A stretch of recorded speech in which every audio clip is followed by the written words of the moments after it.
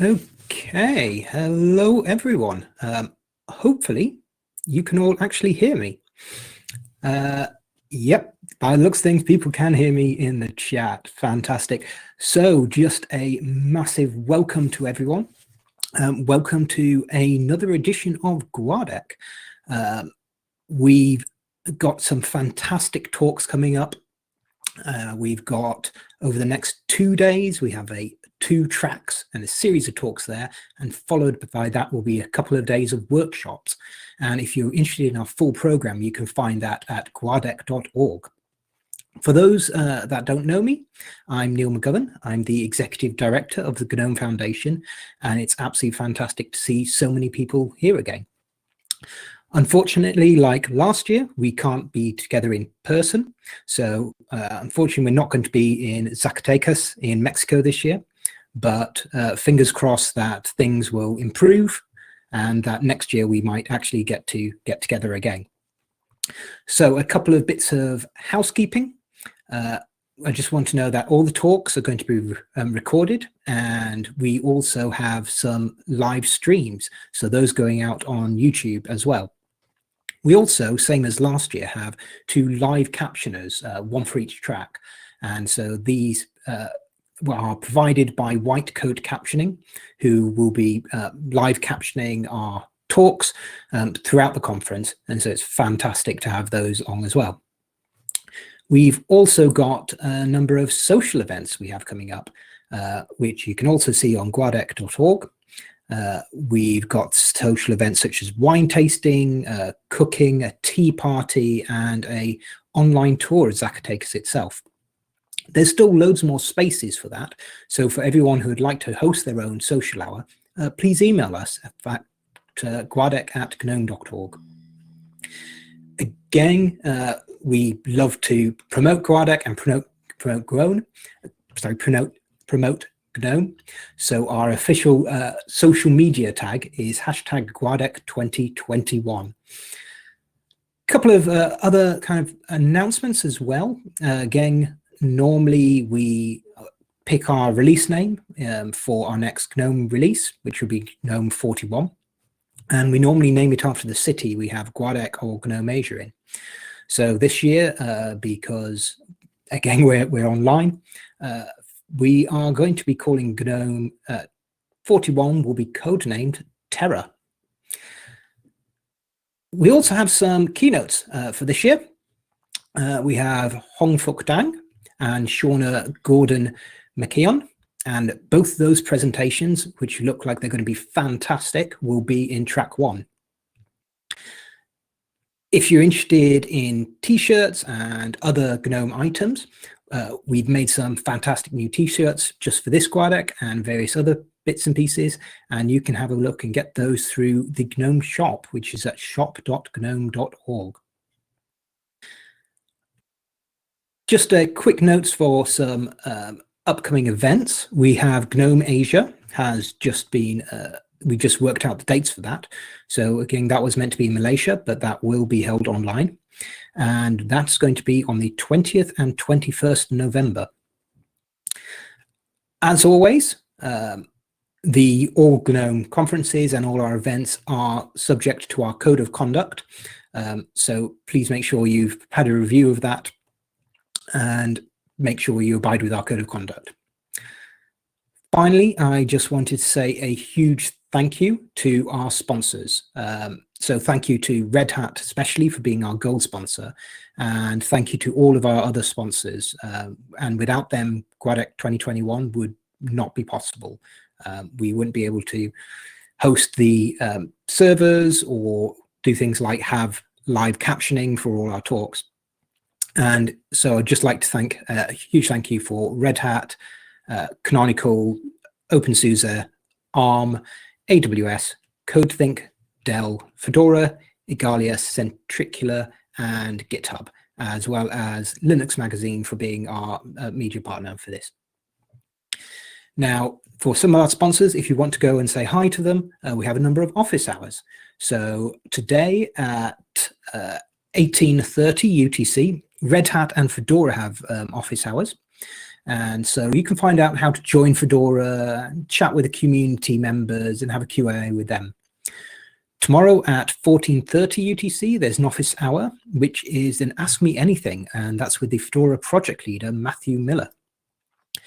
And on Thursday at 18:30, there's a office hours with OpenSUSE. So that's basically all I had to sort of, all the announcements and bits and pieces we have coming up. We've got a couple of talks coming up very shortly, in less than 5 minutes now. In track 1, we have State of the Shell with, well, basically all the main shell developers coming along to that. That looks like it's going to be great. And in track 2, we have Kambalash UI Maker, which is also looks absolutely fantastic. And it looks a new UI designer for GTK4 rather than our GTK 3 based one, which was Glade. So that looks fantastic. I hope everyone has a fantastic GUADEC. And just a final quick note, every year we give an award to somebody in the Gnome community who's to recognize the amount of work they've done. And that is called the Pants Award. So that will be given out tomorrow at the AGM. But we do take nominations from the community. And so just in case you haven't already nominated your person and the person you think should be receiving that award, you've got about another 2.5 hours or so to get those in. So all you need to do is email board@gnome.org, and then the foundation board directors will have a look at these, and there'll be a vote later on today to see who gets those, and then that'll be announced at the AGM. So yeah, I hope everyone has a fantastic time. I'm really looking forward to GUADEC again and to some amazing talks, and I'll speak to you all tomorrow at the AGM. If not, see you at some of the socials beforehand. Thanks very much, everyone. Everyone have a great GUADEC. Bye.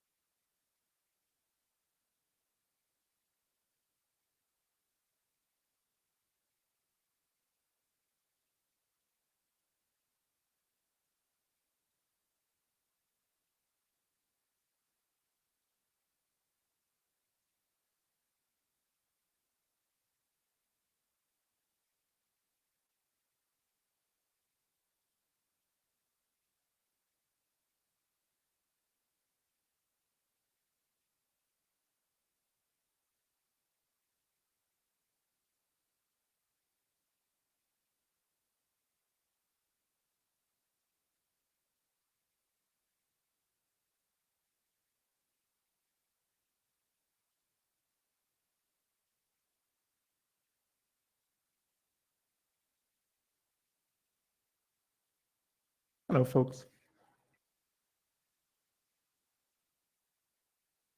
All right, I was made the presenter, so I'm going to upload our presentation.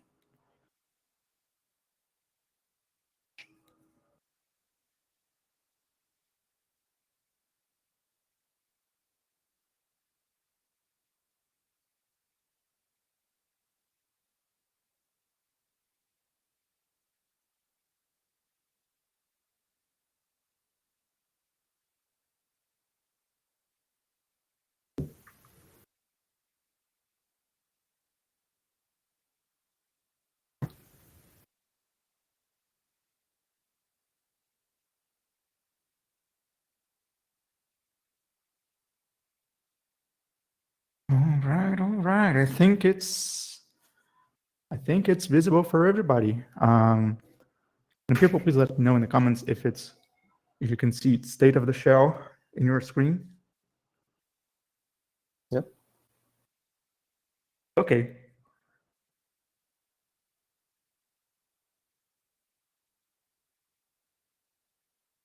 So I think we're 1 minute after the start of the presentation, so I think we can begin. Welcome everybody. I'm so happy to see you all here. Looks like we got almost 100 people already, so thanks for coming. This is the state of the shell. Welcome. This is the state of the shell presentation. It's a GUADEC classic. This is the 2021 edition. Before we start, I ask you all to please let us know if audio is working okay, or video is working okay, or presentations are working okay or not. I'll be watching the comment section, so we can have time to act if something doesn't go as we expect. Thanks for coming, everybody. This is a 2021 edition of State of the Shell. Basically, we're going to cover everything that happened between the last State of the Shell and the current one. It's almost precisely 1 year of work. The last one also occurred in the second half of July. So yeah, that's roughly around 3 releases. So we're going to cover everything that happened in the second half of the 3.38 release, the entirety of the GNOME 40 release, and the first half of what's going to be the 41 release, the GNOME 41 release, which is coming, if I'm not wrong, through the CEO.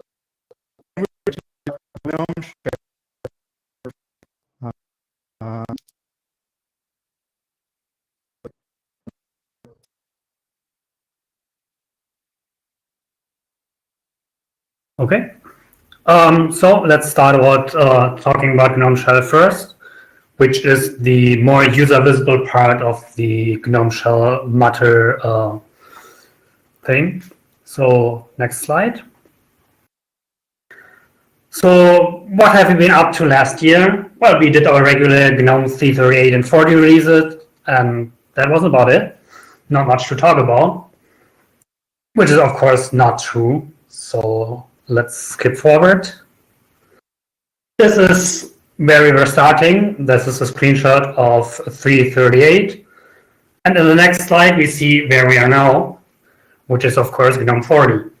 And it's quite visible that, yeah, quite a bit has changed in this cycle. Next slide. I'm not going into too much detail because by now, most of you, I suppose, have either seen it or are actually using GNOME 40. Just to sum up the most important changes.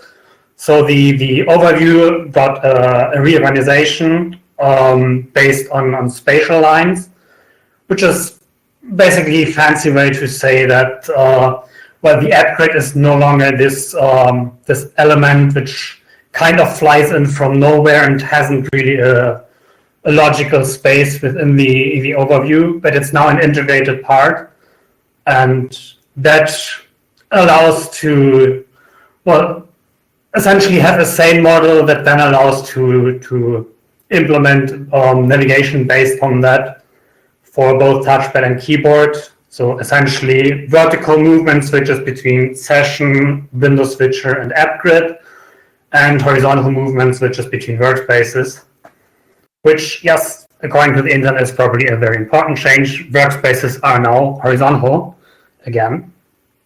But as I said, that's not what I want to focus on now. So next slide. Let's talk instead about the process that went into those changes, because that's probably something that hasn't been that visible from the outside.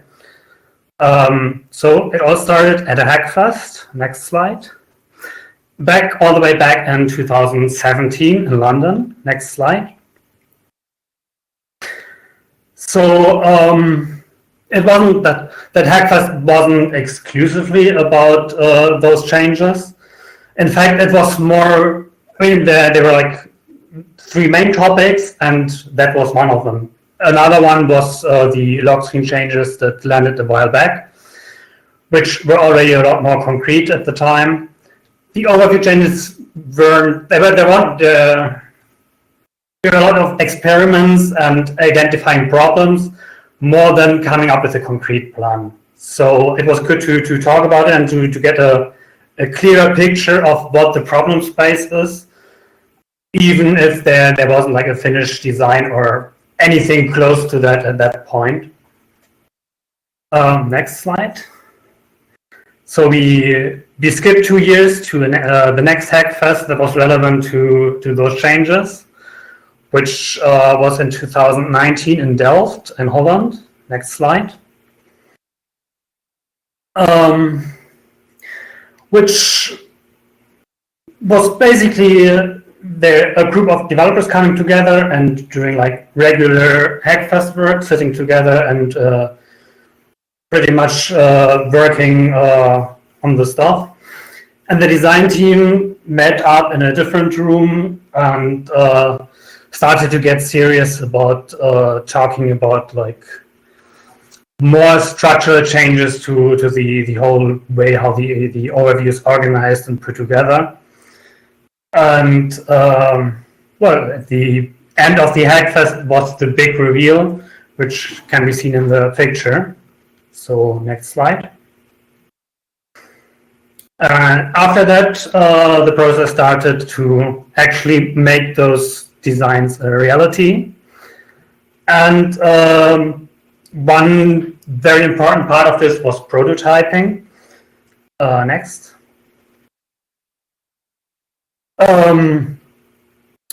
So in relatively in spring 2020, we were at the point where there was a prototype, which in the beginning was really getting something that can be tried out and evaluate the ideas behind the design as quick as possible without any considerations of like proper code, or I mean, it wasn't targeted to land on any public branches anytime. But it allowed us to essentially evaluate those ideas and to quickly iterate over alternatives. And later, well, I called it a loop. What I mean is that as some bits of the design were cleared up, they were developed separately on proper branches that then landed. And then the prototype was rebased back on those changes that had landed on the master branch in the meantime. So one of the primary features in GNOME 3.38 was the rearrangeable app grid that was kind of this grand design scheme already, but there were also a lot of not so user visible changes that were really important to later implement those designs. Mostly, a lot of the workspace overview code really dated back all the way back to 3.0, and was not ready to do anything we wanted to do for GNOME 40. So all that landed in 3.38, and then allowed us to really get going and get GNOME 40 done in a single development cycle, which is actually quite impressive. Okay, next. At the same time, the design team also kept busy, and we're doing a lot of user research. So starting with a small survey internally mostly on the Red Hat desktop team, which was just gathering data like how many windows do you usually have open, how many workspaces do you usually use, how many favorites do you add to the dash. That was followed by some interviews that were conducted by the design team as well. Those were existing GNOME users, but not GNOME developers. So people who knew about GNOME and were used to using GNOME, but were not involved in development. So we're not really close to the development process. And after that, there was a quite extensive user study that was performed by an external entity, Bruce Bells, thanks to funding that was provided by Headless, which was like they did 20 testing sessions with 20 users, and each was had a session using either the current GNOME version at the time, which was GNOME 3.38, Headless OS, because obviously Headless provided the funding, was interested in how the changes that were proposed performed against their product as well. And Headless, which was how we internally called the prototype at the time, because there were like some alternatives in discussions as well. There were some additional studies after that on a smaller scale that just didn't fit the slide. But I mean, this was briefly to evaluate that there were no like issues in long-term usage, like people who were essentially using the prototype over a month or so and keeping a diary of issues that popped up or notes that they were stumbling upon. So next.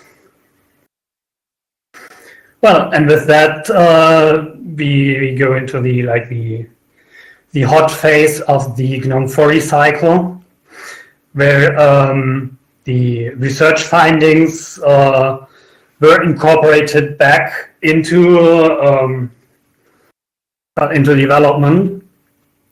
I don't know if you noticed that the prototype did differ in some details from what actually ended up being GNOME 40. Most notably, the original plan was to get rid of the dash, not just move it to the bottom like we did, but remove it altogether. And the findings suggested that it was actually helpful to keep the dash, because it's an element that provides certain familiarity, and people like to have familiarity. Wild coding sessions, loads of reviews. We got a lot of help from the community, like there were images that could be used for testing, and we got a lot of early feedbacks. And well, with that, I think GNOME 40 turned out pretty well. So next. Just a brief word about extensions. Next. That for kind of obvious reasons, were affected quite a lot this cycle. I mean, we did quite a lot of changes in the overview, and many extensions that touch the code are affected. We kind of added to that by also porting the process that embeds the extension preferences to GTK4. So we also forced extension developers to port their preferences.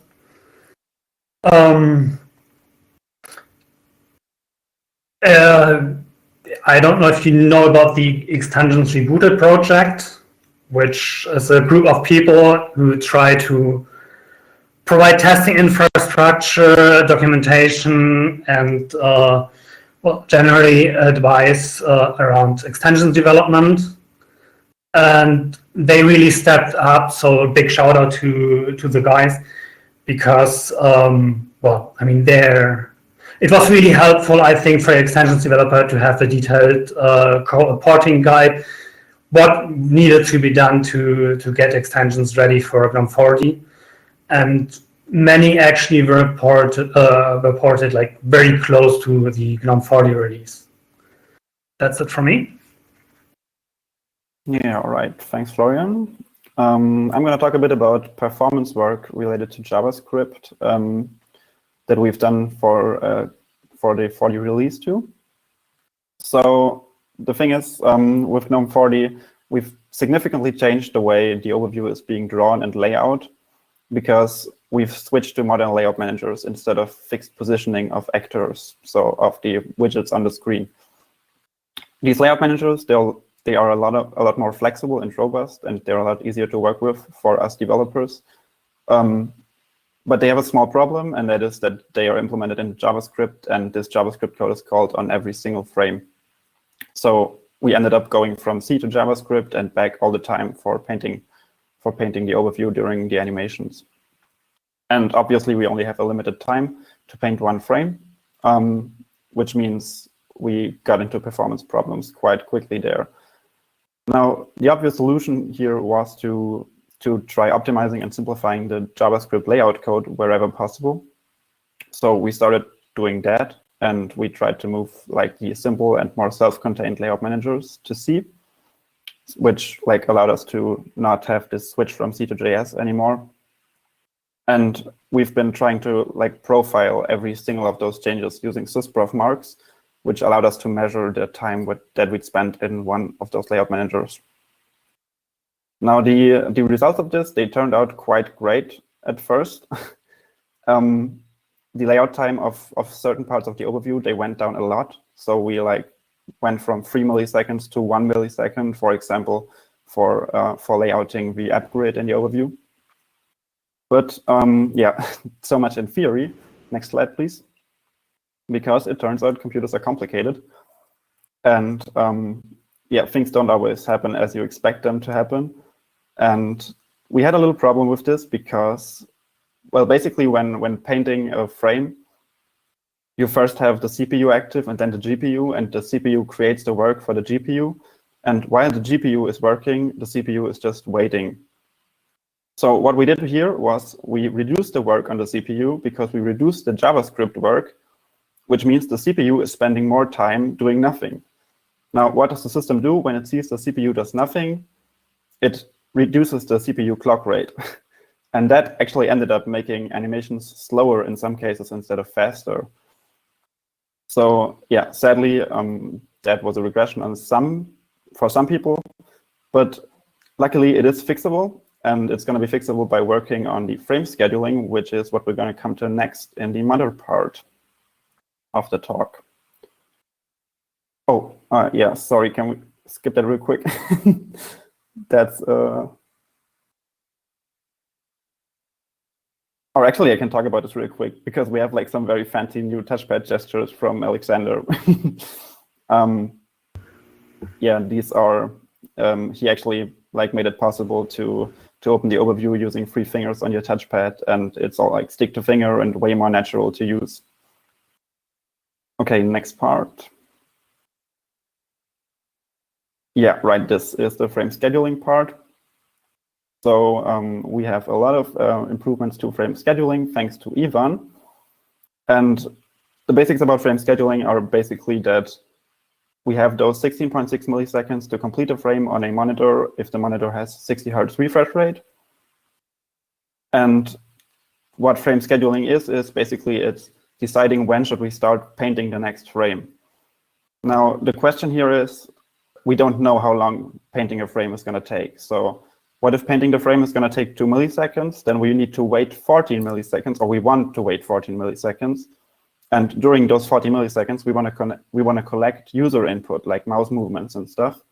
And then we want to take the last 2 milliseconds of those 60 milliseconds and actually paint the frame during those 2 milliseconds. But as I said, we have no idea how long rendering the frame is going to take. So what if it takes 17 milliseconds? Well, then waiting 14 milliseconds would be a very bad idea because we would skip a ton of frames. Now, we can't predict how long it will take, but what we can do is we can measure it. Next slide, please. Oh, well, that's awesome. Yeah, okay. Right, so far we've always been waiting 2 milliseconds. So when continuously painting, we've waited 2 milliseconds for user input, and then we would allow us to spend 14 milliseconds painting. And thanks to Ivan, we can now ask the GPU how long it took to paint the previous frame. And we use this duration to predict how long we're going to take to paint the next frame. And with this, we now have a very nice dynamic time that we can, or dynamic waiting time before painting a frame. And this allows for the best possible input latency and also for the best possible performance or robustness during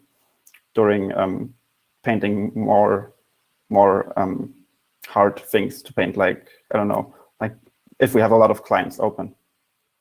And Ivan even built a hardware latency tester, and he confirmed using this tester that the latency is now lower on Wayland than in the Xorg session. Oh, by the way, all of this is Wayland only, and sadly we can't do those measurements we need on X11, so this is going to remain Wayland session only. Then next slide, please. Right, so these are some more smaller but very much noteworthy contributions from a lot of people. So we have better frame scheduling with the proprietary NVIDIA driver. This has been thanks to Daniel, and he basically made some minor adjustments to the frame scheduling machinery too. And what this did was it avoids keeping the buffer queue in the proprietary driver filled up, which means we have a lot less stalls and a lot less high latency issues with the NVIDIA driver. So that's good for NVIDIA users. And Robert also did a very nice thing. He improved the correctness of Mother when it comes to Wayland subsurfaces and Wayland viewports. So basically, what this allows us to do is it allows Mother to work together with browsers like Firefox to composite websites, because browsers internally have their own compositor, and they can now delegate some work of the website to the system compositor. So Firefox and Mother are individual parts of a website, like, for example, a video. And now Mother can composite the video for Firefox, basically. And this can like drastically increase the energy efficiency of the whole process. Luckily, the Firefox part of this is kind of already there. And because the concepts are already used on Windows and Mac with core animation and direct composition.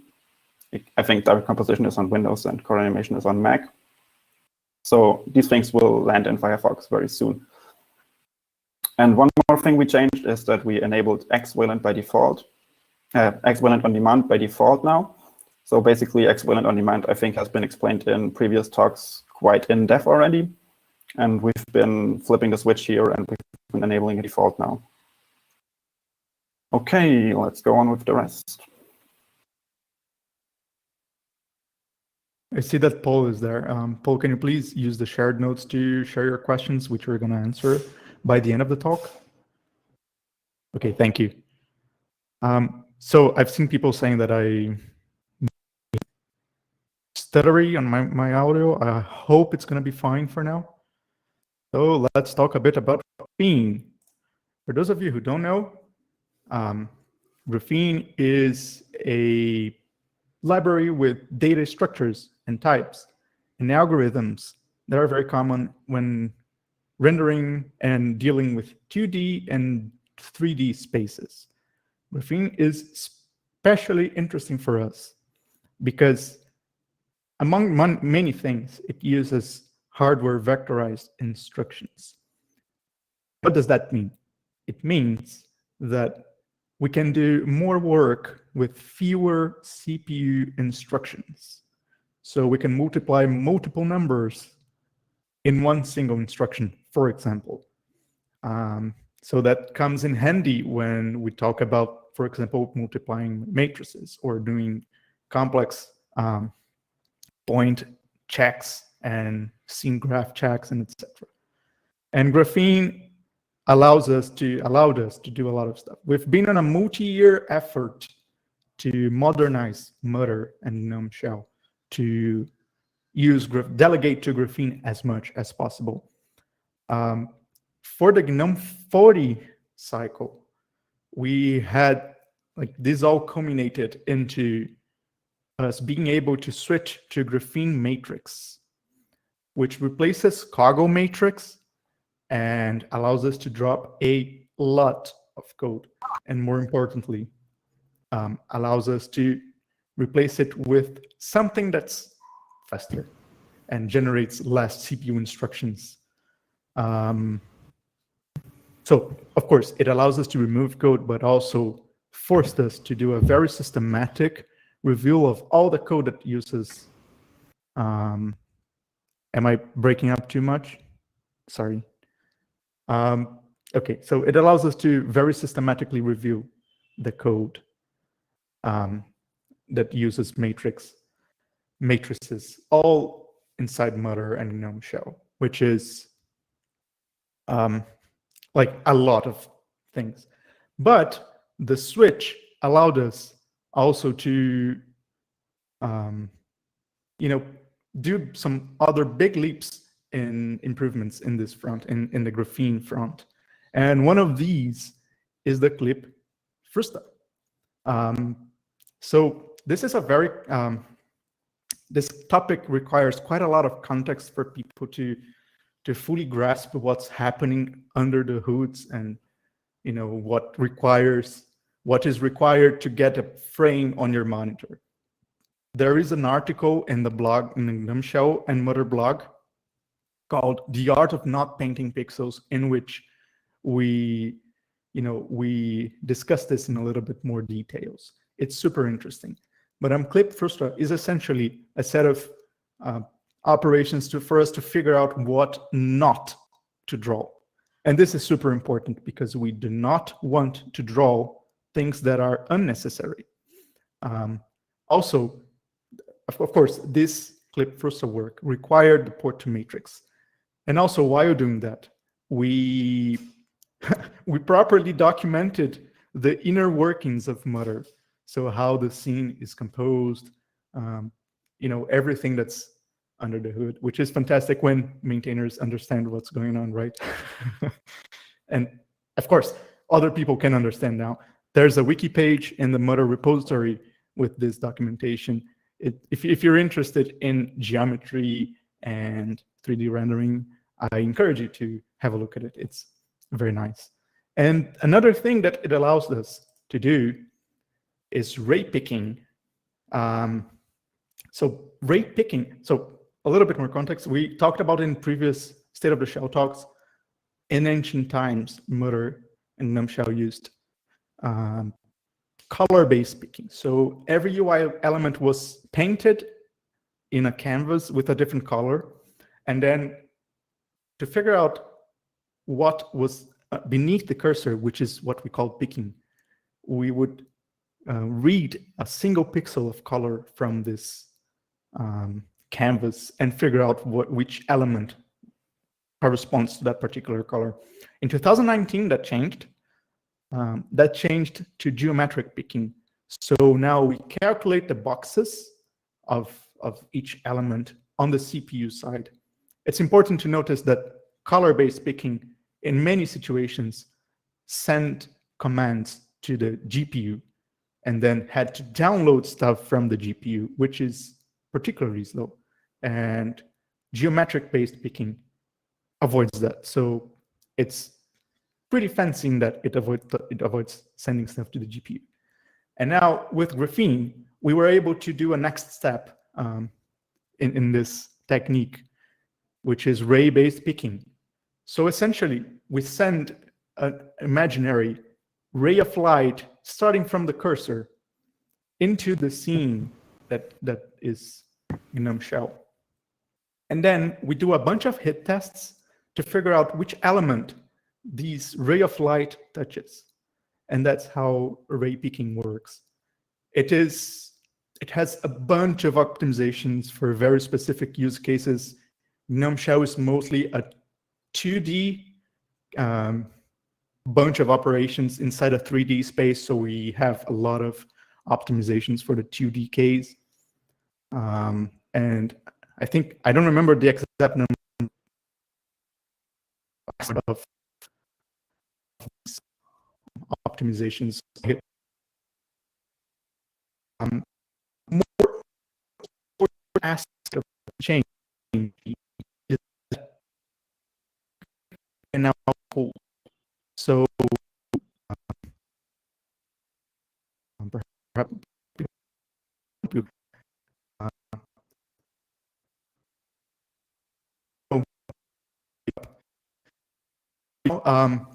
pick cooling, not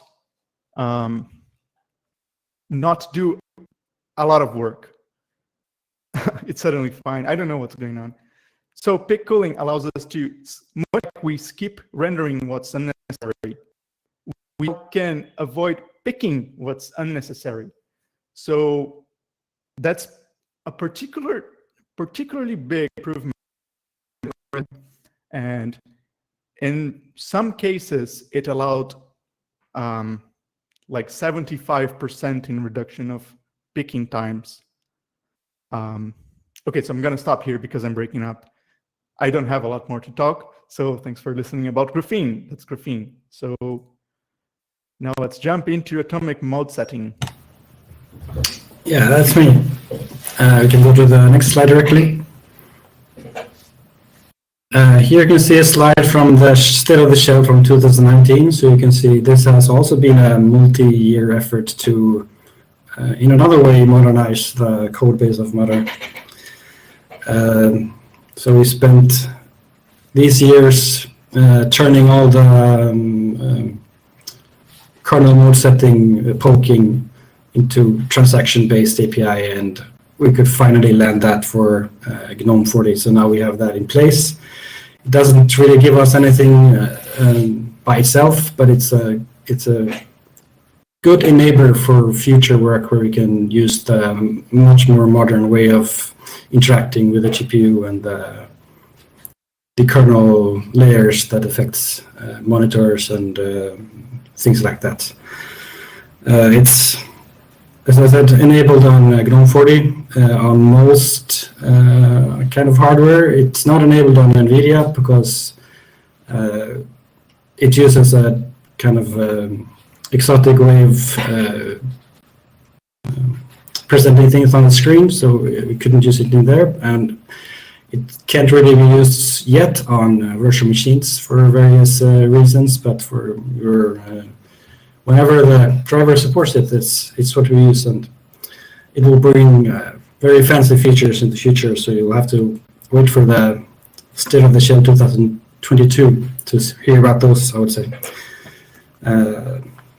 Next slide.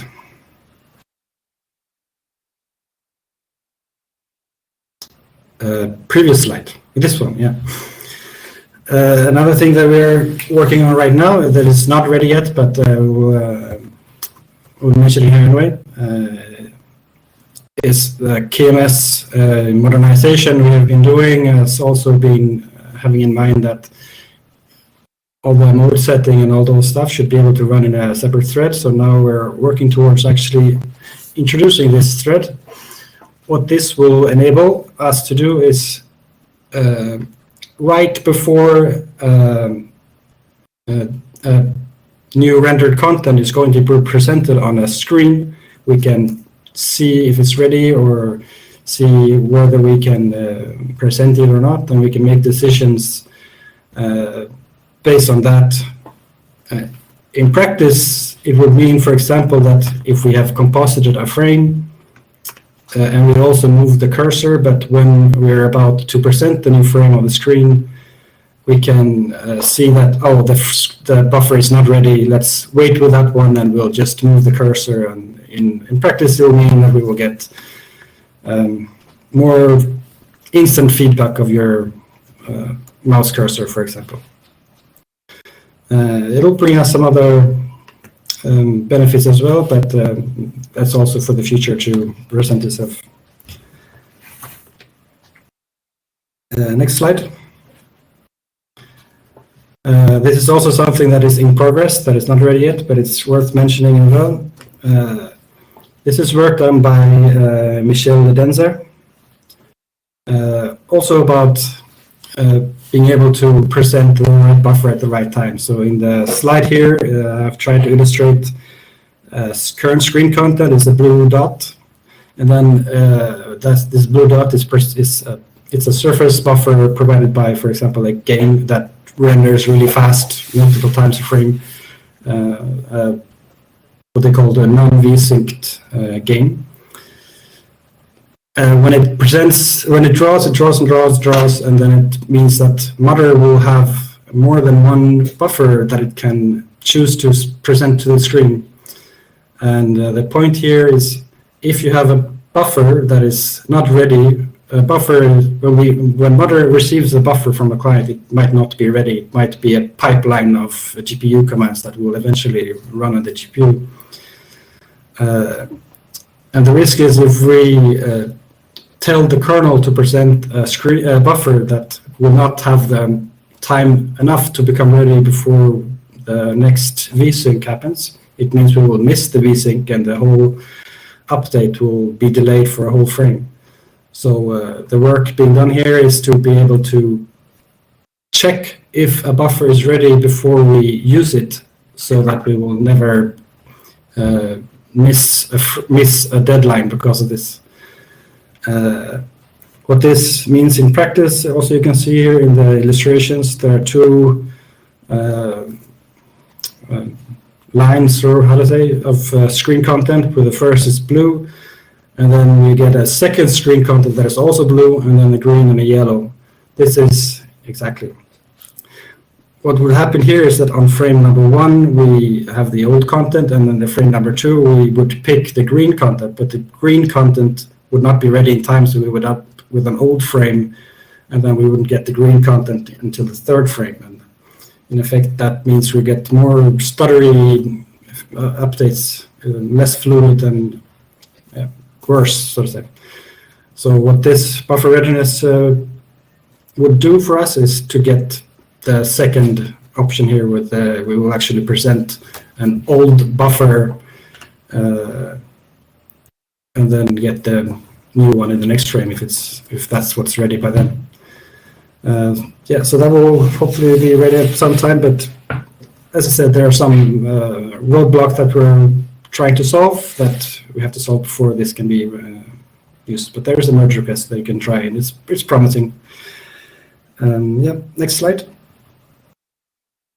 Another thing that we added in GNOME 40 was to a headless mode, where you can run a WLAN session without any actual monitor or mouse or keyboard or anything. Next slide, yep.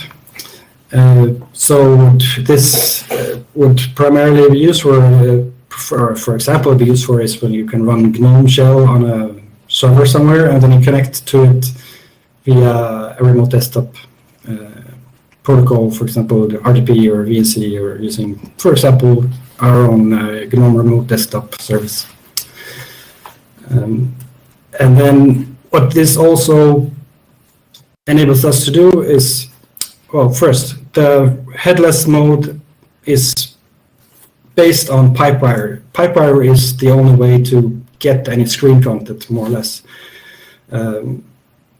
And then you use that with a remote desktop service. But what this enables us to do as well is to, when you run GNOME shell on your computer, when you, for example, have a TV with Americas and then you want to use the TV as an extra monitor, then you can theoretically use something like Gnome network displays that can take that monitor and turn it into a virtual monitor that is as if it would be a real monitor, and it uses the exact same functionality as the headless mode. It was just so it's like a hybrid headless headfull mode where you add these pipe wire based monitors to your live session. What we also happened in this cycle also for GNOME 40, I think. Pascal Novak has been working on GNOME desktop, RTP support, and adding clipboard integration. And that was also means that we had to add that to Mother to be able to make use of it from GNOME Remote Desktop. So that's also something that was newly introduced. So you could copy text and over the internet via, for example, RTP. Yeah, that was it from me.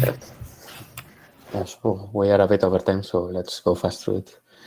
Yeah, so the input thread was merged in GNOME 40. It was already handled in the previous year's slides, so I'm not going through much detail in this talk. So, well, basically all input state is taken to a separate thread, and the main thread is fed with events and everything. So the main purpose is to take that out of the main thread and to prepare that in advance. Next slide. One of the things that is allowed is the work I've been doing on unthrottled dependencies, which basically changes the order in which things happen in the compositor, so that Wayland clients handle. Well, we currently have a filter, a motion event filter, which allows one event to run through every frame. So yeah, you get at most 60 motion events per second. This is, of course, not what happens with high-frequency devices like gaming mice and tablets and whatnot. So yeah, the purpose of this is to actually let the Wayland clients handle everything, not compress any motion, and to make the full frequency available to clients. Next slide. This is current matter. This is a testing application that I made. So you can see the first bar goes from 0 to 1000, and it's the amount of events you get in 1 second. The second bar is the separation between events as per, according to the timestamp we get from the windowing. So it comes even further down. We get it from live input, and we presumably get it from the kernel itself. And the third bar is the latency, which measures the difference between this first time, the timestamp time, and the time that the client gets the event. So yeah, this is a lie here because we filter events. So we let one event through, which is the most recent one. So yeah, it looks fine, but it's not really fine. We've skipped quite a lot of events. So next slide. And this is this work, and this is the same gaming mouse running at, it was running a bit faster than that when I took the screenshot. But we can see that, yeah, the separation between events stays minimal, and the latency tries to go as fast as possible. So there's lots of green there, so which is good. Next slide. Yeah, this is more a statement than a roadmap, but yeah, well, the intent here, there's been some input refactors that are going from the bottom up in order to make events more the Clutter toolkit more into the 2020 decade and everything. Like right now, it's a toolkit written in 2000s, so it's based on events and event handlers and everything. So the plan here is to fully focus on actions and gestures and to make events immutable. Basically, this is following what GTK4 did. And we also need a unified graph mechanism. Right now, we have a number of them, and they don't really play along between themselves, and sometimes not even with themselves. So yeah, the intent here would be to provide at least a unified mechanism for that to happen. And the final, the goal is to make a more constrained API contract where events are coherent and nobody can take away that coherence from you via forgotten event handlers and stuff like that. Yeah, next slide. Yeah, so some miscellaneous items that will be looked soon at some point. It would be the seamless overview, scroll, and workspace gestures. So right now we have one gesture for horizontal workspace switches and one gesture for going to the overview, which is vertical. But they are separate gestures, and we want to make it a 2D gesture that you can move around and will be seamless and nice. And there's also some new protocols, input-wise, that are high-resolution scrolling for the mice that support it. And what was the other one? Can you go back? Oh yeah. And the whole gestures would allow to add a state machine on touchpads, which is similar to touch events. So make it everything more consistent, which is nice. Yeah, next.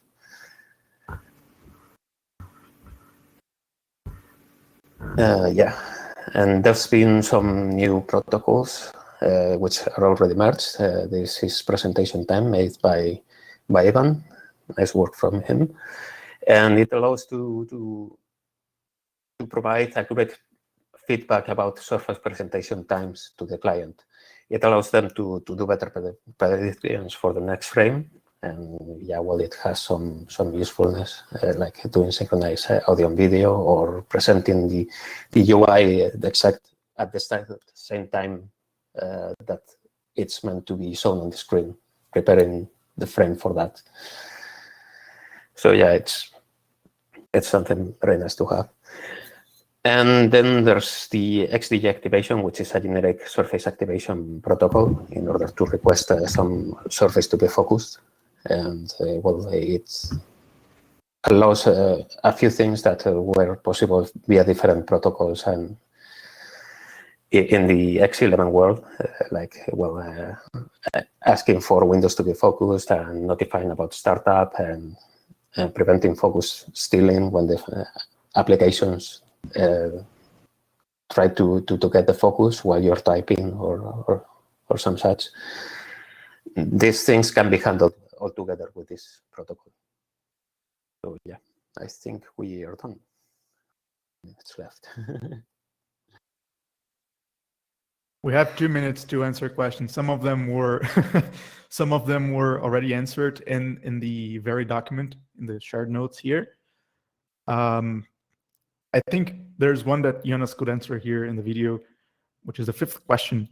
With NVIDIA working on releasing their 470 series, is it likely that their work will lead to better compatibility with Gnome on Wayland in the near future? What the 470 driver brings us is accelerated X11 applications. So in that sense, it gives us a significant improved compatibility because it means hardware accelerated games can actually run because they tend to use X11. So in that sense, yeah.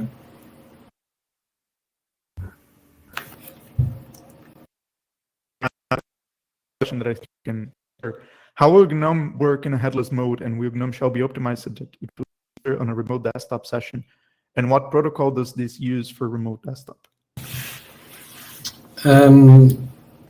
So it can be optimized further than it is now. Right now, we're compositing to an off-screen frame buffer and then copy that to the pipe wire stream, frame buffering.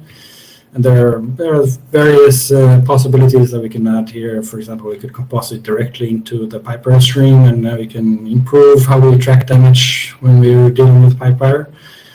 And the protocols, it depends on the remote desktop service that is used. So far, the primary user of all these APIs, these are APIs that we have so far, especially the ones that use the that has the clipboard integration. It's Gnome platform API, so it's meant to be used by Gnome, our own services, and that is Gnome Remote Desktop. Gnome Remote Desktop has, since the beginning, a VNC backend, and Pascal Novak has been working hard on adding a RDP backend that is practically ready. And there's missing a user interface for configuring it and things like that, but in a way, it's already better than the VNC backend ever was. So far, and to answer that, it's done by Gnome Remote Desktop, which is a separate project within Gnome, and it's VNC or RDP. Okay, thank you for taking out of the next presentation.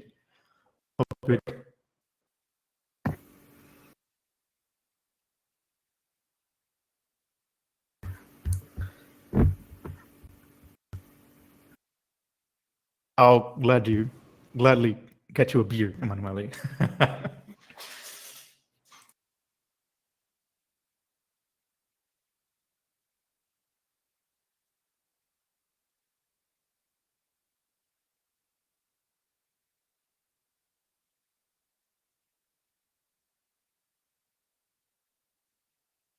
Hey, Emanuele, I think that I made you presenter, so you should be able to upload the slides. Yes, indeed. Let me see if I can get Firefox to cooperate.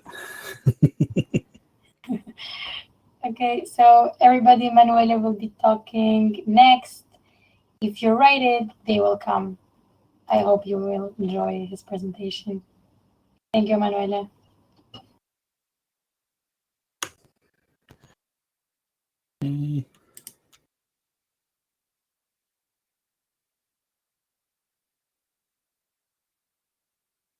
Right. Sorry. So let's see if this thing works. Yes. No. Yes. So, hi all, my lovely captive audience, and welcome to my talk at GUADEC 2021. So, I am usually talking about technical aspects of the GNOME software development platform. This time, the technical bits are just going to be an aspect of the larger social problem of our technical documentation. It should really not come as a surprise to anybody that most of the issues of free and open source software project with more than one contributor are really social problems. What communities or programmers tend to do is try and program their way out of social issues because stereotypes exist for a reason. Of course, and again, not surprising basically anybody, you really cannot program your way out of every problem you face.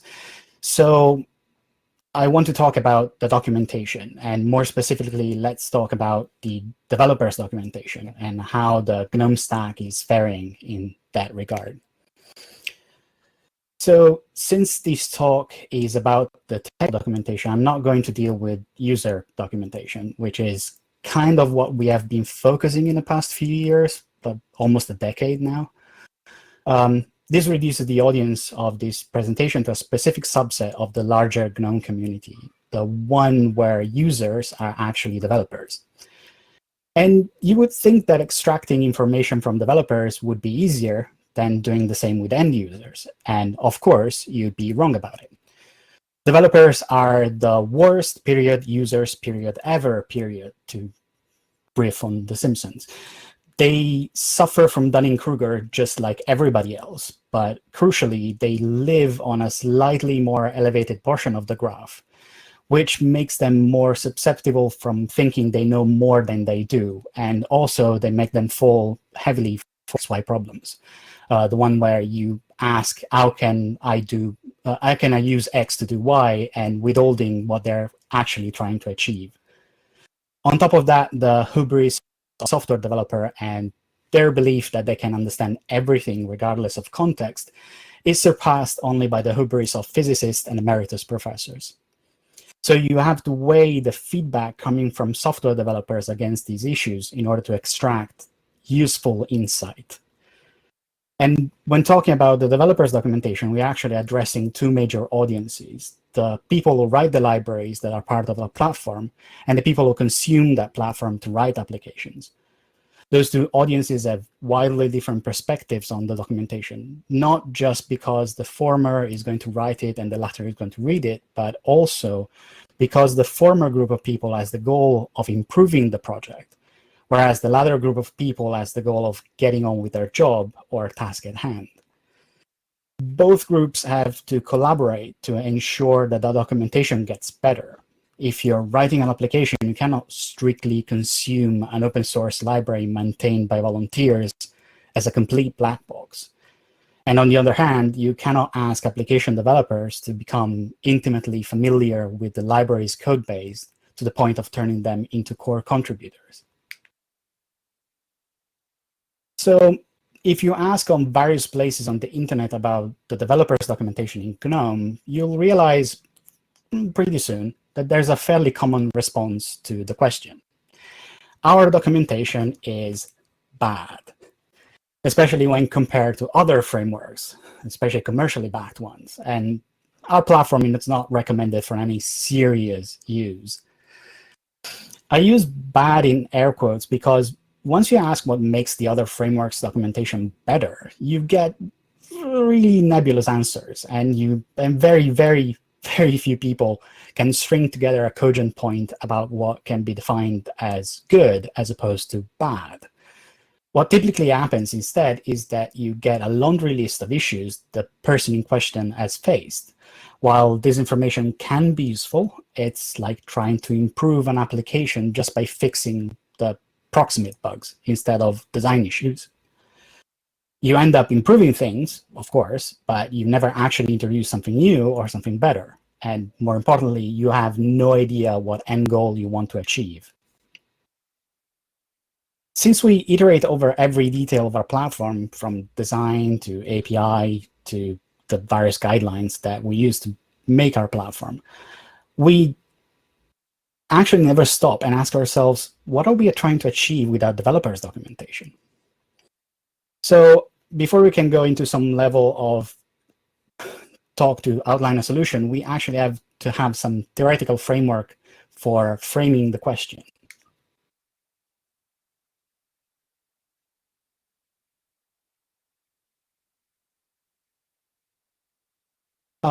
First of all, I'd like to note that I'm not a classically trained for talking about sociology, anthropology, or psychology. I'm not a humanities student. I just play one on your computer right now.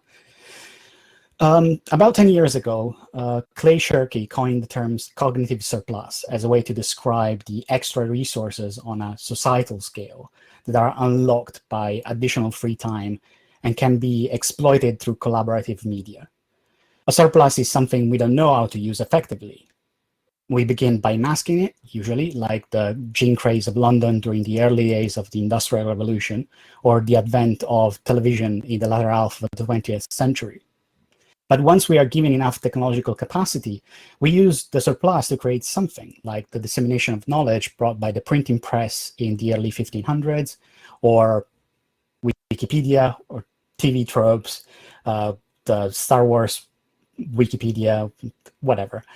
Any other collaborative effort over the internet developed over the past 30 years is an example. Shirky's topic is full of internet good and old media bad, if you want to read it, which was pretty naive when it was really not cherry-picking stuff in 2010 when it was released, and in 2021 is kind of terrible. Nevertheless, the concept of cognitive surplus, of designing for generosity, and of creating civic values in collective movements is a good descriptor of the collaborative endeavor we know as free and open source software.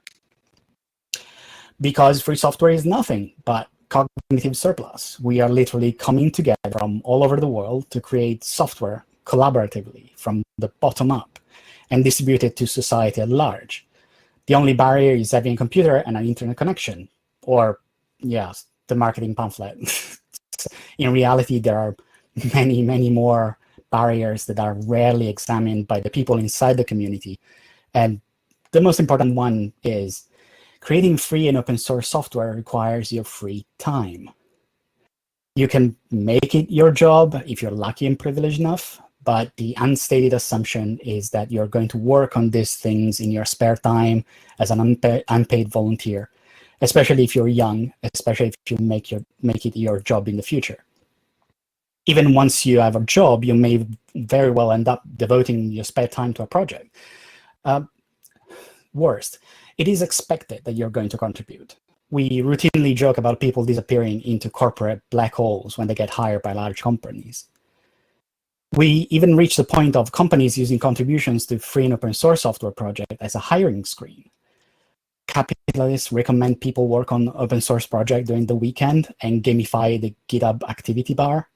Universities unleash hordes of their barely trained students to do resume padding, unsuspecting communities.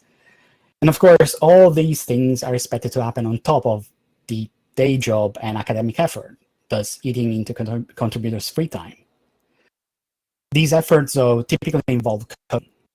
Since junior coders are entirely fungible in the capitalist hellscape that is the software industry, this is to be expected, which means that non-coding roles are still left to the people that are already inside the project or the people that want to contribute something other than code.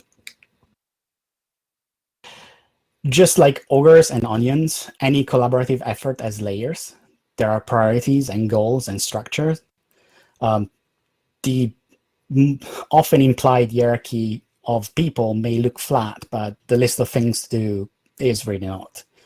This means that there are things that get done first and things that are done only when there's nothing else to do, like devising tests, mopping up technical debt, or mentoring newcomers, or writing the documentation. For existing members of a free software project, documentation for end users or developers relies on additional surplus on top of the existing surplus spent on coding and other non-coding tasks. And it should come as no surprise that documentation is often left fast. Of course, it would be much more efficient to attract specialized contributors for writing the documentation. After all, we have people who know how to write code, writing the code.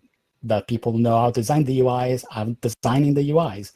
And the people who know a specific spoken language or written language, they are translating into that language, the UI. Sadly, attracting documentation writers, especially technical documentation writers, to free and open source software projects is impressively hard. In part because there is no real incentive for that to happen. People who know how to do technical writing are already doing it, and they don't need to do that to get a job or burn their cognitive surplus. And in part because people in free software projects do not really advertise the need for technical writers in the first place. But there is another additional dimension in writing documentation that is largely unexplored by people in free software projects. Namely, what kind of person is writing documentation? On the one hand, you have documentation written by programmers for programmers. This type of documentation operates on the assumption that any one person who is going to read it is also going to understand it, because otherwise, why would they read it, documentation in the first place? Of course, they will understand the context and jargon, and of course, they will understand the mental process that leads from topic A to topic B, or even the constraints under which an API was designed, or the goals for which it was provided. Just read the API. It takes a certain lack of empathy and a certain degree of hubris to write documentation in this way, and we all know that programmers are well versed in both. This approach is not really meant for public consumption. It's a trail of breadcrumbs meant for the person who wrote the code, or for a person that has to understand the code, and it's there for future reference. Another approach is the propedeutic one, and it's usually written by either people have learned things in a certain way and thus can only explain it in the same way, or by people that are trying to deconstruct a project structure and project code and then reassemble it from first principles. The second approach may seem more viable, but it's still targeted to achieve a very specific task, creating more contributors. From a memetic perspective, it's the way for programs to perpetuate themselves by creating more programmers. The first approach that I outlined is personal. It's an effort of a single person to benefit themselves. It's still a creative act, but it's aimed inwards. It's scratching an itch by describing where the itch is and then how to scratch it. The second approach is communal. It's a creative effort within a community that benefits the community. But going back to Shirky's cognitive surplus theory, there's a third dimension of a creative act in a social participatory model, and that is the civic model, a creative act that benefits society at large. The personal and communal aspects of documentation are, by and large, solved problems. We want to write documentation that creates more core contributors to the platform. It's the fundamental mechanism at the base of how free and open source project can survive. More than anything, though, we are missing the tools to ensure that we can get people to contribute to our documentation platform in a way that benefits more than the newcomers to a project. The tools to do are harder to design because they involve infrastructure, and that's really the most complicated part of any project. They are harder to set up and maintain and end up being the true bottleneck in any community and a source of burnout for the poor souls who decide to fix the problem and end up maintaining something that very, very few people value or even see, and do that forever. I think we need to spend more time in figuring out how to write our developers' documentation, not just to make newer versions of ourselves, but to make people use what we make without having to ship ourselves in a matter of how we ship our development environment via Docker, because really that cannot scale.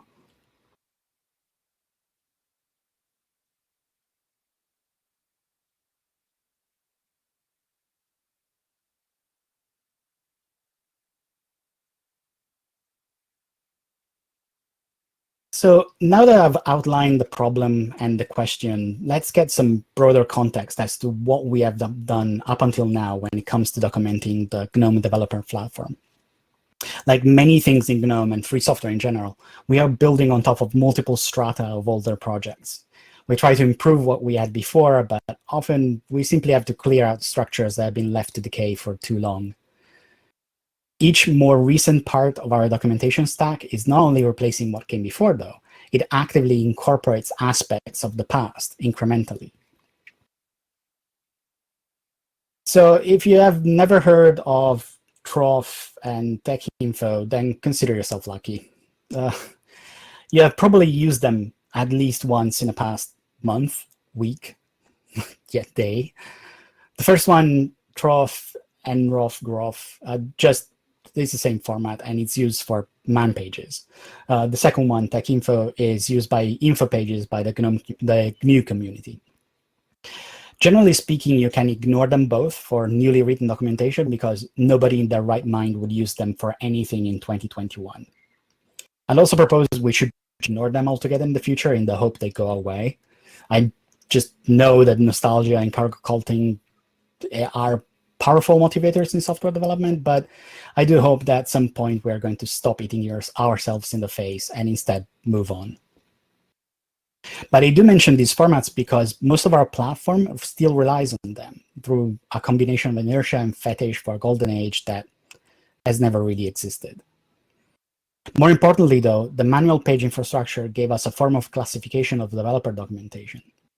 Each function, family of function, has a separate page. You have pages for API, for data structure, for file formats, and for tools.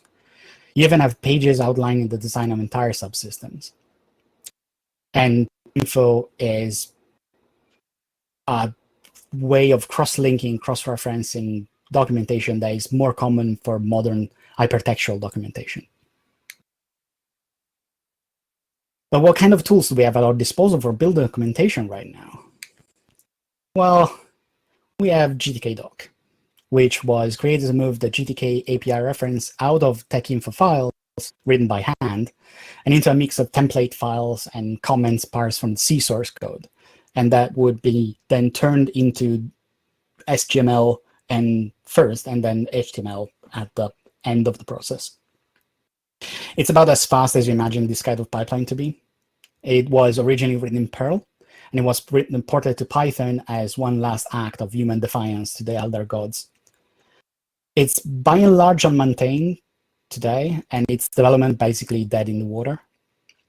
Nevertheless, most of GNOME's platform is documented using it, and we still rely on its design and implementation. The annotations in our source code were defined by GTKDoc, the style conventions were established by GTKDoc, and even the book-like structure of documentation, divided in parts, chapters, and appendices, is a legacy of GTKDoc. But given the dire state of disrepair of the project, we cannot really rely on it anymore, unless somebody wants to be a hero and decides to pick it up and go through the list of issues it has, then by all means, do that. Additionally, we now have a lot more tools we can look at when it comes to documenting our API, and unsurprisingly, a lot of them come from other languages than C, like Python, Rust, and JavaScript. One of them is GI.gen, which is a project I wrote, which fills the same niche as GTKDoc by using the introspection data instead of parsing C code again. It is by and large driven by GTK's requirement, and it does not try to be a generic, you decide the layout and structure documentation solution, and unapologetically so, if I may add. You can use it if your library follows the GNOME conventions and produces introspection data. If your library heavily relies on preprocessor macros, random collections of functions, or whatever else you do on C libraries, then I strongly encourage you to use more generic tools like HotDoc and Doxgen. For non-API reference content, I also recommend Sphinx. People tend to recognize the read the docs style from Python libraries, but you can use it for everything else. You don't even need to use the same theme or publish the documentation on that platform. In general, though, we should really not make the same mistakes we made in the past, mandating that everything is done using the same tools. Instead, we should pick up the tool for the job, especially if it allows easier contribution models and faster turnaround between maintainers and documentation writers.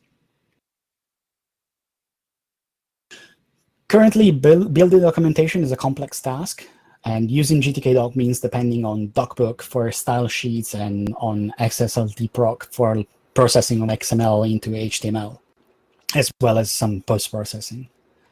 This makes building the API reference on platforms that are not Linux a lot more complicated and a lot slower on every platform. We tend to gate the documentation build behind some configuration flag because depending on the size of the documentation, it can take almost as much as the full build of the library and its ancillary bits of code, like test tools and examples. Generating the documentation is typically left as an exercise for the poor souls writing the documentation, or for the maintainer, will have to generate the API reference as part of the release process. Why is the documentation part of the release process archive is an issue we will cover a little bit later. By switching to GI.gen, for instance, you can bring the build process down to a much more tractable set of dependencies and duration. It is written in Python, and since we're already generating introspection data, and there is another Python script, that dependency is already available. The only additional dependencies are fairly well-known Python packages that every distribution has, and that you can easily install with pip in case you don't want to depend on distribution packages, or you cannot, for instance, because you're on Windows or Mac OS. An argument can be made about dropping the configuration time option entirely, or at the very least, adding the API reference generation by default. This would improve the chances of the documentation being available during the development of the library itself at no additional cost, pushing contributors towards improving the reference, in both in terms of content and in terms of coverage. Which brings us to the issue of testing.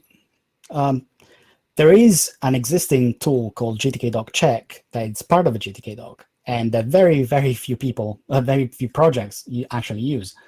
And when added to the test suite, can tell you whether a symbol has been documented or not.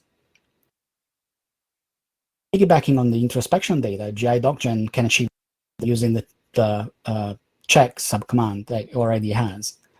And since GI-docgen has access to the entire introspected API, it can perform additional checks on top of the already extensive checks performed by the introspection scanner, and that will improve in the near future.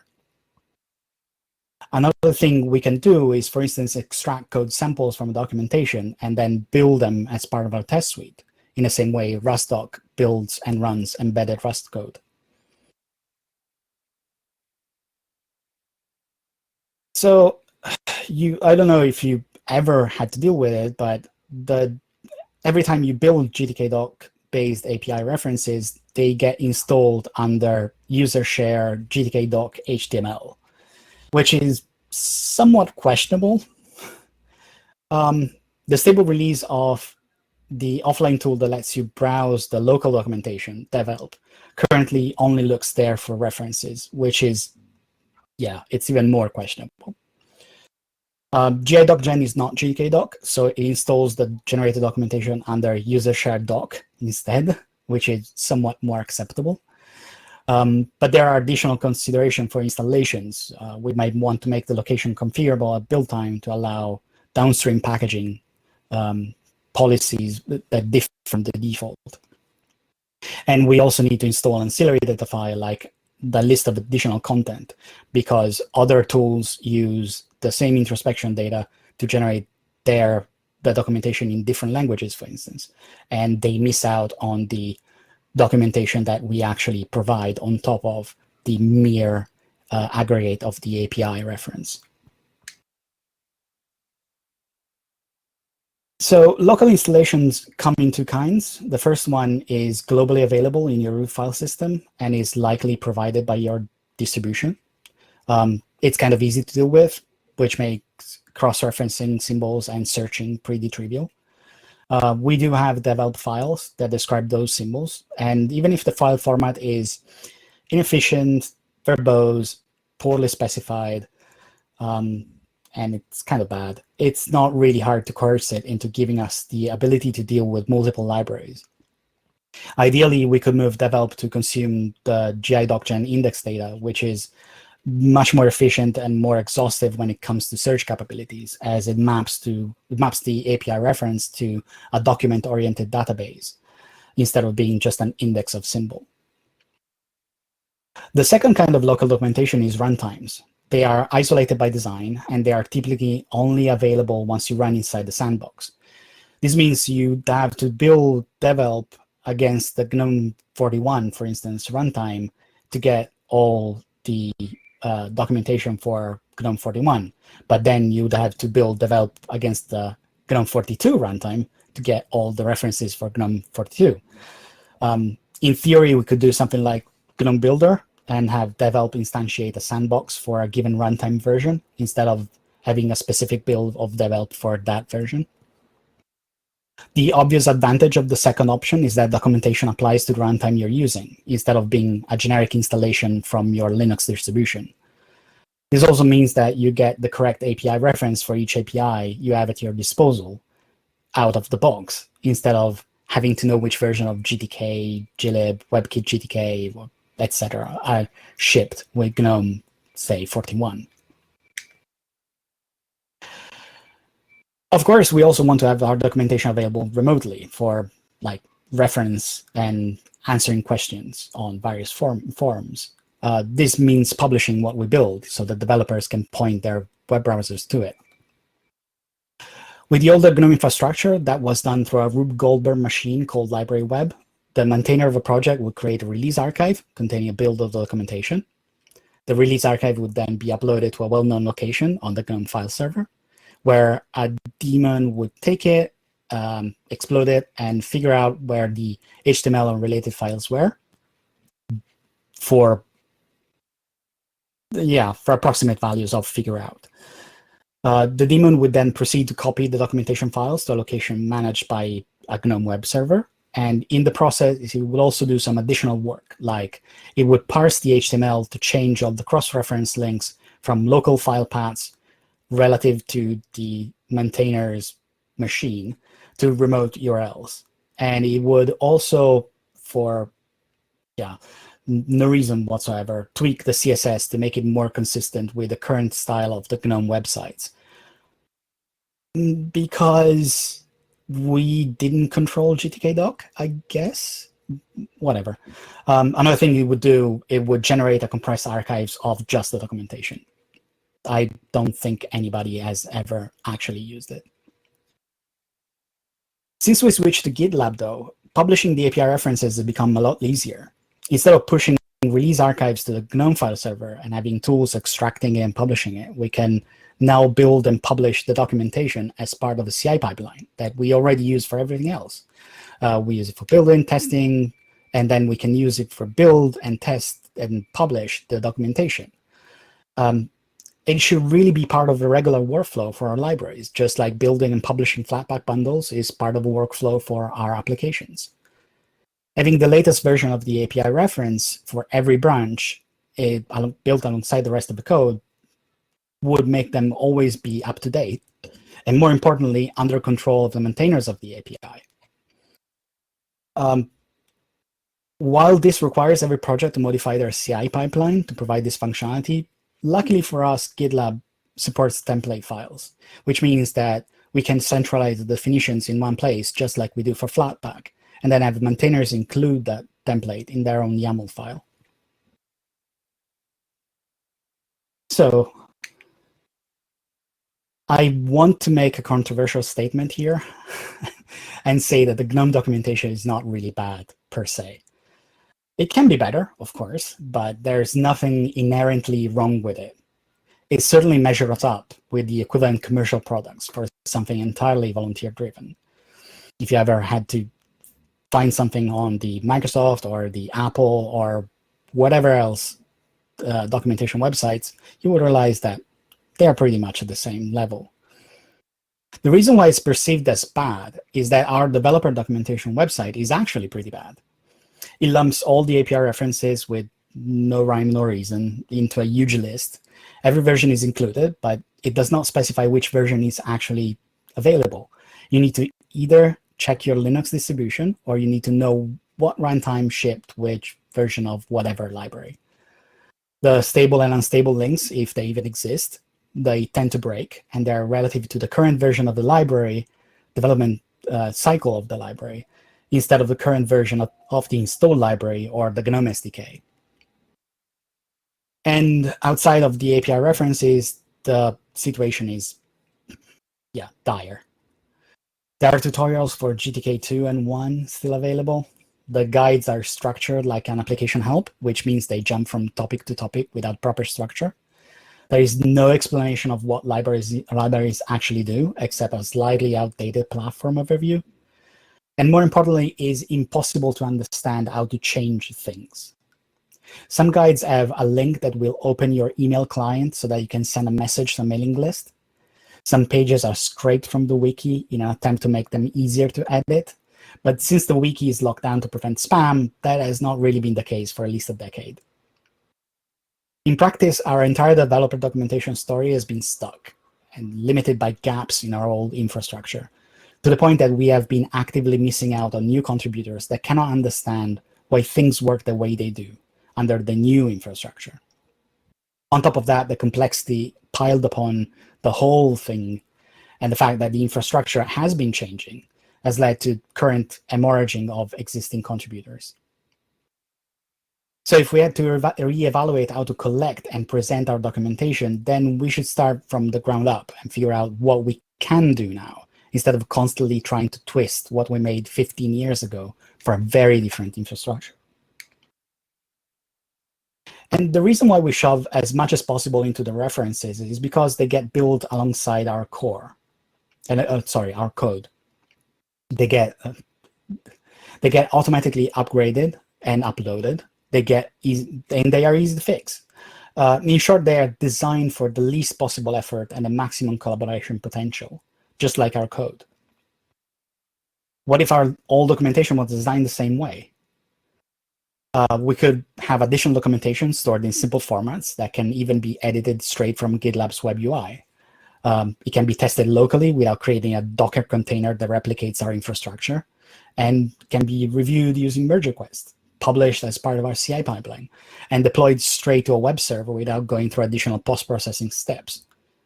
The design team has started a complete rewrite of the human interface guidelines using Sphinx as the documentation platform.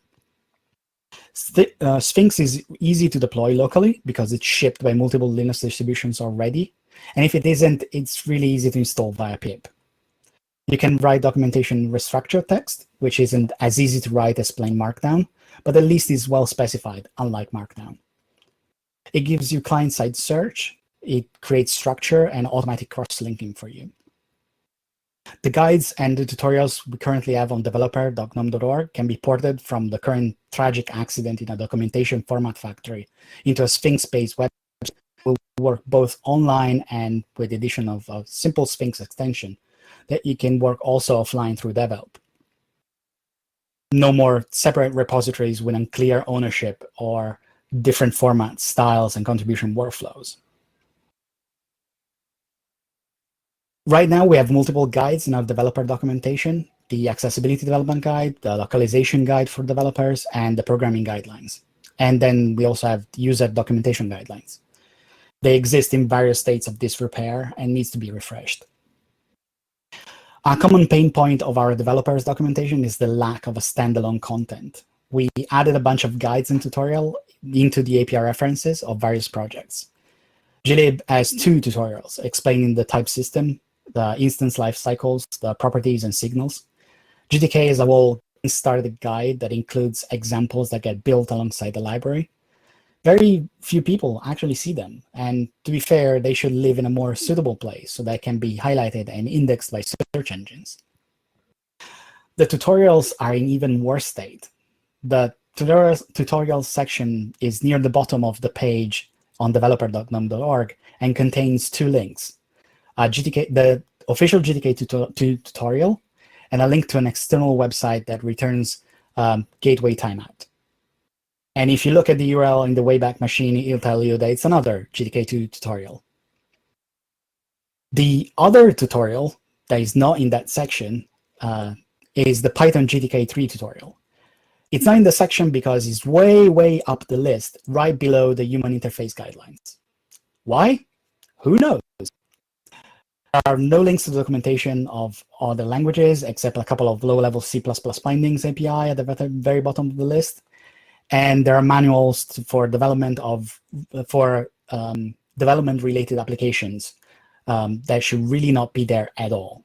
There's a link for writing Metacity themes and a guide for porting your application from GNOME 2 to GNOME 3. And then there are the How Do I. The How Do I tutorials were an attempt from 2013 at writing high-level tutorials with a low barrier of entry. They were highly focused, meant for people already, at the very least, invested in writing application for GNOME. In order to increase the number of contributors, they avoid Git and other developer tools for some reasons. And we used instead the wiki as the canonical source, with a rule that screen scraped the HTML from wiki.gnome.org and dropped it into developer.gnome.org with some custom style. Yeah, we stumbled at the first roadblock. The wiki has been locked down to avoid constant spam for the past 10 years. And it requires, in order to modify them, you have to join our chat, which at the moment means IRC, and ask for permission to edit the wiki, the entire wiki. On top of that, the wiki formats are by their very nature impossible to interoperate with, and the screen scraping at the end. Once again, a workaround for our previous fragmented and non-standard infrastructure ended up holding us back. I'd like to point out that the How Do I experiment was not a complete failure. We have interesting documentation on it. They are all over the place and impossible to index or find unless you already know where they are, and they cannot be modified unless you're already inside the community. These short tutorials should be moved to the same location as the rest of our guides, as they are relevant for everybody.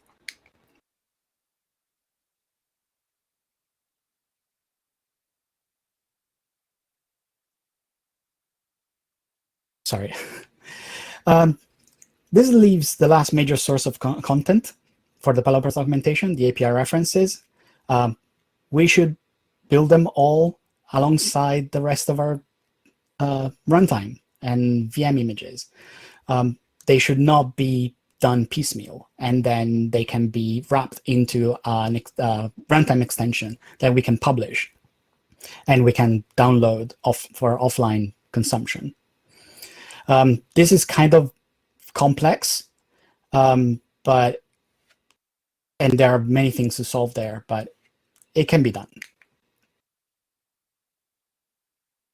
I'm kind of running out of time, so I think I'll just wrap up with one question.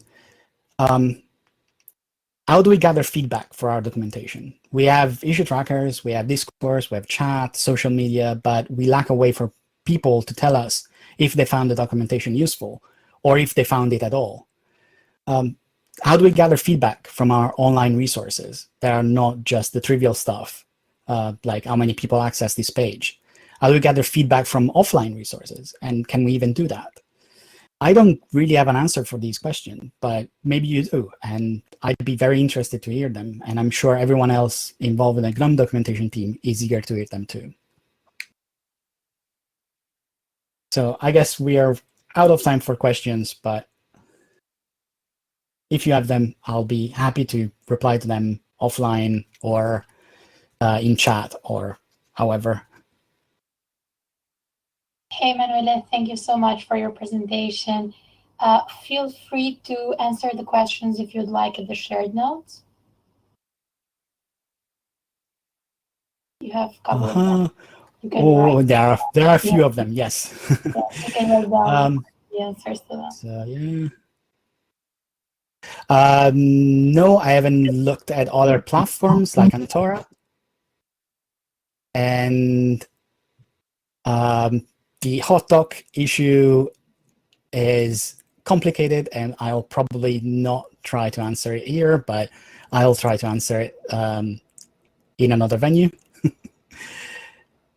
And yeah, including other languages, we definitely should do that. We definitely should have more links to other languages. And do you think it's okay to have a separate team dedicated only to document? We had a separate team dedicated only to document, and it's really, really hard.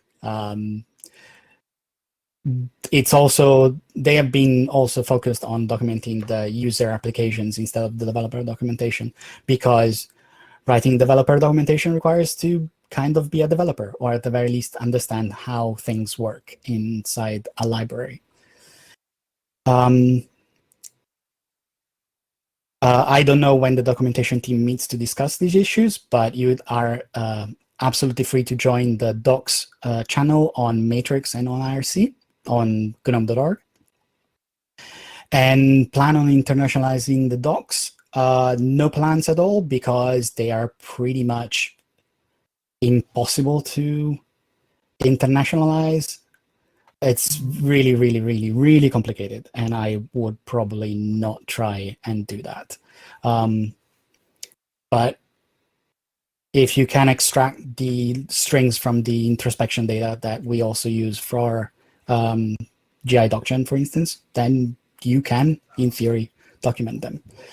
We are not going to internationalize the introspection data because it's already big as it is, and adding localized content there would make it impossible to parse efficiently. And there are people parsing it that are not really interested in the localization data. Right. Yeah, if you have any other question, absolutely, feel free to ask them on chat, Rocket Chat, or Matrix, or whatever, and I'll be happy to answer them. Thank you, Manuela. So the next presentation will start in around 6 minutes, I believe. We can give some time to our captioner as well to rest a bit. Thank you. Yeah, I'm sorry. I talked really, really fast. I apologize for that.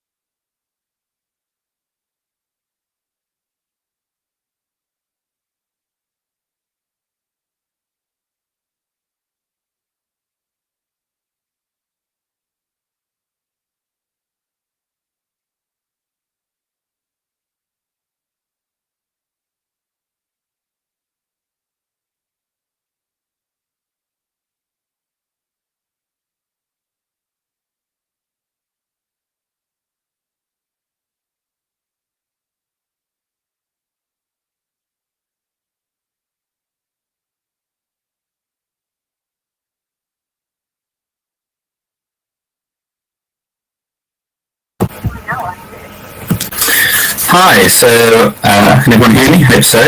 I'd just like to introduce Matthias Clausen and Carlos Canacho. They're long-term Gnome contributors who have worked on lots of projects throughout the stack, including GTK, shell, documentation, all sorts of things.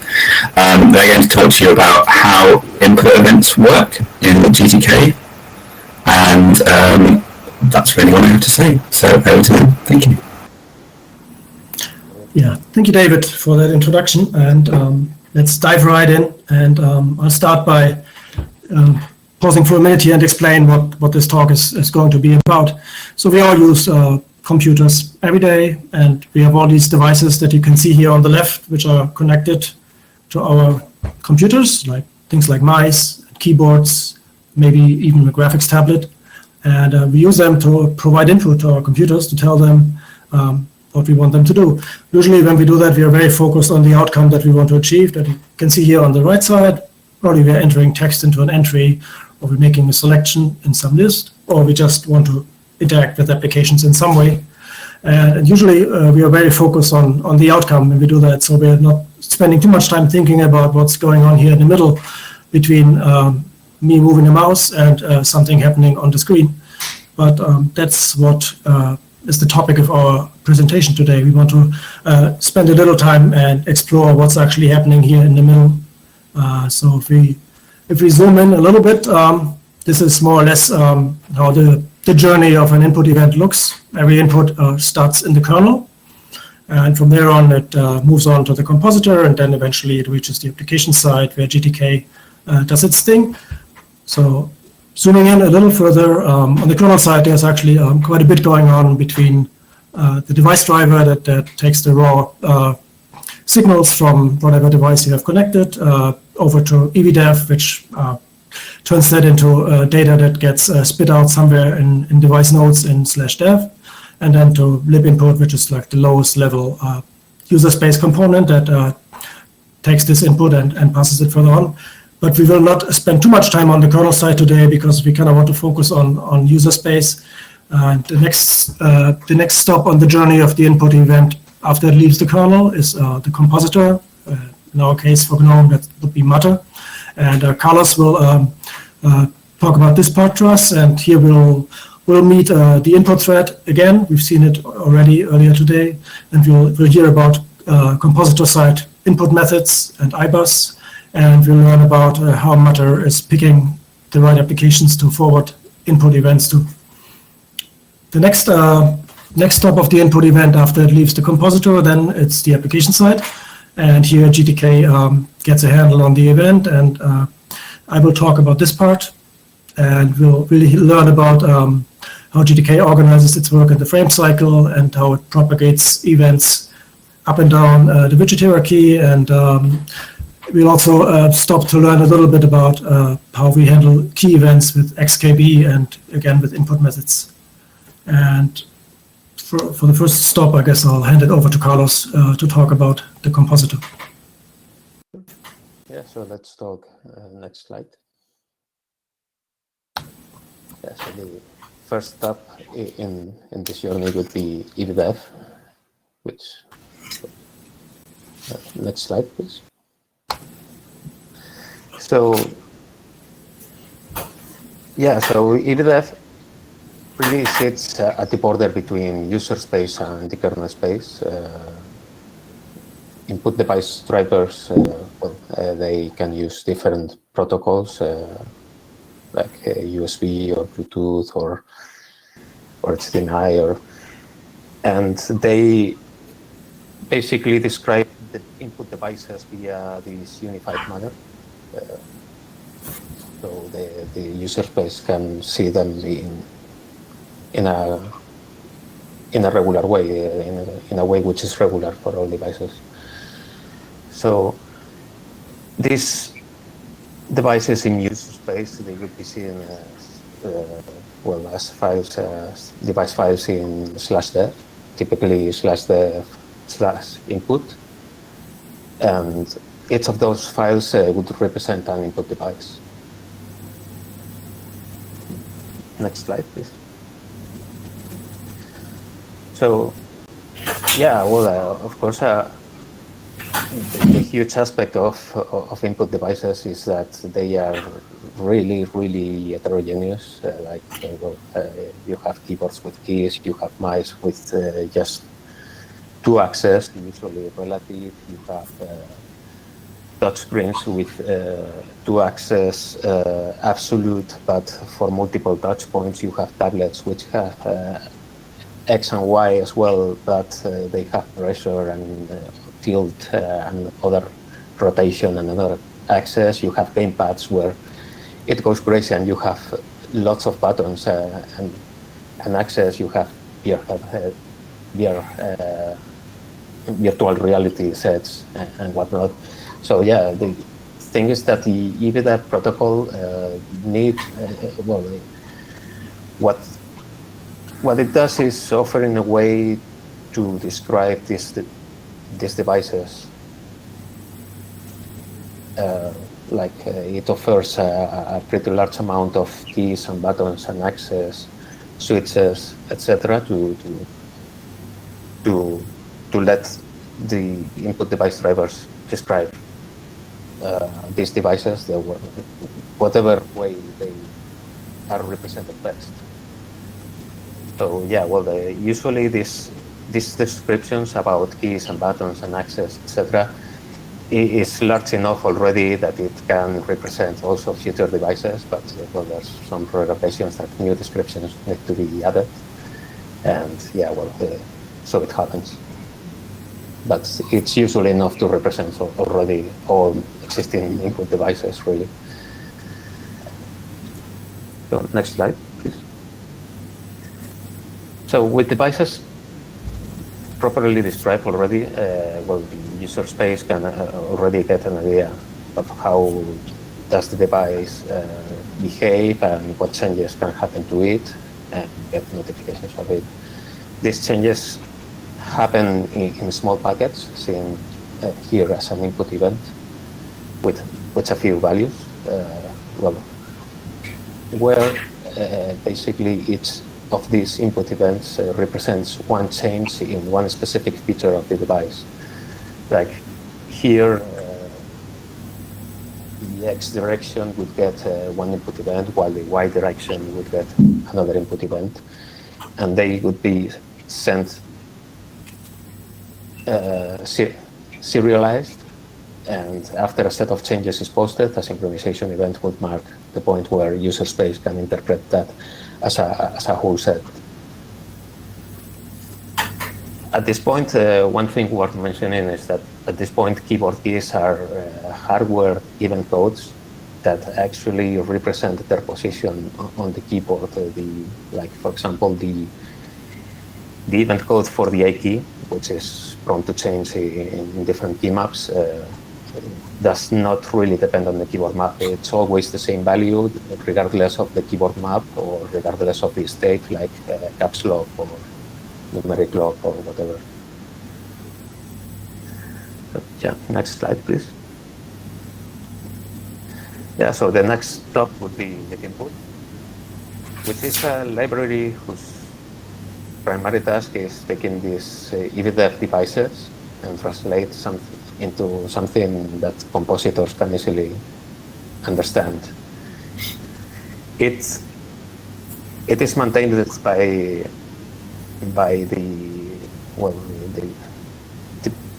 old X11 input stack maintainer, so there's a lot of wisdom that's being borrowed. Maybe some more don'ts than do's, but yeah. Oh, I hear that my volume is a bit low. Okay. Oh, it's already close to the maximum. Weird. So yeah, there's quite some experience put in this library already. So yeah, next slide, please. So as we saw, input devices are quite freeform, like the drivers, they mix and match these capabilities and access and buttons, and they present something to user space that can resemble a kind of device or another. And well, this gives us some funky situations, like devices called video bus or webcam, USB webcam, that are actually keyboards because they have a key camera and things like that. So yeah, but it is how the kernel describes itself. It describes the devices. So that's how we roll. So the first thing live input does would be categorizing these devices, given their capabilities.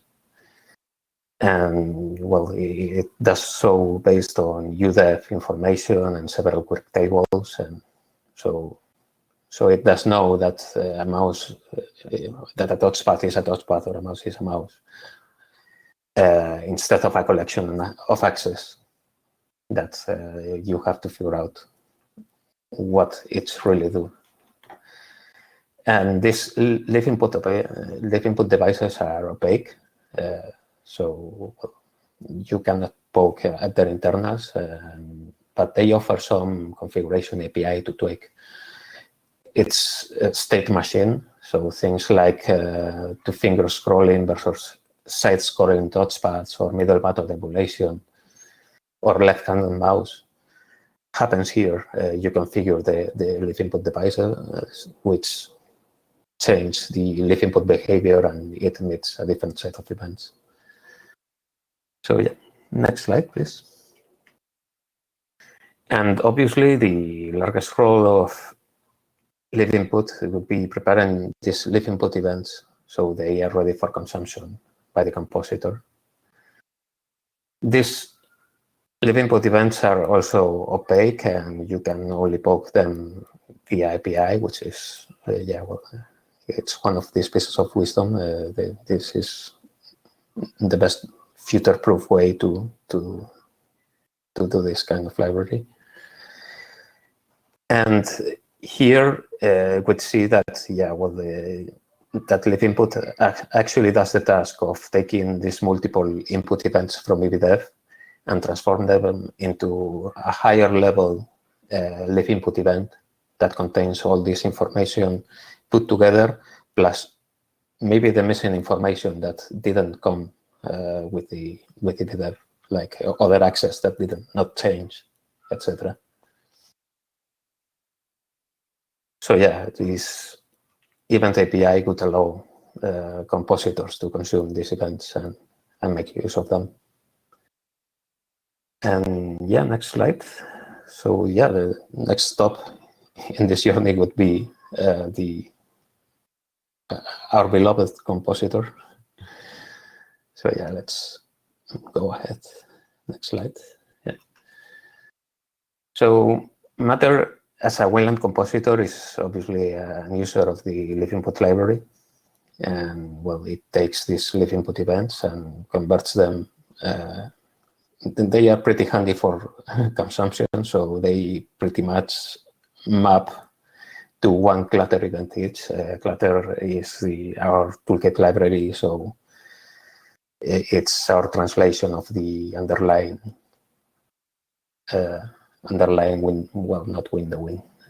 underlying system.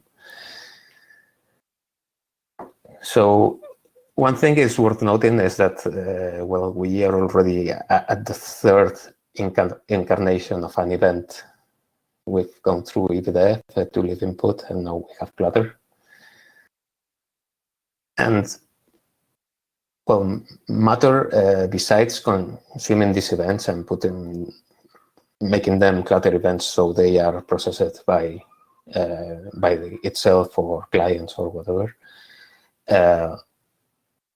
it also deals with some configuration of these devices, well, both mapping the configuration to live input, but also it deals with some configuration of its own that don't involve the live input state machine to change, like mapping of touchscreens to displays. Things like that happen logically in Matter. And next slide. Yeah. So input, good first come. This is how it works since Gnome 40. input would be handled by an input thread. And well, the sole task of this input thread would be to prepare these events so they are ready for consumption as fast as possible in the UI thread. So yeah, well, it takes all the events, it configures them, for example, applying the mapping to stage coordinates and whatnot, and it queues them. And this is a free running loop whose task is to take input events as fast as possible. Then the main thread could take these events and apply the actions that are supposed to happen with them. Next slide. So the event is now ready for delivery, but yeah, well, we are unclear on who's going to handle it. And based on a number of factors, well, there can be different things happening. Well, the obvious ones would be like pointer picking or the keyboard focus, which actually tell which window would get the events. But there's also some compositor state, like graphs or like going to the overview or alt tab or things like that, that also affect the current focus of the events. So actually events, they may be handled by the compositor, like yeah, with no drag, resize, some less obvious ones like drag and drop, or with get-free, or events may go to Wayland clients and be piped to the client by a socket and be handled by the client, or it could also, in the case of key events, it could also go to IBAS and be converted into something else and then go somewhere else. So yeah, next slide. This slide maybe might have been covered by Georges in Gnome's talk, really. So yeah, I think it's better to just skip. So yeah, here's a close-up about input methods. That, like I've told that the events that can go through the input method and be converted into something else. Like here we could see the arrow where the events come, and the compositor may pass the event to the input method, and the input method could be providing, well, it could let the event through, it could provide different keyboard events, or it could actually compose UTF-8 text and give it to the compositor, and so it gives it to clients or for the compositor itself to handle. And in the case of Wayland clients, yeah, well, this could be split into different protocols. Like, well, here we could also include pointer and tablets and whatnot, but here in the case of input methods, yeah, well, you get either keyboard events which have these event key codes being sent, or you have the input events which have the pre-composed UTF-8. So this is a decision made between the input method and matter. And yeah, I think I'm over this already, so over to Matthias. Yeah, thank you. Before we can follow our input event further on its journey, I want to touch briefly on something that Carlos already mentioned. The input devices that I've shown on the first slide come with very different characteristics. Like a mouse has a current position, and a keyboard might have a modifier like caps lock or control that might be pressed. And if you have a tablet, maybe that can communicate the angle or pressure of the pen. So to cover this variety, our input events come in different flavors, I might say, and I've just listed a few here on this slide as an example. So we have key events, button events, touch events, or maybe pen events for tablets. And these events are basically discrete things. They happen at a certain point in time, and they provide an update on what has changed. but very often they actually depend on what has happened before or are related to what has happened before. For example, a key release event really only makes sense if the key is currently pressed. So if we look at a little closer at S events, they really naturally often come in sequences. For instance, as I show here, like the sequence between a key press event and a key release event. And if you hold the key long enough, there might be some key repeat events in between. That's an example of an event sequence. And it's a similar story for other kinds of events. So we have button press and button release events, which are also grouped like this, or there's touch events, which naturally occur in sequences, and pen events as well. So really, when we talk about event handling, what we mean often is that we are looking for specific sequences of events that we want to treat in certain ways. In particular, for touch events, we actually call these sequences often gestures, and we give particular sequences specific names like swipe or pinch, just because they are kind of special. Right. And before we can follow our input events further into the toolkit, I have to stop briefly and explain a little bit how the toolkit goes about organizing the work it has to do in what is called the frame cycle. The frame cycle basically collects all the work that the toolkit has to do for every frame that it wants to draw and deliver to the compositor. There's things like pending events, which is what we're talking about here. Then we need to update recurring tasks like animations. Then we need to refresh the style and layout information so we have a consistent widget tree. And then eventually we need to paint the frame and deliver it to the compositor. And the basic principle of the frame cycle is that we want to avoid doing too much work. Your monitor can only show as many new things per second as its refresh rate allows. That could be 60 frames per second, or maybe it's 144 frames per second. But input events can happen much more frequently than that. And if we were to do all the things that are outlined here in this frame cycle, updating and all the widget layout work, for every input event, we would do a lot of unnecessary work and waste a lot of resources and probably blow our time budget for frames. So really what we do when we handle events is that we only invalidate the affected widgets, like their style and layout information gets marked as invalid, but we don't refresh it yet. We handle events until we come to a point in the frame cycle where we know that we need to get ready for the next frame to be delivered. So at that point, we stop handling events and we do the update of animations and other recurring tasks.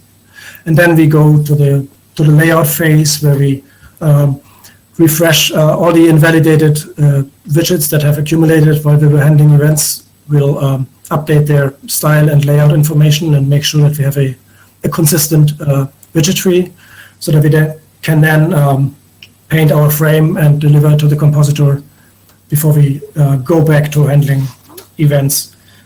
To give you some idea about the timing that's involved here, how this breaks down. If we assume the monitor can do 60 frames per second, that gives us roughly 16.67 milliseconds for each frame. And just to give some example here, I recorded some average timings from one of our demo applications, and as you can see, we do spend the bulk of the frame cycle just handling events, and then we spend a little bit of time on the update and layout and on the painting, a few milliseconds, but the bulk of the time in the frame cycle goes towards handling events. And with that being said, let's get back to our input event. So Carlos said Matter or GNOME Shell delivers the event to the Wayland socket, which is where GDK reads the Wayland event, and then it wraps it or translates it into a GDK event object, and it emits the event signal on the surface that the event is related to. And GDK picks it up from there, and then it propagates the event from the top level of the widget hierarchy, the window, all the way down towards the target widget, and then all the way back up. The two phases of this event propagation are called capture and bubble. And they're kind of indicated here in capture in blue and bubble in red. And at each step of this propagation, the event controllers that are attached to the widgets get a chance to handle that event and do their work.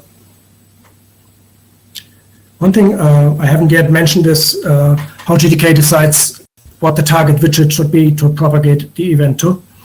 And the answer to that is it depends on the kind of event. For pointer events, we generally send it to the widget that is hovered by the pointer or that is under the current pointer position. That generally goes for all events that have a position associated with it. And we do that with a process that's very similar to what Carlos, I think, skipped over here in this presentation, but explained in the earlier GNOME shell presentation about how GNOME shell is picking an application. And in a very similar way, GTK is picking the right widget here by basically doing the necessary math to project the array down and figure out what is under that position. And for key events, the target widget is generally the widget that currently has the keyboard focus. Right, and with that, for the remainder of the talk, I want to focus on keyboard events, mainly because those are the most complicated events we have, due to the fact that keyboards are pretty complicated machines and have a lot of state around them. And that is reflected in the protocol and library that we use for handling key events, which goes by the name of XKB. And personally, I'm of the opinion that it was one of the bigger failings of Wayland that we just inherited XKB from X11 wholesale without coming up with a simpler protocol. But I guess it's too late now. We'll have to live with that decision and make the best of it. So let's look a little closer. I said there's a lot of state associated with key events, and that includes some user configurations, such as the configured keyboard layouts and which keyboard layout is currently active. Then there's things like modifiers, like which modifiers are currently active, caps lock, control, those sort of things. And accessibility also adds quite a bit of complications to this. For example, there's things like timeouts for slow keys or extra state to handle sticky modifiers and those sorts of things. And libxkb wraps all this state in an object that's called xkb underscore state underscore t. And we do have one copy of that xkb state t on the Matter side, and there's another copy of it on the GDK side. And those two are kept in sync by the key events of the Wayland protocol, which basically serve to synchronize those state machines on both sides of the Wayland protocol. And when we deliver key events, when we read a key event from the Wayland socket, we can't just directly send that onto the application. We actually have to translate it by applying this XKB state to it. And I'm showing an example here of how the keyboard layout can influence which keysim we actually pick. So you can see here the Y actually turns into a Z because the keyboard layout says that it should. And this also shows how modifiers can be consumed by this translation process. So you can see here we have in the state, we have a shift modifier, but that gets consumed by turning the lowercase y into an uppercase D. So once we have this translation done in GDK, we, as I already mentioned, pass this event on to GTK, and as we've seen, then it gets sent down the widget hierarchy towards the widget that's currently holding the keyboard focus. In the case of a key event, that's most likely, the target widget is most likely a text widget, which has an associated key event controller with an attached input method context. And that's what I'm going to spend the rest of the talk on talking about. I want to talk a little bit about input methods and what we're doing about input methods on the client side. Carlos mentioned that under Wayland, it is also common to have input methods handled on the compositor side, but GTK has some input method functionality built in that I want to spend some time talking about here. So yeah, it's a bit of the tragedy of input that there's just not enough keys on your keyboard to type all the characters that people want to enter into their computers. Depending on how you count, Unicode has more than 140,000 characters in it, and my keyboard has roughly 100 keys, so that just does not match up. And we'll have to do something about that. We have already seen one way to extend the reach of your keyboard. You can just switch to a different keyboard layout and then make the same keys produce different keysims. That's one way to get some more out of your keyboard. A different way is to just interpret sequences of keys and match them to certain patterns and reinterpret them to generate different characters. That's more or less the core functionality of input methods, and GTK has some of that functionality built in that I want to show at least some examples of. The first thing that I want to mention here is dead keys. Dead keys are basically keys on your keyboard that don't generate a character by themselves, but they have to be combined with a different key to produce something.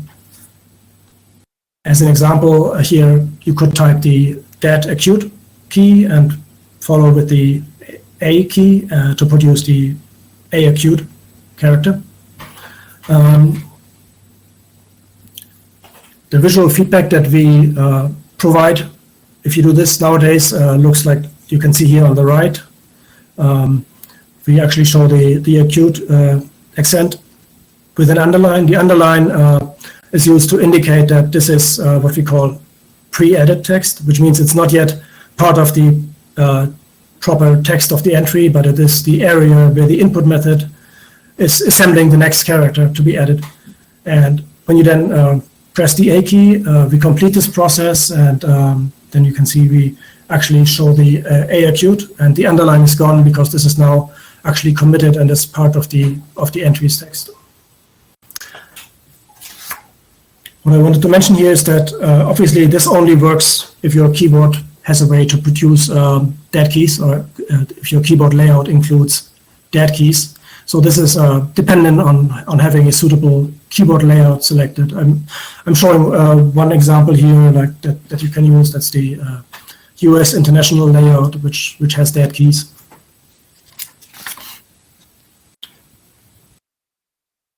Next way of matching key sequences is compose sequences. This works by reserving one key on your keyboard to act as the so-called compose key.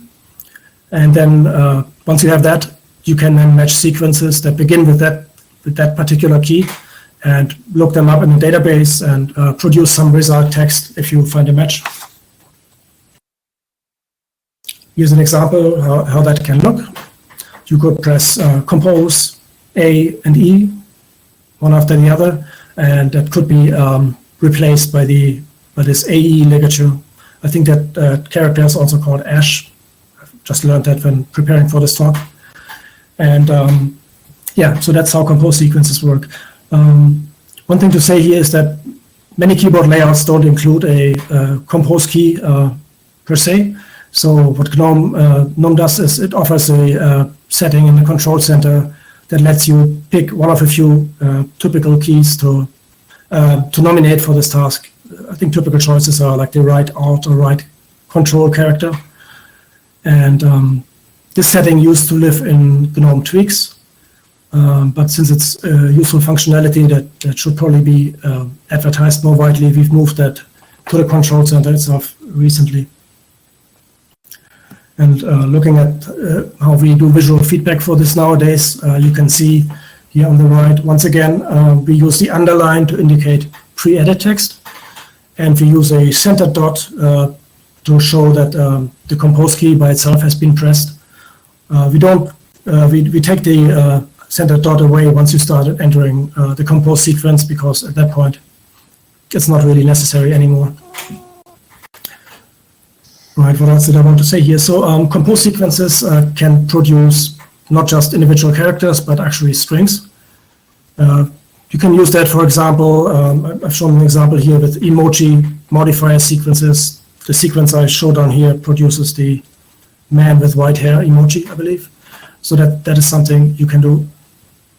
And GDK does include a table of built-in compose sequences, which are basically a copy of the traditional X11 compose file. But you can add your own in this config file down here. Right. The last way of entering characters that are not on your keyboard that I want to mention is entering Unicode characters numerically by entering their hexadecimal code point. That looks like this, and it works by typing Control-Shift-U, as in like you need to type this like a shortcut, holding Control and Shift down while pressing U, and then you follow that with the hexadecimal code point, and you finish it by hitting Enter. In this example here, I'm using the hexadecimal 3BE, which is the Unicode code point for the lowercase Greek C character, as you can see here. And the visual feedback we give is once again using the underline for indicating pre-edit, and we show a U for Unicode, so you know that you're expected to type hexadecimals here.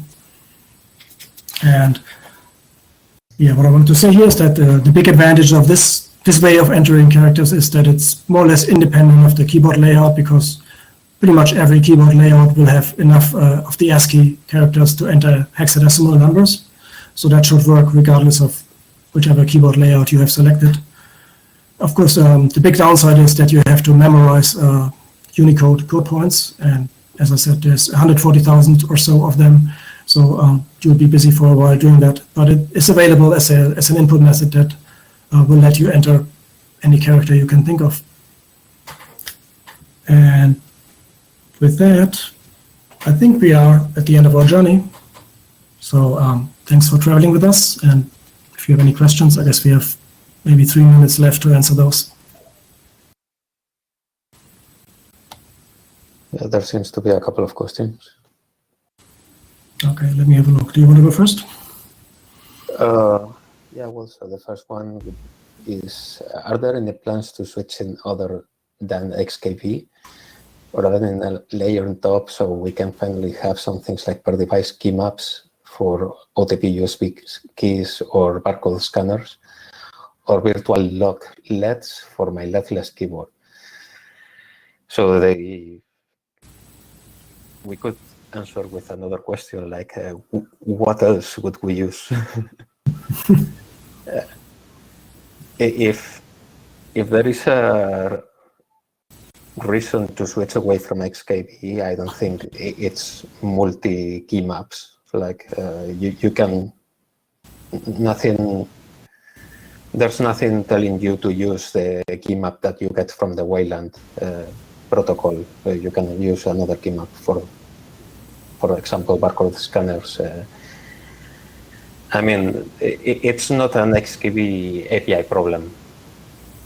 Same with virtual locks. The logical state of virtual of LEDs is already virtual. It doesn't need to match with the keyboard.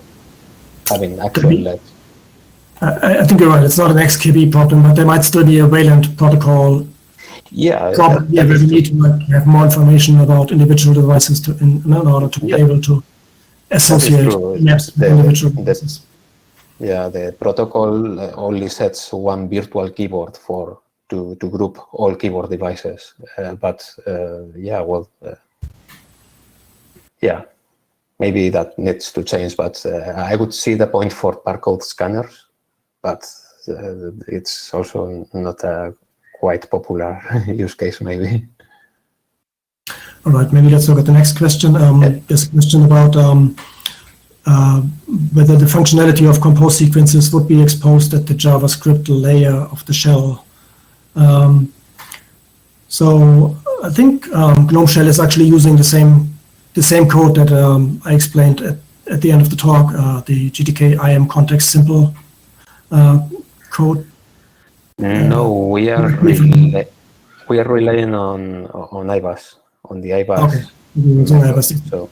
Yeah. So in that case, input compose sequences are still going to be supported because IBUS has the same functionality implemented independently that I explained in GTK. So there's a second implementation, and you'll get that, I guess, in the shell then.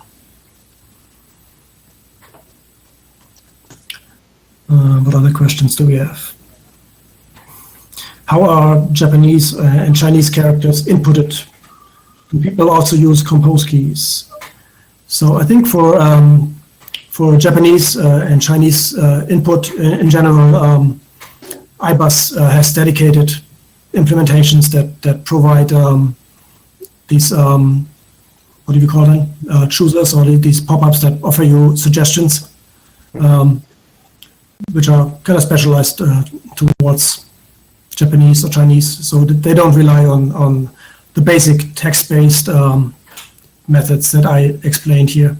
They have a lot more sophisticated yeah, but it's more related to my last slide in Matter about this loop into the input method that could be where Matter actually talks with IBUS and lets it compose Chinese or Japanese.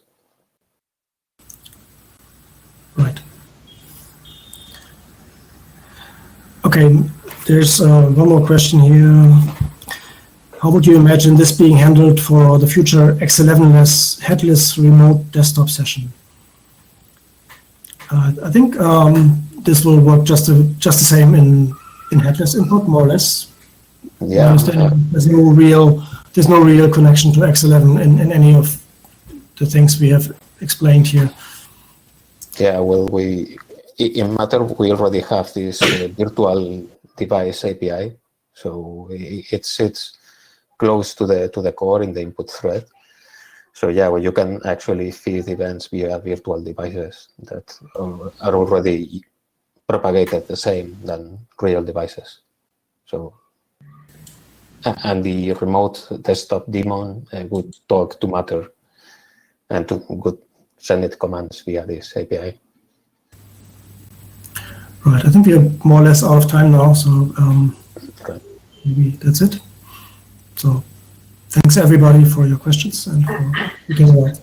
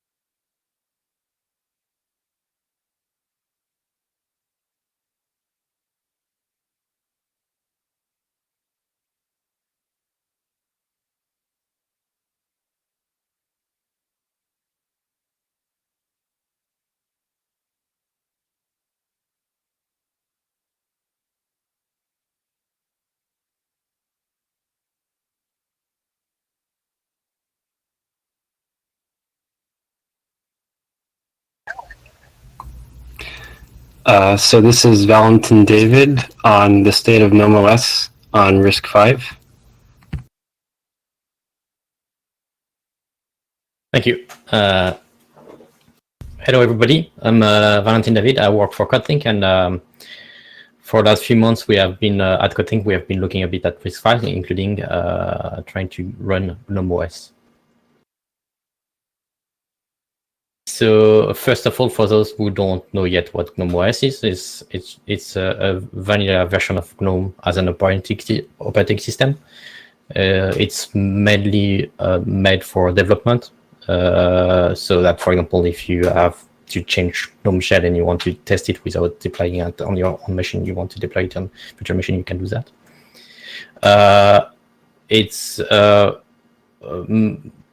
It will be used for automatic testing, so there's some work that is being done there. It will be interesting. For design as well, so if you want to test a theme or changing things in the design, that can be interesting. And also promotion that we can distribute virtual machine images on release day, and this has been quite well used. I think if you go on YouTube or other video platforms, you can see lots of people showing testing the GNOME OS. It runs on both virtual machines and also on hardware, but not necessarily all. So there's probably some, if you try on your own, maybe it doesn't work, but there's things we can fix.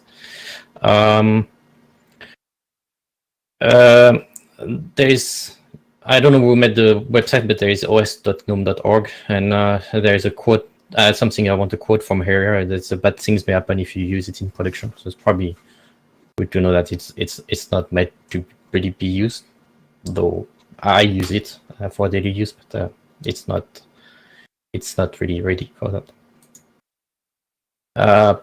Just to explain, if you really wanted to use it on hardware, what are the cases where you would like to use it? Like, first, if you want to test it, of course, but also if you plan to contribute to it. If you don't have no plan to contribute to GNOME OS, it's probably too early to use it still, because there's probably lots of modifications to do to work everywhere. There is also problems if you need proprietary drivers for your GPU. So unless you have a plan to actually work on that, which would be nice, but for the moment we don't have a solution for that. And don't do like me, don't use it to do a live presentation on GUADEC. GNOME OS comes in two flavors, so the user, so when you install it at first is the user tree, and then after you can switch to development. There are lots of questions that sometimes I search what people say of GNOME OS. So there's a lot of things happening on Reddit sometimes, and people ask questions, and I want to just repeat those answers.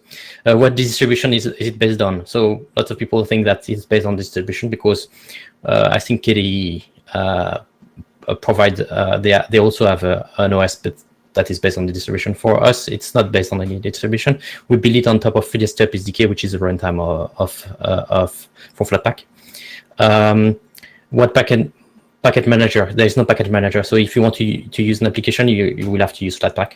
If it's not a user interface, if it's not a desktop application, there's other things, Podman and Toolbox. How do you upgrade if you don't have packages? Well, we do atomic updates with OS3, and this is integrated in GNOME software. So if you install it, you will probably in the beginning you will probably get some notification when there's a new version, and it just updates, and you just have to reboot. How do we build it? We build it. Everything is built like at once. We don't have because we don't have packages, but we do have a tree of specification of all the pieces that we need to build, and we build it using a tool called BuildString, which deals for lots of things, including having a remote cache and making sure to make reproducible builds, so we always get the right results. Now, recently we have looked at RISC-V. What is RISC-V? for people who don't know, this is a new architecture for processors. So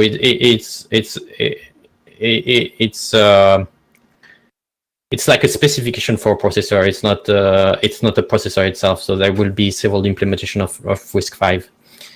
This is just the description of what instructions you have and how they should behave.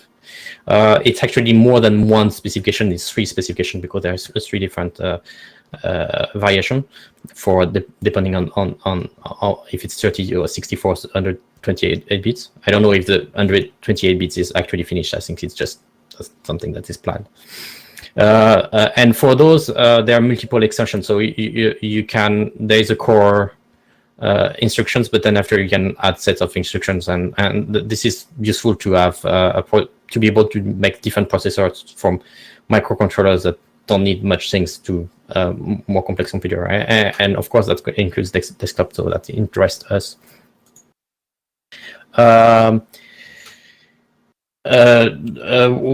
So why did we look at it now? Is because most of the toolchain has been done.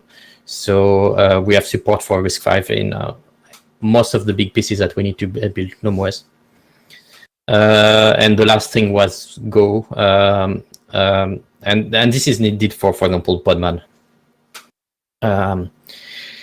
So we all the pieces were coming, so we could just try to build for RISC-V.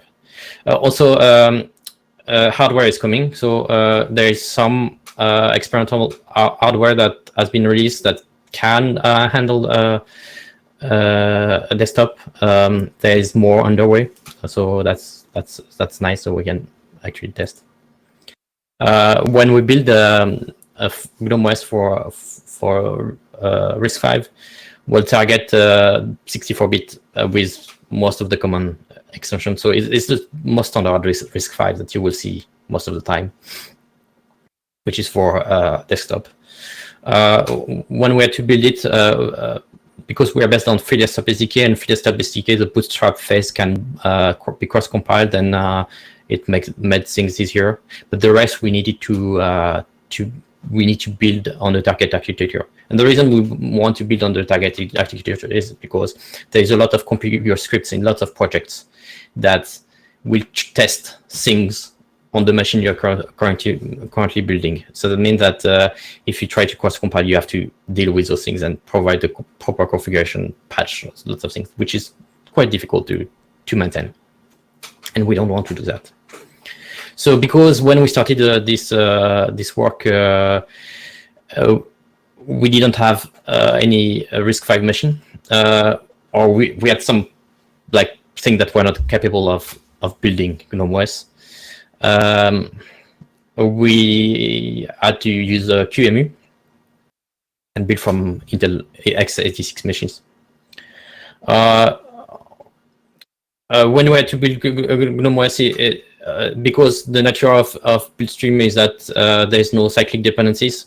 If there is, we will express them correctly for every build. It doesn't matter if it's a new build or it's a new architecture or an architecture. We will have to express all those dependencies correctly. So we never had problem of chicken and egg. So the building was not that difficult. So there's not. It's just we just say we want to build for the architecture, and we just have to fix where it didn't build. When we use QEMU, there's two ways to use QEMU for people who know. There is a user mode or the system mode. So the user mode is a transparent way to execute a binary for a target architecture on your own computer, and this will translate the system calls. So it looks you can just run a binary for another architecture on your machine. But there is also the system mode, which is to run kernels or a full operating system. For us, we could not really use that because we want to build an OS, so we would already need to have an OS. So that's not really what we wanted. The second thing is that the user mode is very practical because we can, instead of having to transfer things into virtual machine or having to set up that, we can just run everything because it runs transparently all the binaries for RISC-V. And also it's a bit faster. But we had a big problem is that we discovered that it hanged. There was one thing that was hanging the most. It was cargo, for example, for Rust, that was systematic. So we spent some time and we figured out that there was something. QEMU uses glib, which has gslice, and we needed to disable that because what QEMU does is a bit too much asking for glib. Let's see.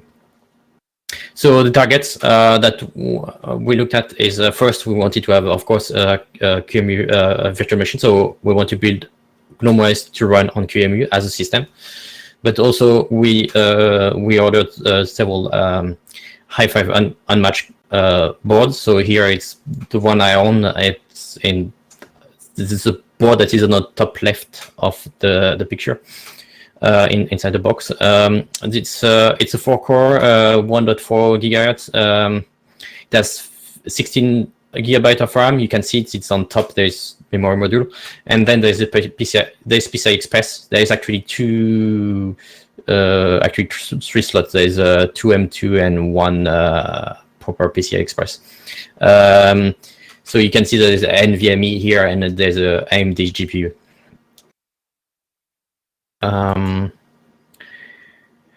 We have worked on other hardware before. We have worked, of course, we had the x86, but we had some work done for ARM64. So we, of course, had the QEMU as well. Then we had 3 different boards. We have the ROC64, the Pinebook Pro, and the Raspberry Pi 4. There were things about the ROC64 was interesting because we had everything was in upstream in the kernel, so we could just use the same kernel. So that means that for the tree was the same as the QEMU tree. That means that an update in the main tree is the same. We would just use the same, exactly the same files. But the initial image was different because we need to put some firmware in some places in the partition table.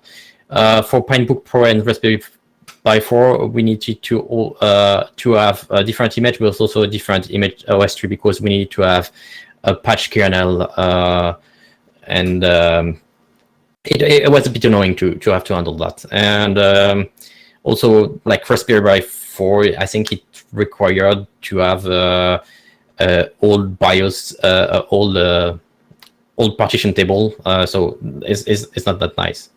But for all of them, we made them boot using EFI. So all of them had support for U-boot.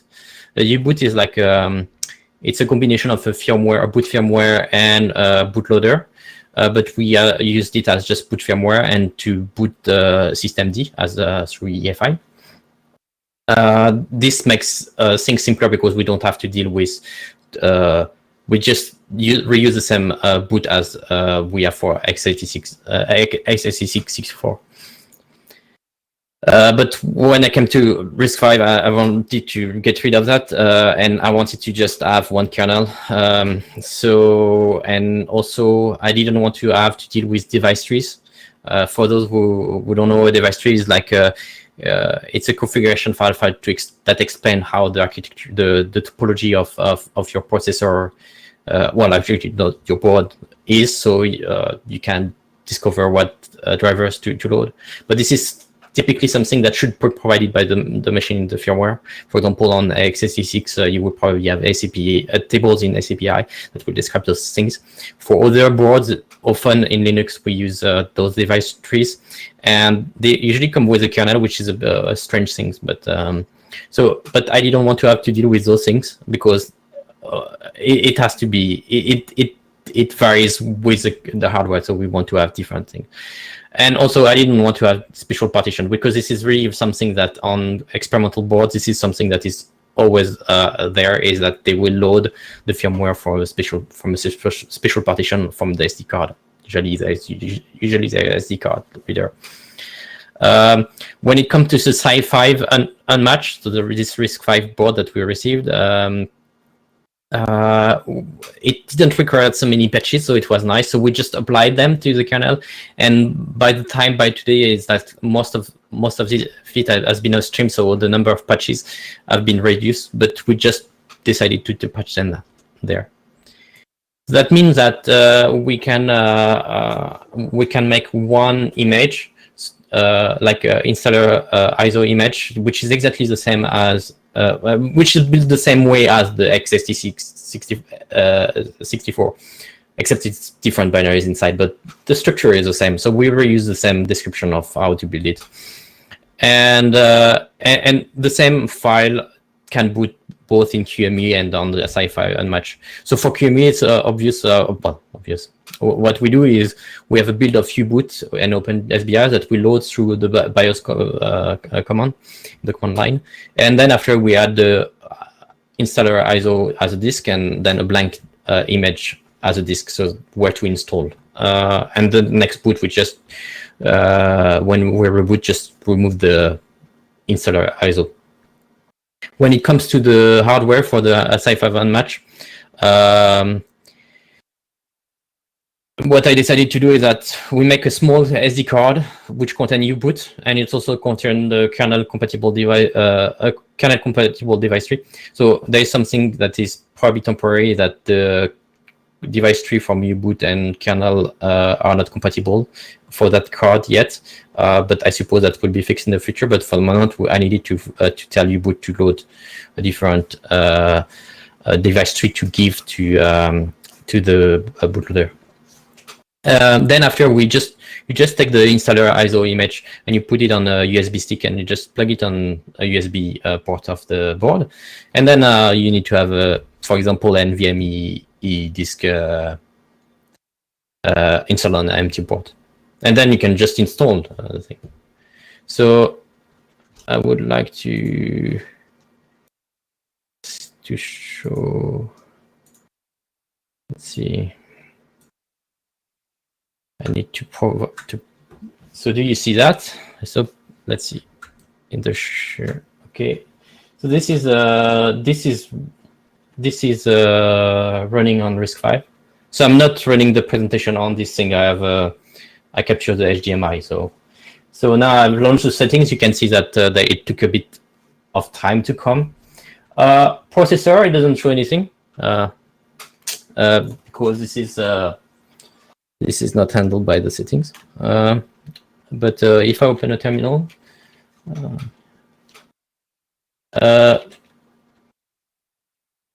you can see that it's a CSI file and it's four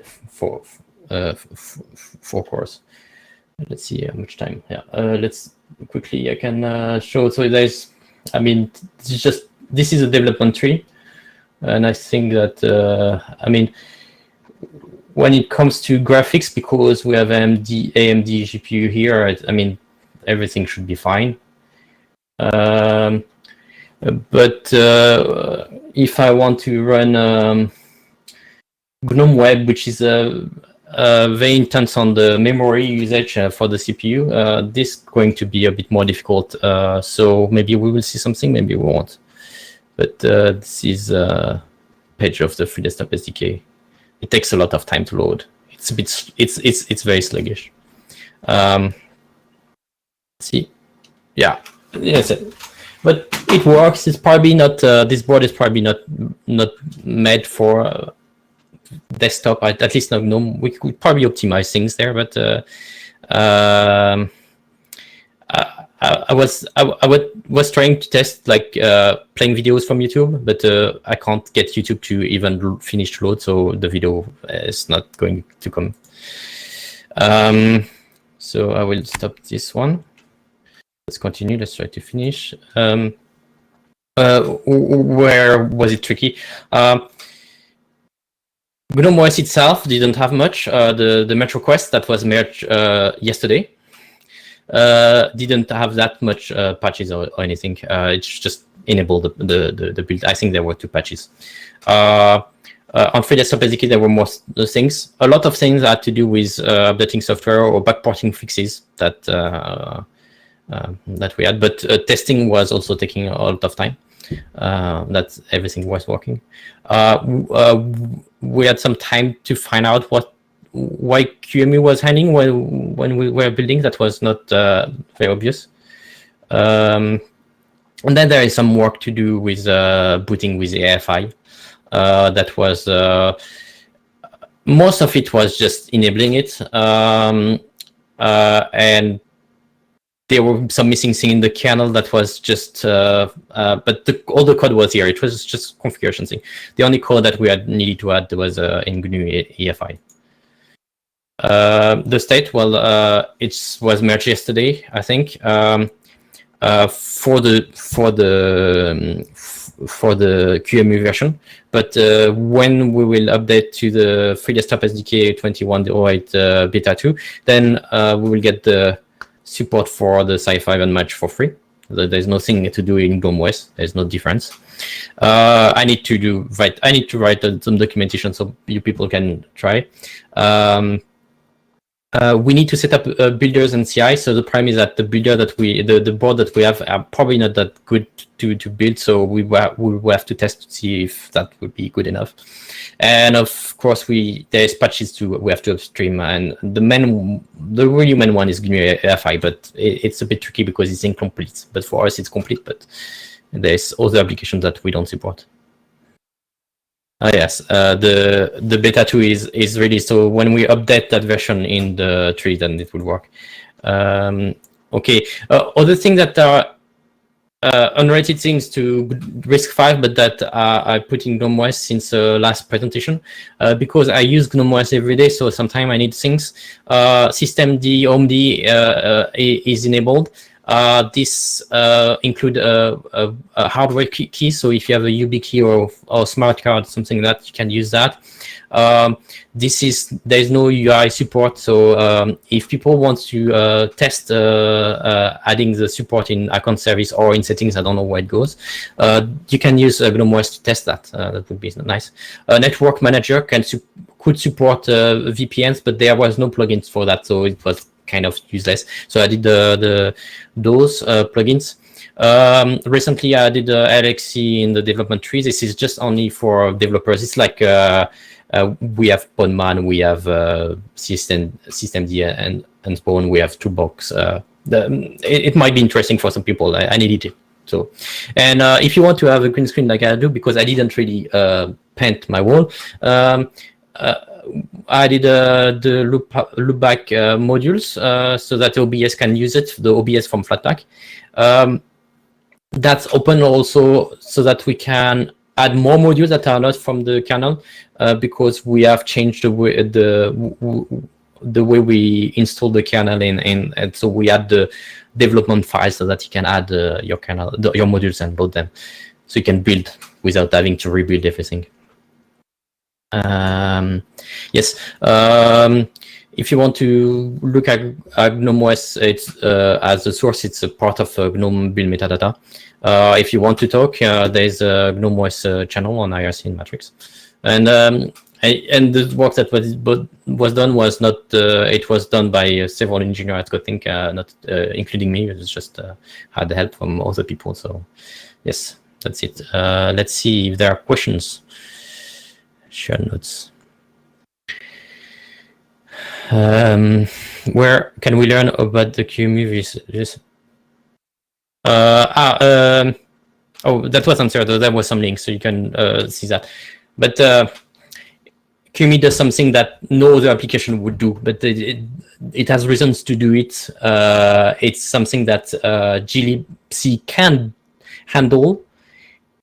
But glib doesn't. So it kind of looks like it works, but it's complex. Does atomic update works on OS 3 without modification in the RISC? Yeah. So the version I have shown you was updated through OS 3. So I just spawn a local web server and from my Intel machine and just update like that.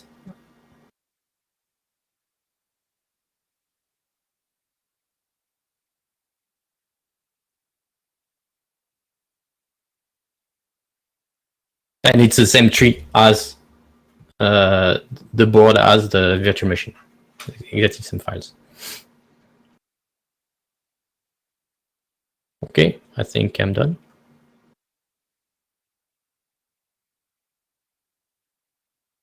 Okay, thank you.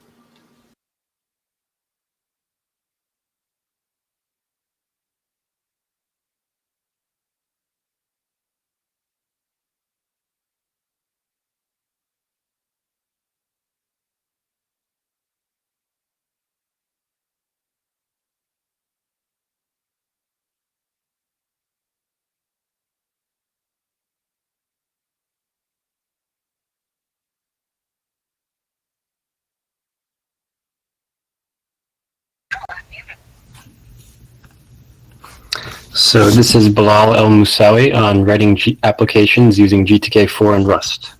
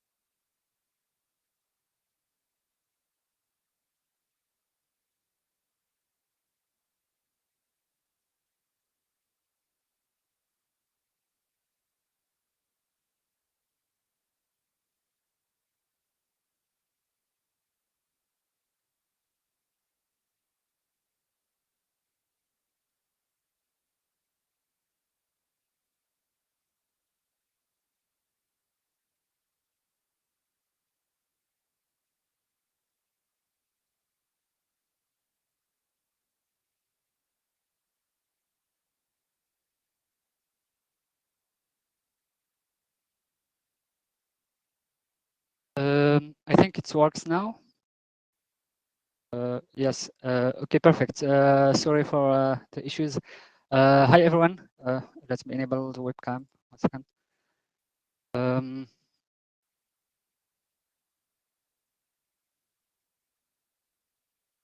So hi, everyone.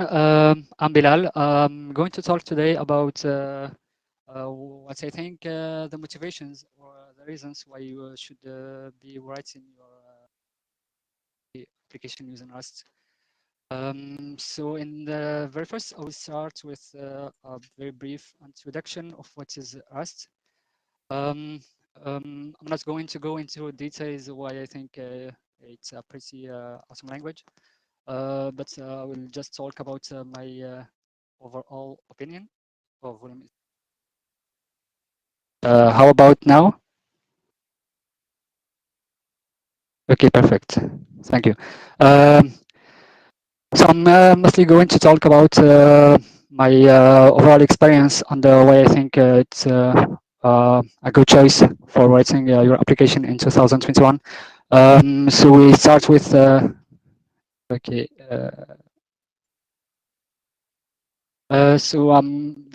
The most important ones, at least to me, are the impressive tooling there is around the REST, like REST Analyzer, which is a language service provider that provides you with auto-completion and other fancy stuff, along with Clippy, which is a linter, REST format, and the various tools you can use. We also have a pretty good ADA support. For example, Green Builder properly integrates with Rust nowadays. It uses the Flatpak SDK extensions properly, and is pretty good. It also has a template, but it is only GTK3 for now, but it's something we can fix before the next release, hopefully. The second important part of the introduction is GTK, but I'm not going to explain what it is in a GUADEC talk. But it is a C library based on GObject. The fact that we use GObject gives us a large choice of languages you can use, like Python or JavaScript, for example. We use the same GObjects introspection data to provide bindings for the various libraries. In this case, I'm talking mostly about GTK4, of course.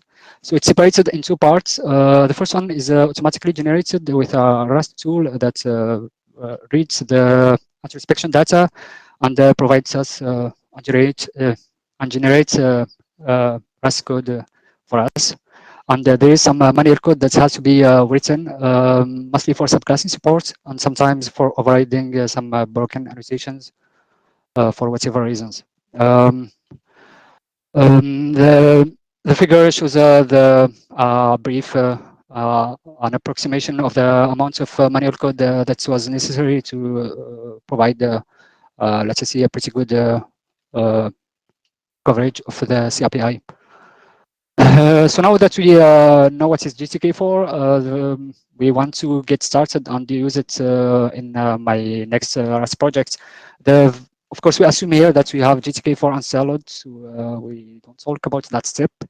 But so once you have that, you can add the GTK4 CRAT to your cargo file.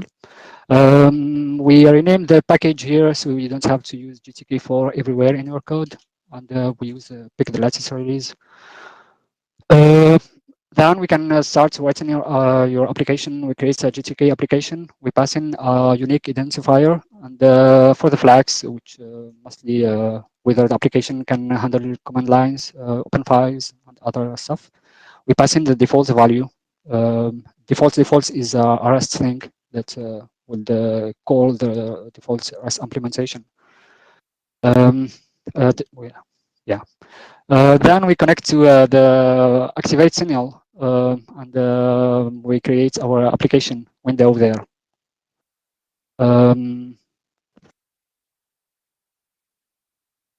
In the window we create, we use the builder pattern, which a unique REST feature, which is mostly calling GObjects new and passing the properties, except you get some type checking. So we pass in a title for our window and the application. Then we create a new button and set the button as a child of the widget and show everything.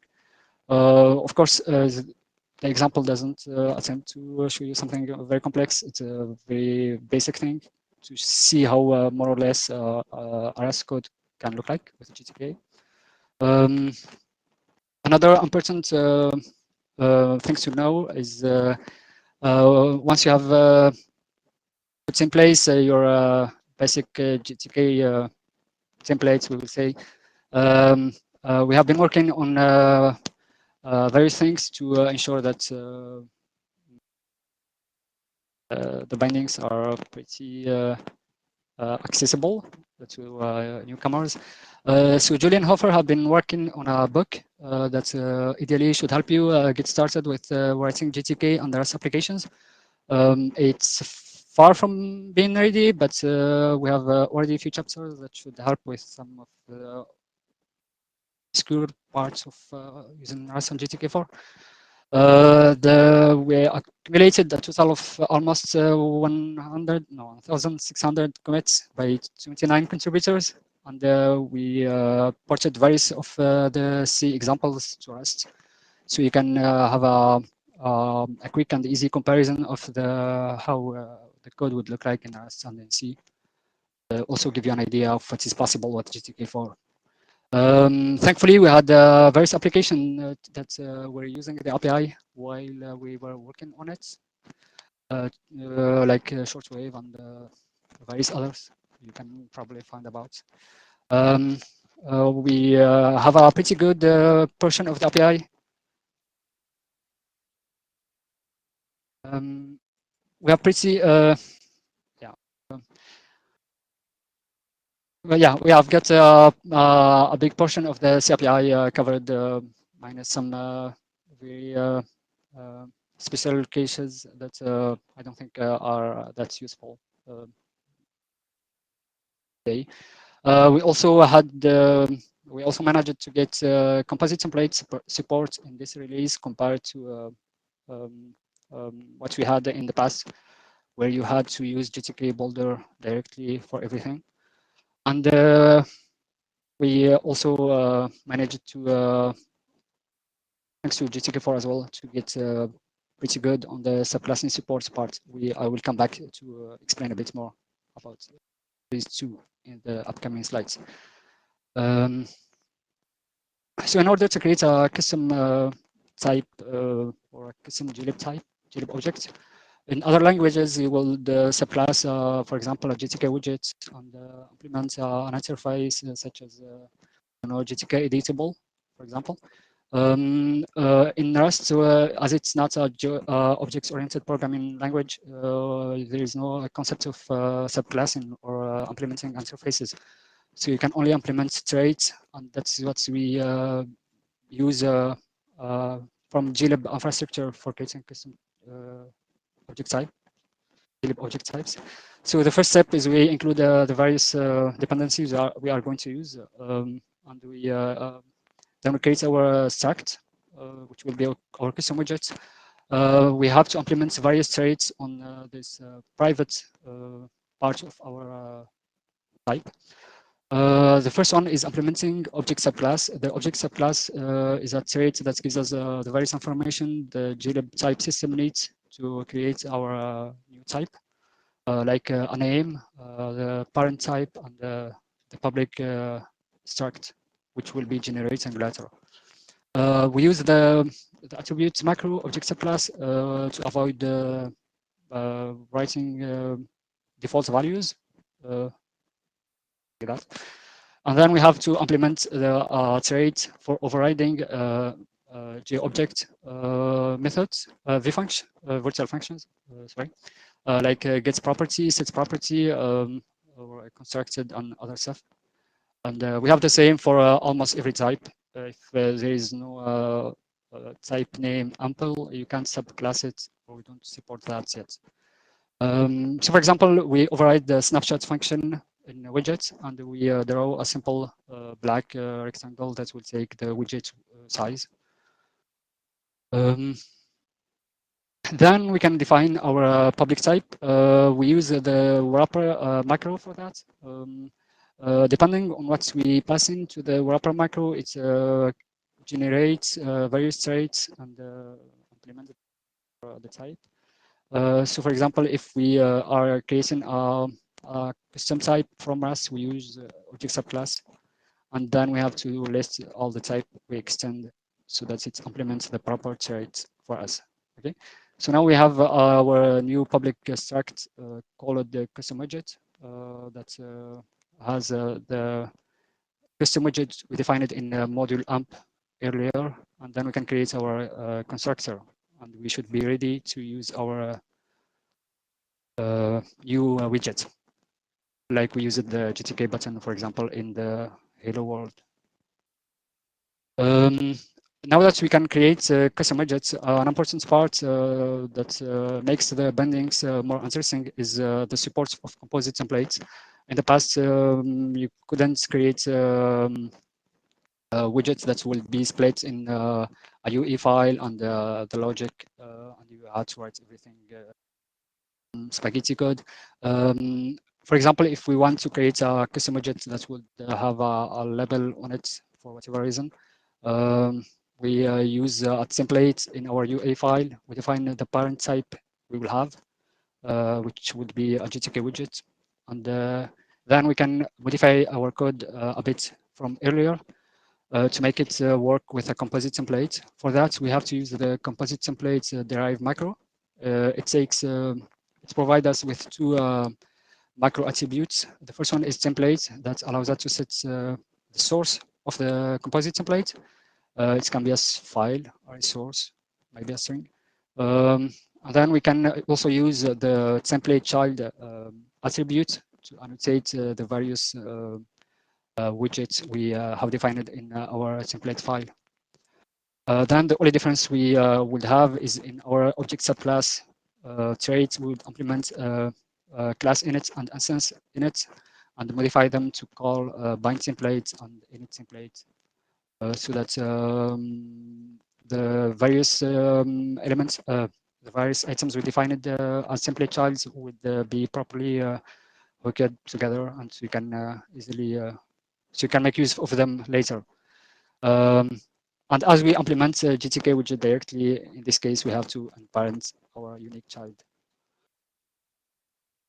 This more or less shows what will be our code in case we wanted to use composite template.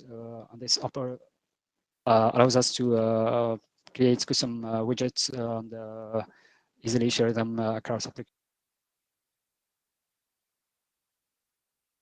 The composite template support has been. Oh, it's my connection. Do you still hear me? My connection is. Okay, perfect. Because my connection is going on and go. Okay, perfect. Thank you. So once we know that we can use GTK in our applications, an important thing to know is what are the libraries that I can use. The libraries that I can use with. So we have thankfully a ton of bindings that are available that you can use with GTK, like the most famous ones, GStreamer. You can also use Pipewire on the GTK source view 5, libadwaita, and the classic GObjects libraries. If there are some missing bindings, you can easily create ones and contribute to them to the community. We also have some pretty nice REST-only libraries like ZBus for handling debug stuff, and a ton of other possibilities on CAT.io, whether you want to connect to a database, serialize, deserialize data. It depends on your applications, but the possibilities are open for you. Another important part another part of the ecosystem is modern applications should be able to use the portals pretty easily without having to have a basic knowledge of dbus. So I decided to create a wrapper around around ZBus for that, and that will integrate with GTK3 and GTK4 in some places. That provides a NiceSync API, and I decided to write a demo to make sure that all the portals are properly working. So here is a little example of how you can use the library to pick a color, for example. You can call the pick color. The method normally takes a window identifier, but as we don't have one, we can just pass in the default value. And we get a color back, and we can either convert it to a GDK or GBA and pass it to a color button, or whatever we want. So what is more or less still missing in the current situation? I think overall we are doing pretty great for would say, the very first release of GTK4 Rust bindings. But we have still a lot of work to do if we want to be as attractive as Vala, for example. One of the things that I think would be nice to have is a GTK builder scope integration, which is basically an object that tells to GTK how to time is limit. It's the last slide. GTK builder scope integration, which allows you to link callbacks from UE files into a composite template.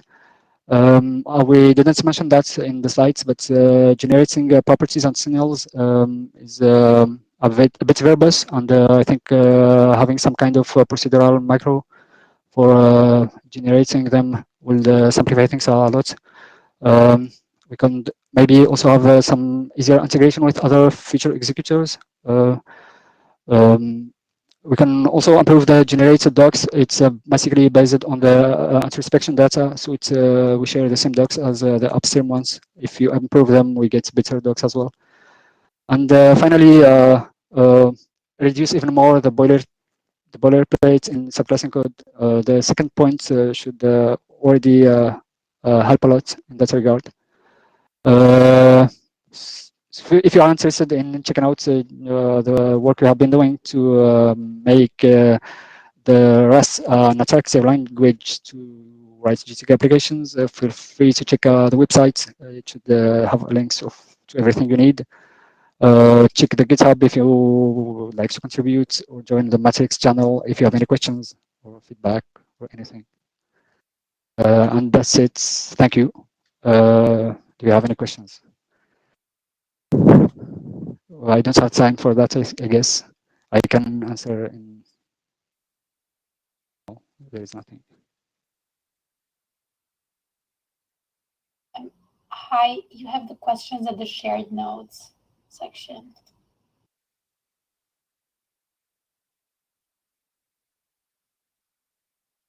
Yeah, I think there is no questions for me, so it's perfect.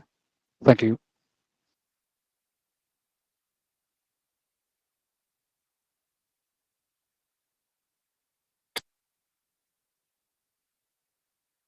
There are questions in the shared notes sections. I could read them if you want. So the first question is, could you replace GIR with Rust macros? I'm not sure about the question. Is it? Do you mean that you want to replace the generated code? I have some noise. Yes, sorry. So you mean that you want to replace the objects and inspection data with Rust macros? I don't think that's possible. At least you would need some kind of initial data about the objects, their properties. I don't think where you can get that from. For the second point, there is probably some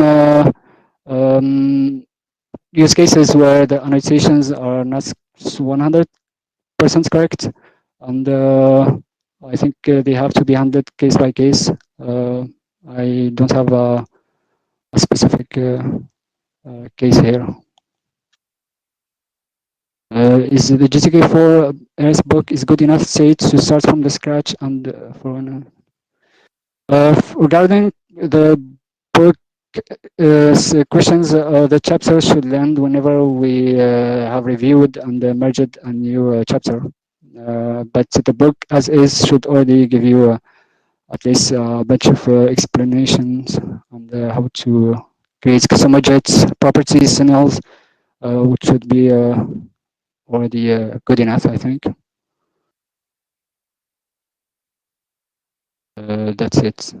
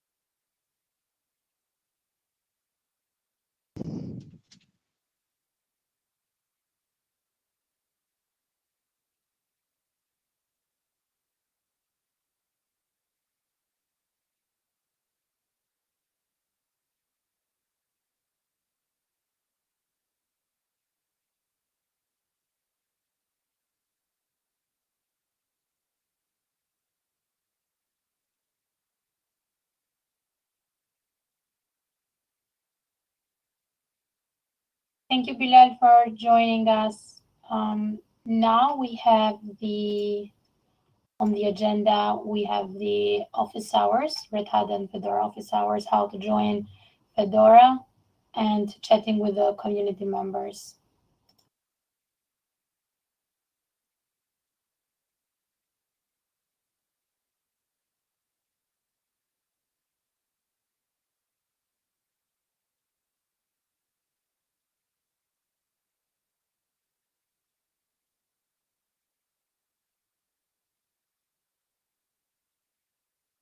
Hi, Marie. We cannot hear you. I think that you need to re-log in with the microphone.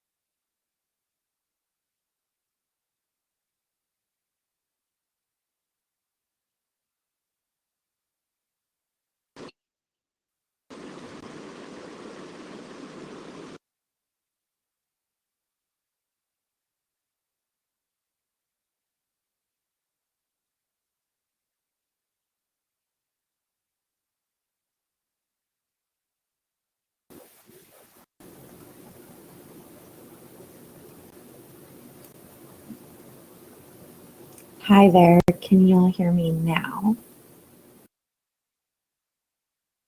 Hi Matthias, how are you today?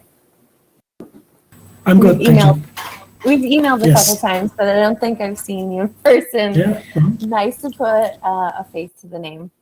Yeah, very nice. Hi. Hi, who else is joining us here today? I wonder if Matthew or Ben is going to jump on camera with us. Oh, there's Ben.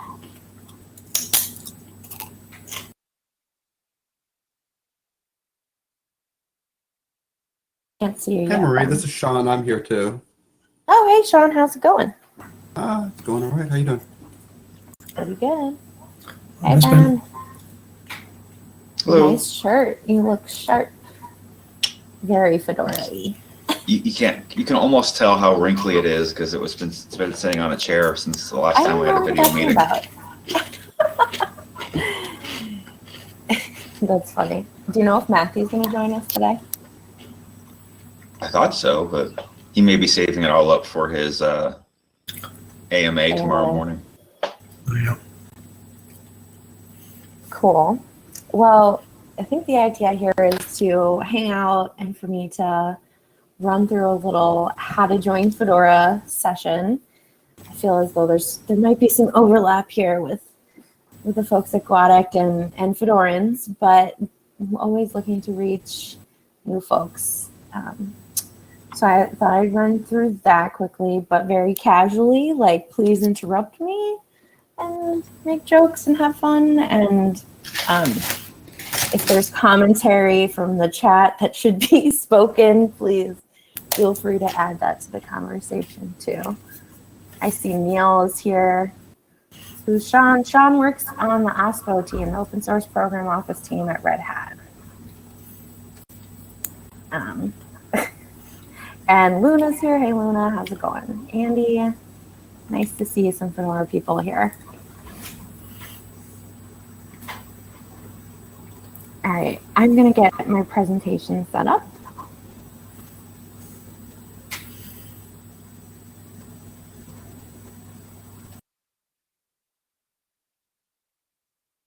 I think I get to have full screen. One sec.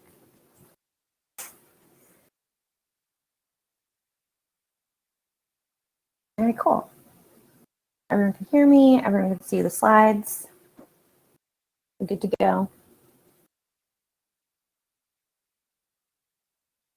I can't actually see anybody, so yep, I'm just gonna pretend like that's a yes and then do it again. Okay, cool. I can see your slides. Cool. All right. So what are we talking about today? We're just going to talk a little bit about what Fedora is, who they are, how you could potentially join or be a part of the Fedora community. How would you go about starting to contribute to Fedora, and how do you do all of that successfully? So first, let's talk a little bit about who Fedora is. So we're people from all over the world. We are a global community of people, a lot like all the folks here. And we develop various tools, softwares, and material to promote free and open source software. Our most obvious one being our Linux-based operating system and all the variations there within. So our vision as a project is we envision a world where everyone benefits from free and open source software built by inclusive, welcoming, and open-minded communities. Fedora is a place where we welcome all different people, walks of life, skills, basically every single intersection of diversity is welcome here in Fedora. Our mission statement, to create an innovative platform for hardware clouds and containers that enable software developers and community members to build for their users. So this is evident in all of our various spins that we create, as well as just the addition, the official and emerging. We have some foundations that we work on, which is freedom, friends, features, and first. So we're trying to do new stuff with what we have with our friends in a free way. So that's kind of, they all kind of link together. So how would you join the Fedora community? Well, we have an amazing group called Fedora Join, and this is our people solution to bringing new folks into the Fedora community. So Fedora Join is a channel on IRC, and it's also on Telegram and Elements, and you can connect with Fedora Join to kind of, as a first step to getting involved with Fedora. So what they're there for is simply to greet and welcome you, to encourage you to introduce yourself and explore Fedora overall, even before you start contributing or jumping in to the maybe technical work or any of that nature. So they're there, welcome, and guide you. And we're looking for potential, not polish. So we're looking for really anyone who is ready to work together, collaborate, learn, grow, whatever, you know, people come to Fedora for all different reasons. So if you were further interested past that, you would want to make a Fedora account and join, and you'd be in that join channel, you'd make the Fedora account, and a person there would help you through that process. They create a welcome ticket for you. So that's kind of a place where you can check in with them. They can help you get some feedback on different places where you might want to go or look for information that you might want.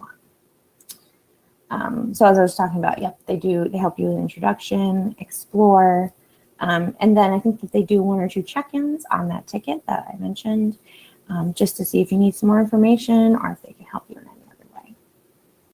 So how do I start contributing? So beyond, you know, just kind of saying hi and getting started in that way, I just want to talk a little bit about the different kinds of groups that we have in Fedora. So Fedora is huge. At the end of this, I'm going to show you a map of all of Fedora, and you'll see how big the community has grown and what we're all up to. So we have a couple steering committees that make decisions and try to help guide the Fedora community overall.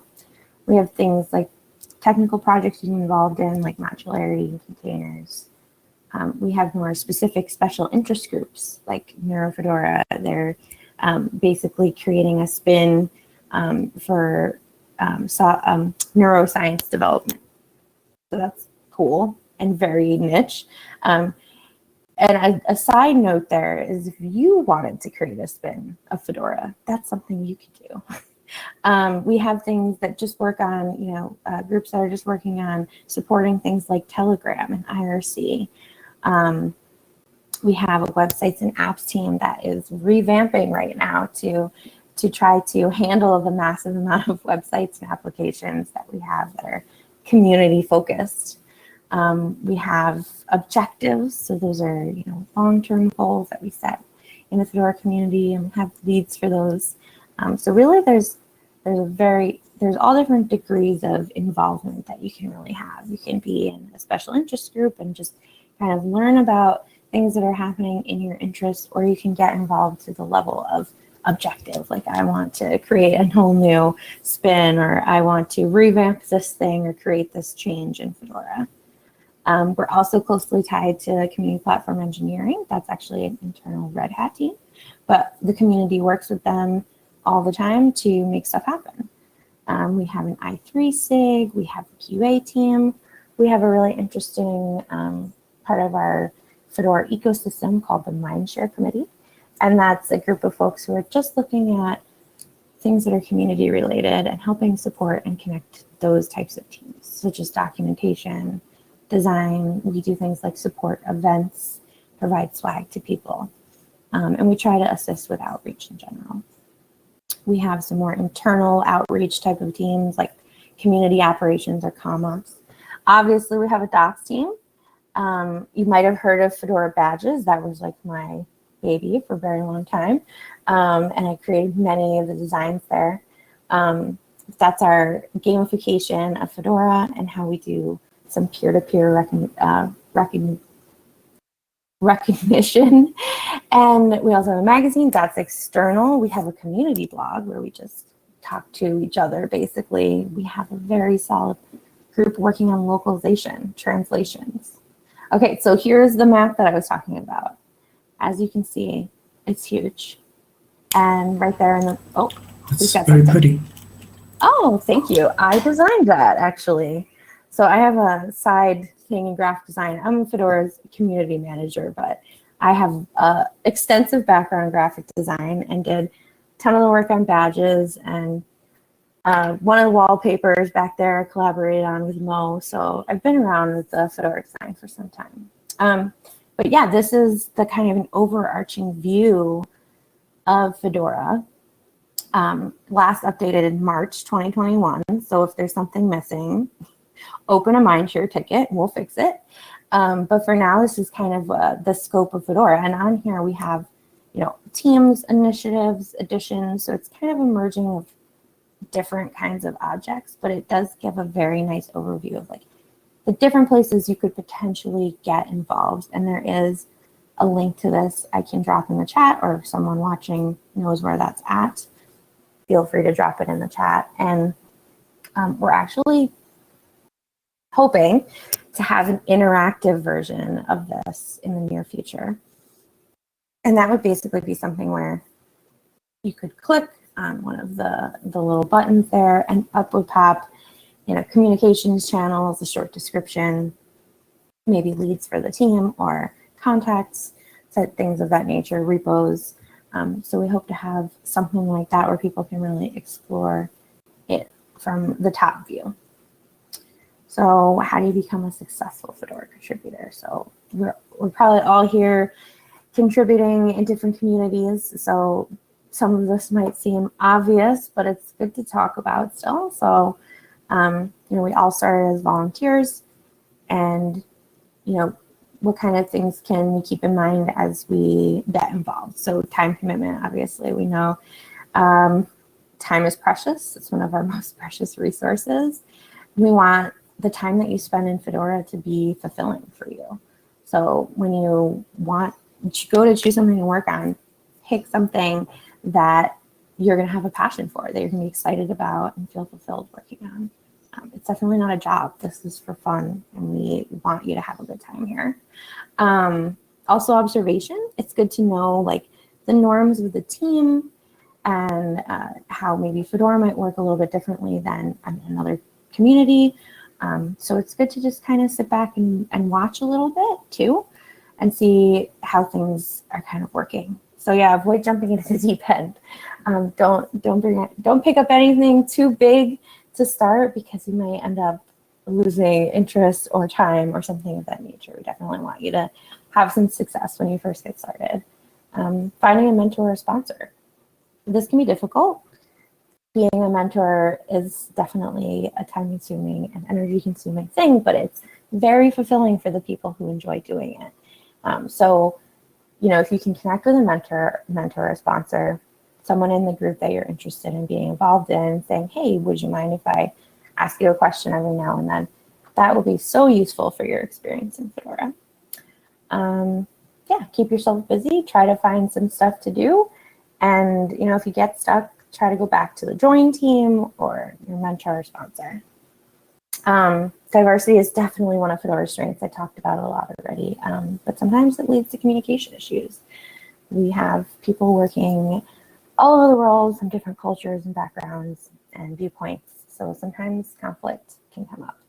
And it really helps for folks to go in with a mindset where they know that everyone else has the best intentions. Like, we're here because we love Fedora and we want the best for it. And even language communication type barriers and issues can come up and cause feelings and tension that are just, it's unfortunate to see, but I am here to help support in those situations too. So how to do this? Be considerate and respectful. It's pretty simple. It seems straightforward, but sometimes things get away from us. So remember to take a break from the keyboard sometimes. So thank you. Thank you for stopping by our office hours and listening to me go on a little bit about Fedora. I will stop sharing my screen for now and we can chat. What's that? Oh, I think I have to put my camera back on. Can I ask a question? Sure, yeah. So I think you touched briefly on that, but in the GNOME community, we've been struggling, I guess, for a little while to figure out the chat question, what technology to use. Like, people are traditionally on IRC, but then there's people on Matrix, and there's a bridge between those that doesn't work very well. I wonder how Fedora, maybe I should know this actually, but I wonder how Fedora is tackling that problem, if there's any plans to move to a different platform. We are trying to tackle this problem, but let me tell you, it is extremely fractured. And I think the reason is everyone has their own preference on what they want to use. There's people who are like, well, Discord is where I'm hanging out with my gaming buddies, so I'm gonna join the Fedora Discord because I can just click over a tab, right? And then you have people who are like, well, I'm this is for fun, and I'm gonna message on Telegram with my friends. I don't know what happened to my video there. So I can just kind of go over to my Fedora chat where I'm also this is my hobby, so it's for fun. I have to say, when I went from a contributor, as a Fedora contributor before I stepped into this role, my Telegram was my fun place, and I had friends there and Fedora there. And then once I got this job, I was like, all right, friends are moving over to Signal. Telegram is now work time. So it's interesting. So we recognize this as an issue, and we are moving towards onboarding Elements as a full vendor. So Red Hat is our parent company, so we have to go through the processes on that end to bring Element on as a vendor for Fedora. So it's kind of a lengthy process. We're 7 months in to that process. And it's kind of interesting. It's because Element, I don't think, has had interest from such a large corporation before, and Red Hat has a lot of standards that folks need to meet. So this is actually maybe a good thing for Element to kind of come up to that standard to bring other corporations on as customers. So we asked for this to be expedited, but here we are now, 7 months later. So I would hate to see what the normal process looks like. Anyways, I'd love to say that we're gonna be good to go by September, October, but gosh, I don't want to say that out loud. Well, so that September of October of what year though? Yeah, right. So does that answer your question, Matthias? Yeah, thank you. That was interesting, and it's kind of fascinating to see that. It seems we have quite a lot of the same challenges. I would say we also both tackle the mailing list, where there's web form problem with discourse. I guess GNOME is using discourse now, and Fedora is as well, and so it seems to be very similar challenges. Yeah, we've actually had quite a bit of success on Discourse, especially with our Ask Fedora instance. We might have to like upgrade that one to a corporate account because of basically just the usage on it is getting over close to 500K a month. So it's going to be an interesting conversation with our onboarding, our procurement people. Like, hey, can we bring on yet another platform to message? They're going to love me. I don't know if we got a badge made for this. I think I opened a ticket, but it did not get made. Is that what happened? Neil, no, please don't say that. Don't write it, because then it might be into existence.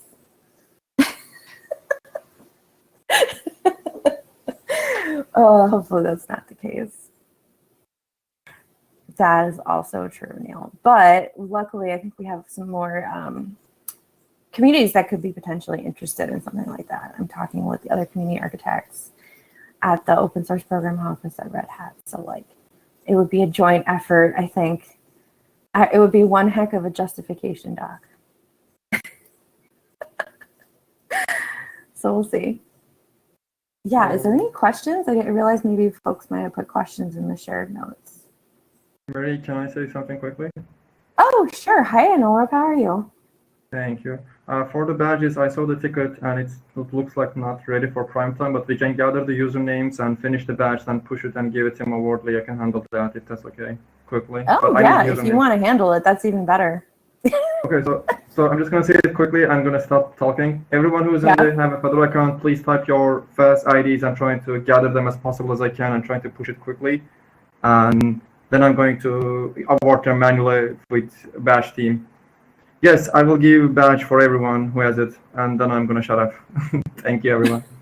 Thanks, Anora. Thank you, Ben. Thank you, Ben. Thank you, Ben. Thank you. I think you're supposed to be on a vacation or something. Emergency situations, you know, just saving people from Fedora. Emergency. Of course, of course. For Fedora, we can sacrifice some vacations. That's all right. Thank you very much. Appreciate it. Thank you. Thank you. So the question in the shared notes was sort of on a similar topic. And one of the things we put in every place where we can communicate, and the strategy was to bridge them, is that people have different tastes on apps. Is it okay to be where people is what could be considered the official place to chat? So like the Fedora Council has been pretty explicit in like not trying to force people to be on a particular platform. Personally, I think most bridge experiences are pretty awful. So right now, the official place is Libera Chat IRC. When the Matrix home server is available, we'll start kind of making, start encouraging groups to shift to Matrix as their official place. But really, each team within Fedora can decide for their team what their primary location is. Because Fedora is such a large project and diverse in demographics as well as the functions we work on. It's basically everything that a company has, with except maybe a sales team, which even then we kind of do. So there's people just are naturally going to be in a lot of places, and we just want people to be able to communicate. And as long as they say this is where we're communicating, then that's where they communicate.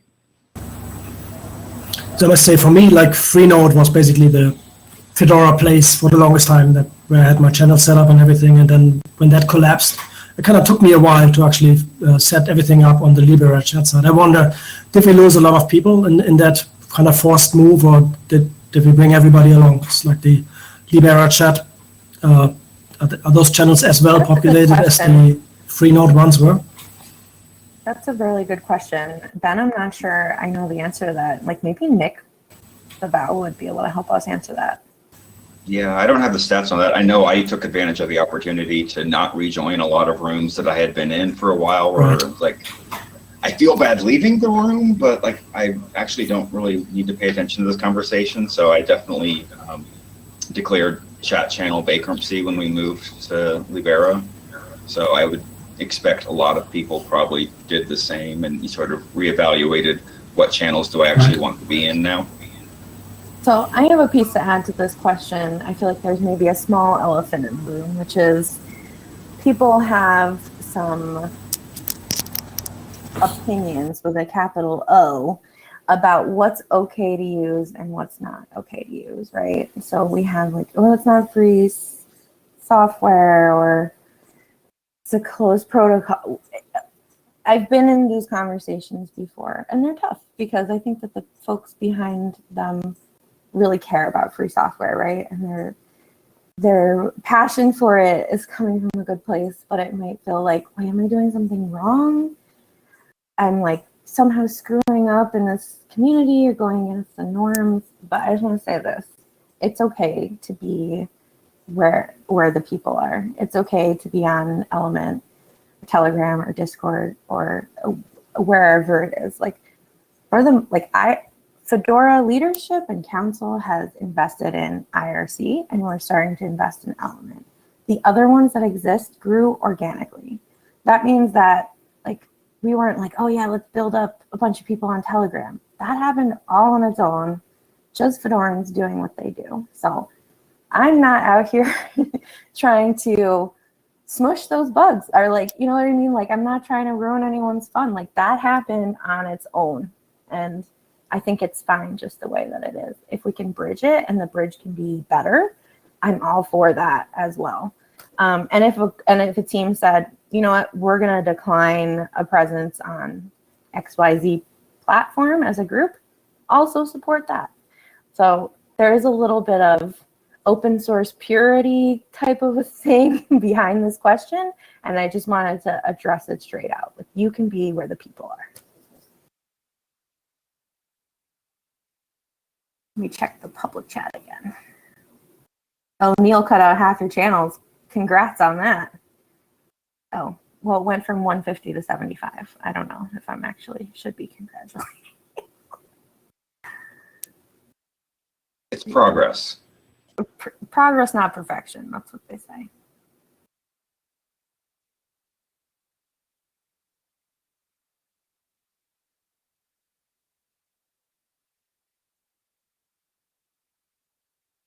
Now, Neil, the question is, how many nicks did you get rid of?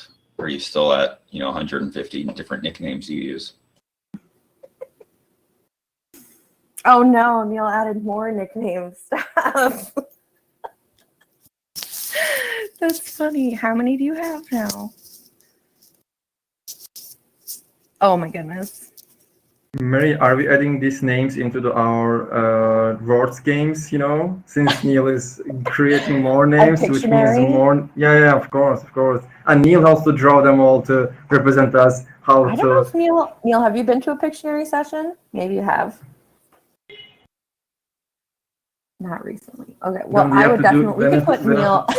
Yeah. No one's good at them, Neil. It's literally like Microsoft Paint, but worse. Yep. Like, that's the amount of functionality you have. And the rule is, for the next Pictionary, Neil has to play. Well, the next Pictionary will probably be at Nest, and that is the great time to plug Nest. So Fedora is having their annual contributor conference coming up here August 5th through 7th. And I'm just going to drop a link. There's a registration. I was just about to ask about that. Perfect. There's the registration link. We have our Flock to Fedora website. Flock is our in-person version. So for our virtual version, we're nesting with Fedora instead of flocking. In person. Good dreaming. At least 2022 would be great. Mm-hmm. See how that goes. So so we have our conference coming up the 5th through the 7th, and we're going to have keynotes and social sessions. We're using something called Work Adventure, and we have a custom Fedora map.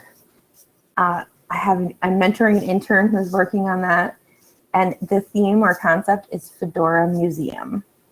I have seen a preview of it, and it is going to be pretty epic. So, if you have, so just for my clarity, like, did you say that the conference that's happening in 2 weeks is going to be virtual, or yes? Yep, virtual. Okay. There's your registration. It's the 5th, 6th, and 7th. So it's a Thursday, Friday, Saturday. And I'm scheduling most things between 12 p.m. UTC and I want to say 7 p.m. UTC. So it's it should be decent for our European friends. and the end, maybe the beginning of it will be decent for our APAC friends. So hopefully the timing works out, but that's around when it'll be those days. Yes. And just to mention, the call for proposals is still open through Friday. So it is, yes. We had, you know, I think people might be a little burnt out on online events.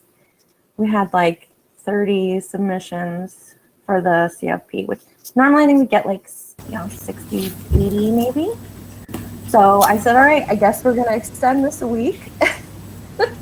And that's what we did. And we've managed to get quite a few more, about 20 more. So we're definitely have a full schedule. But I do think that people are like, yeah, like I'm kind of over this. I'm just like a tiny bit. I realize I'm at a virtual conference right now, but I find virtual conferences challenging. Like, I mean, it's just like watching TV, and I mean, it's so easy to get distracted by other things. It's just not quite the same thing. So I'm very much looking forward to like when actual conference is happening again. Sure. I have an interesting little soapbox to get onto about this, though. Ben's heard it before.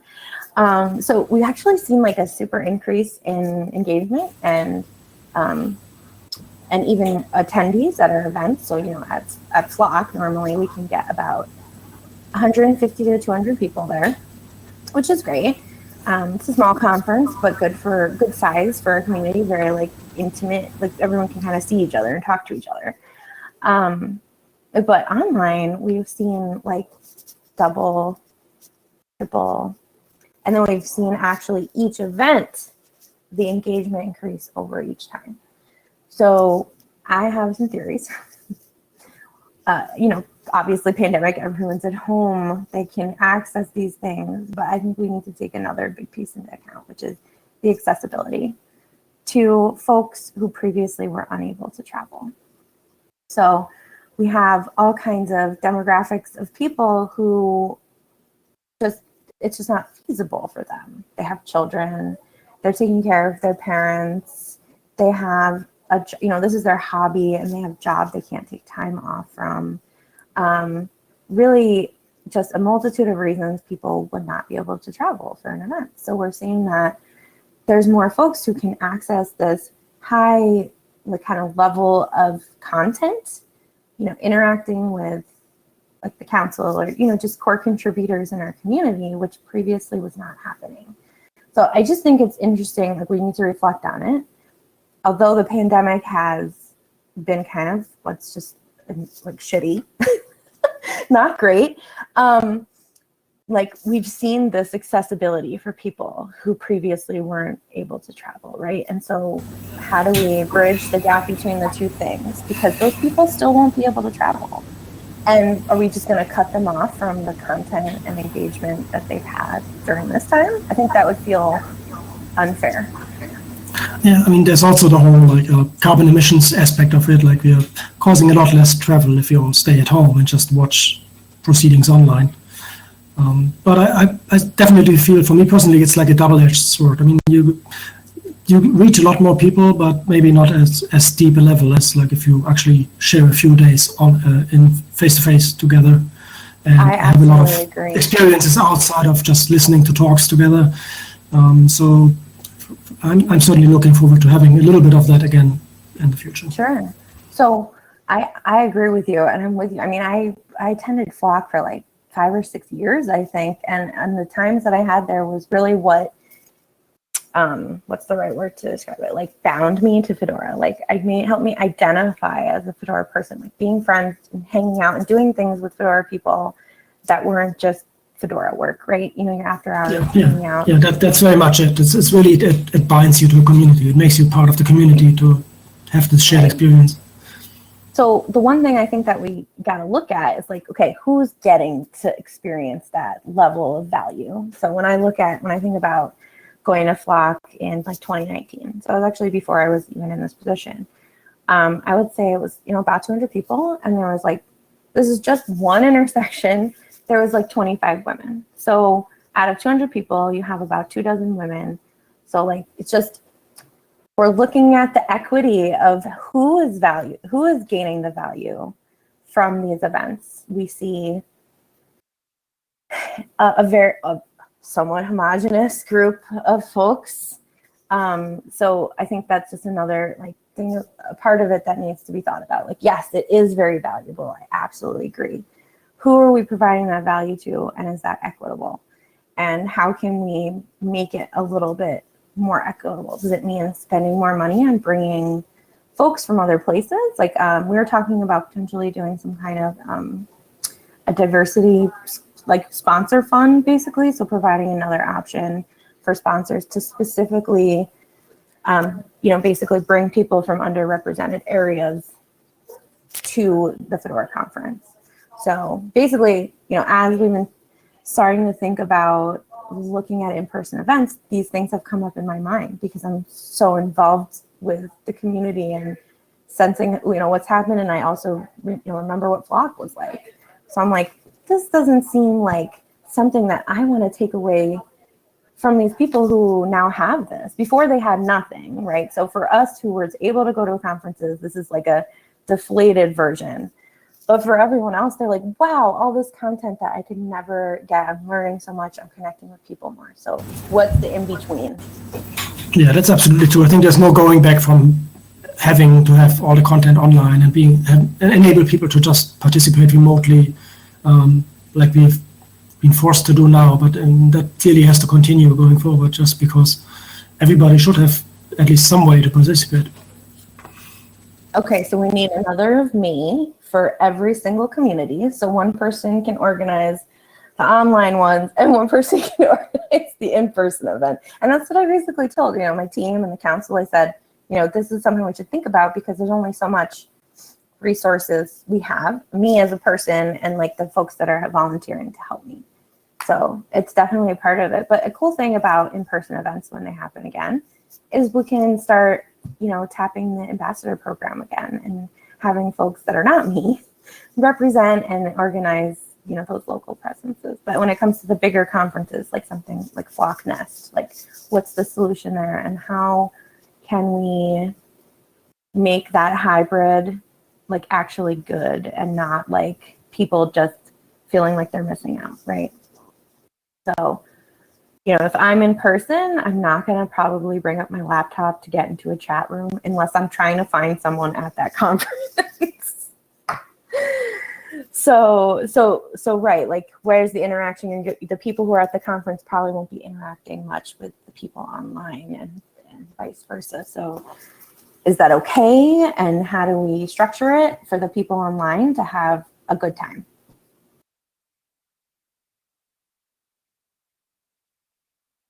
I'm just going to read up here, and I see a question.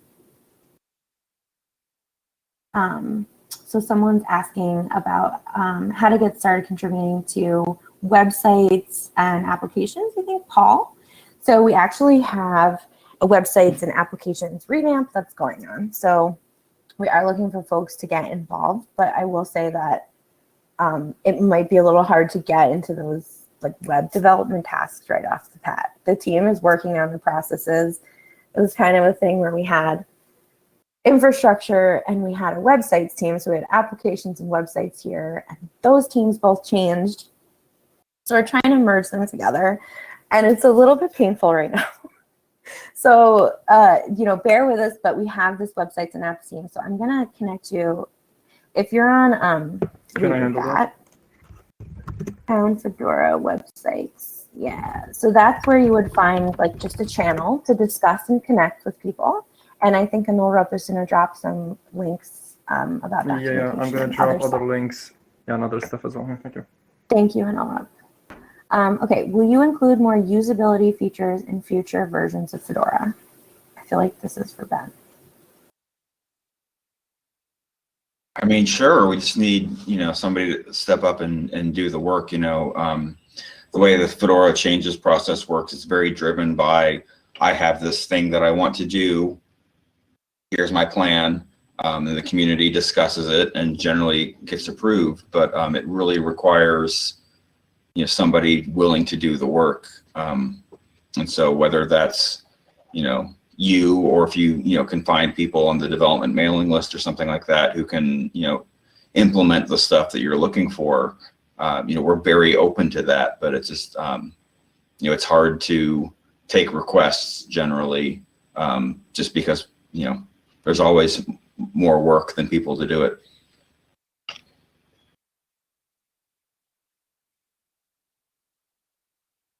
I did just see this question in the chat. So we do our best to help include people with disabilities by having a very strong code of conduct. So that's like, we have that in place, and we have an enforcement process and system there. So that if you are feeling uncomfortable in any way or you need assistance, that's really the way to go. It can be all levels of anonymity, etc. But like Ben was just saying, we are a limited team of people. We can really only achieve so much. And we have something coming up called the Fedora Week of Diversity, though. And it's really going to be about telling Fedora stories. And we're looking at potentially providing some training for D&I team members and other people who might be interested in our community. So that would be an option. Basically, we just want to help educate folks about these topics and how to, be kind and be a bit more inclusive. And, when is the Week of Diversity and how to adjust? So the Week of Diversity is going to be in October. It's a little bit of ways off, but we'd love to have you join at Nest. We're doing a session at Nest for Fedora Week of Diversity, and the whole idea of the session is to gather content. So we're going to basically interview Fedorans about their stories. So we're going to ask questions like, who is your Fedora mentor, and what have they done for you over the years? Or what was your favorite Fedora event and why? Or what was your very first contribution to Fedora? Or like, what was your first contribution that made you feel amazing or something like that? So basically, we're just trying to tell the stories of Fedorans, and we feel like displaying like these genuine kind of interactions that they've had in the Fedora community shows like our diversity. So I hope that is helpful.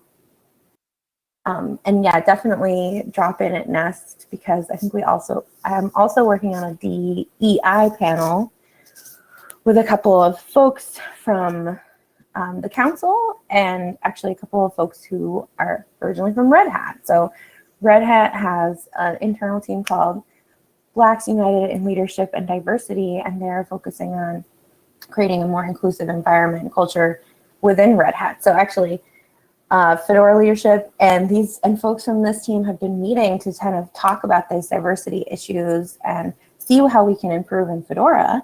And meanwhile, they're kind of non-coders, approaching a coding world. So they're like, hey, can we consult with you on like these different pieces of becoming contributors? So that team and us actually came up with this idea to have a discussion about Fedora's diversity and really explore that idea and like how we can do it better.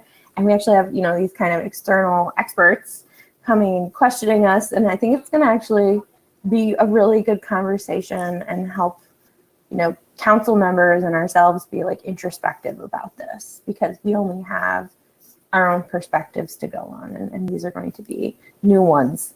So there's a couple different, oh my gosh, Jona's here. There's a couple different things going on at Nest related to diversity and inclusion. So we'd love to have you a part of it. Are there any more questions?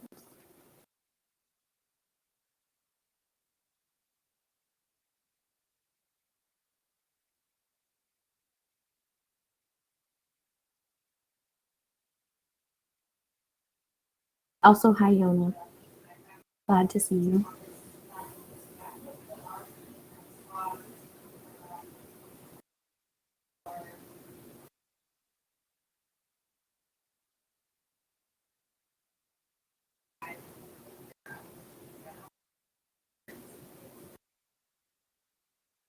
Oh, I see someone said that GUADEC submissions were down this year too.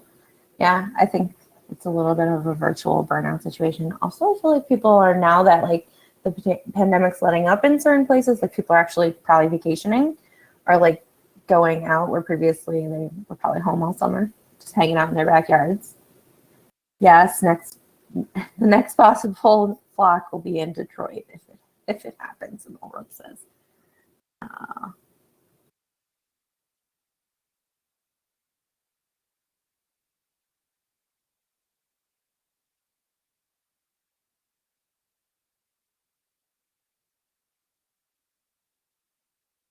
Yona's helping me organize Fedora Week of Diversity and actually Vipple. So I'm pretty excited about that little dream team. We got support from the whole DNI team as well, of course.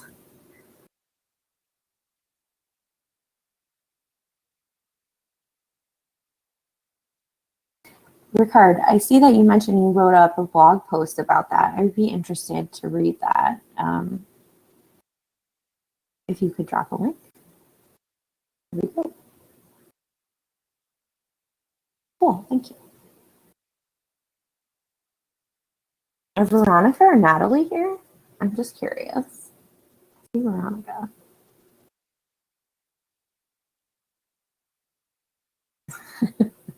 There they are. Ooh, it was like I was quizzing you. You guys got an A+. Hey, ladies. Okay, cool. Thanks for the link there. So, Matthias, do you want to talk at all? We have about like 15 minutes left. Do you want to talk at all about like Gnome and Fedora, or, like the connection there? I know you were the one who introduced this on our repo or whatever. So I want to give you a chance to say what you want to say. Take the floor. Good question. I don't know. I mean, I think we have a pretty good connection in terms of just overlap between people who work on Fedora and who work on upstream Gnome. Certainly the Red Hat desktop team is functioning in both roles. We have people who build the Gnome stuff in Fedora, and we have a lot of people who push it forward upstream.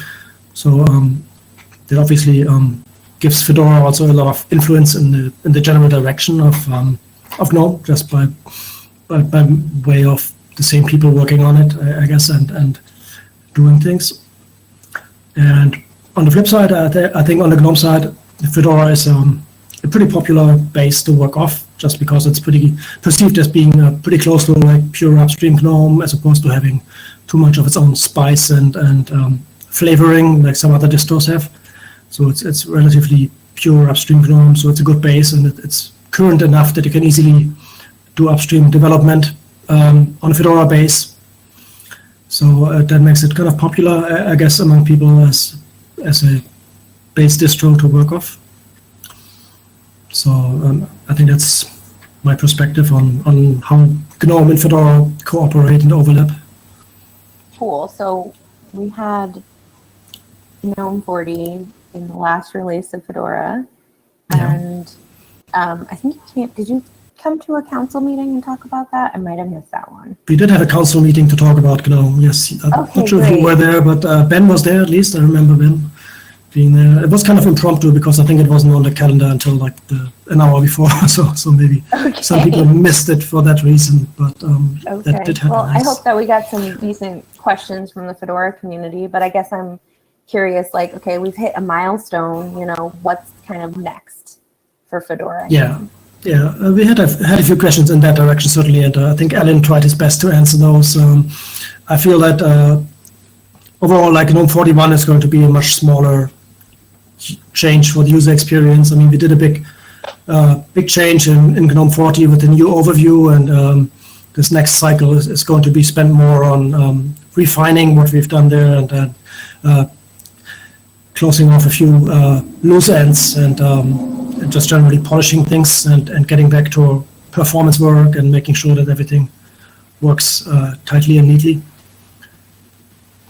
Awesome. So, I think that's like well deserved after I think the GNOME 40 release was pretty well received, in particular also in Fedora. It came out, and I think most people were relatively happy about it.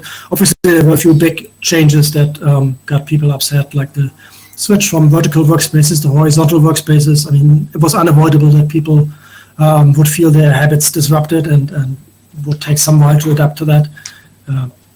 Interestingly, I mean, this was a big controversial change back when we first did GNOME 3.0. We changed from horizontal workspaces to vertical workspaces, and got people upset. So there was a fuss. yes, of course, they got upset again as we changed it back. So that's the nature of things, I guess.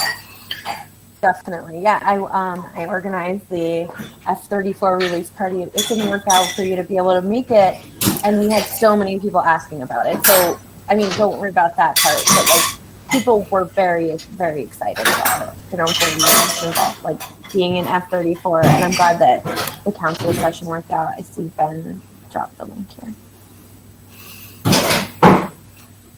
Yeah, and I think it served both of us well to like have this somewhat well coordinated, like have a big Gnome release and as always synchronized with the Fedora release. That is always good for marketing and good for being able to talk about what's new in the release. So I think that's a big plus of how Fedora and Gnome cooperate, that we have well synchronized schedules. And to that point, somebody asked, will Fedora Linux 35 have GNOME 41? And the answer is yes, unless the GNOME release slips by like a month or so, in which case that would, have to be reevaluated. But generally, because of the way those schedules are timed, we're able to incorporate every GNOME release into each Fedora Linux release. There was another question, are there any new accessibility features in Fedora or GNOME? I was looking through the change list for 34, and I don't see anything specifically that would be accessibility related in 34, but there may be some in Fedora Linux 34, that is. So I don't know if there are some things that were in GNOME, or if there were, obviously there could be a lot of different accessibility improvements in the releases of all the different upstream packages that we put into the release. Yeah, nothing comes to my mind off the top of my head in terms of accessibility features. We did have a recent fix to X-Wayland applications that were not previously accessible. So that affects notably the installer. So it should theoretically now be possible to install, at least. That's an important detail.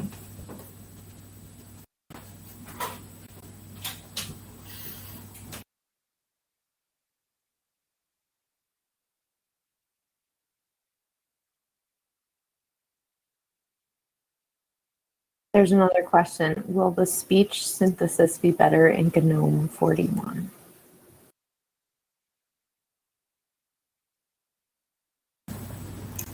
Sounds like a better question for the rest of GUADEC, and not necessarily the Fedora office hours, but yeah, I'm afraid that's the accessibility stack has been a bit long in the teeth, and we've been trying to keep it together with as well as we can, but it's not currently very actively developed. So it would be great if people showed up with an interest to make improvements there, and for example, improve speech synthesis and just general reliability of our accessibility features. That's very rely on contributions just as much as Fedora, I would say. Yeah, I agree. If speech synthesis means Orca, it is being actively maintained. I'm not aware of any major plans for major improvements, so that question would probably be best directed to the Orca mailing list that Luna just linked to. Joni Diggs, the maintainer. She's not here right now, but she does a lot of work on it.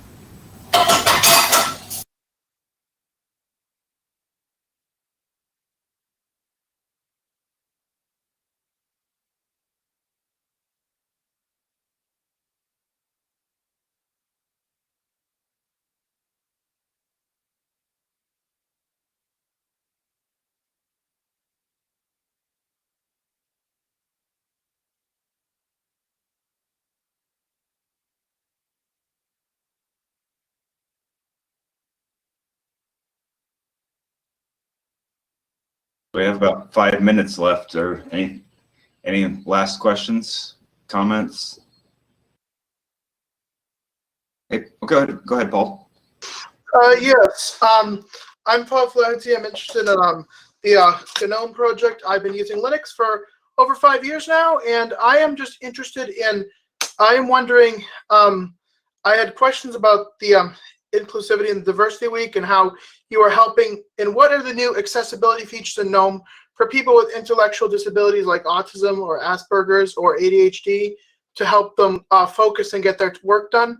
I am very interested in computer software and development, and I'm learning computer science. And I'm also wondering what the new features in GNOME 41 are as well. You know what I mean, Mr. Cotton?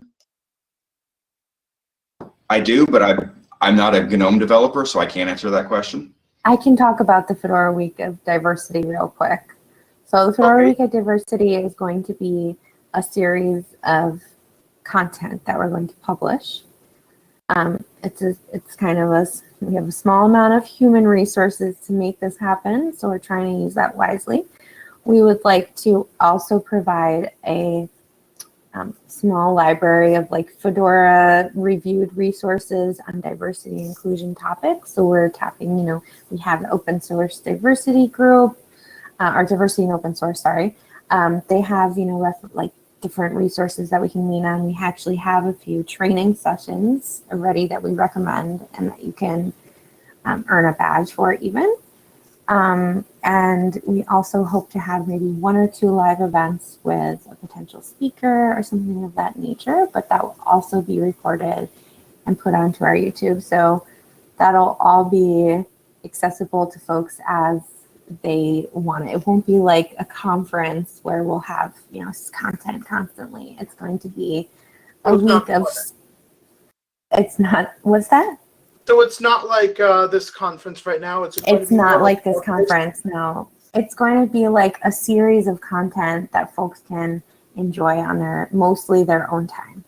We're thinking about making 1 or 2 live sessions with some speakers or something of that nature. Basically, I organize 3 massive events a year, and I can't add on another one, but I can support a team to create some content. That's basically where we're at with that. If we had more people involved, we could potentially grow that project a little bit and make it, even bigger, and we could, try to address even more, accessibility issues and try to bring more education to folks on these topics. But we're working with what we got. So that's what we have planned, and we'd love for you to come to Nest and be a part of the session that we're going to have there. And then come to any live events that happen during the week of. So that's what I've got to put to the conversation.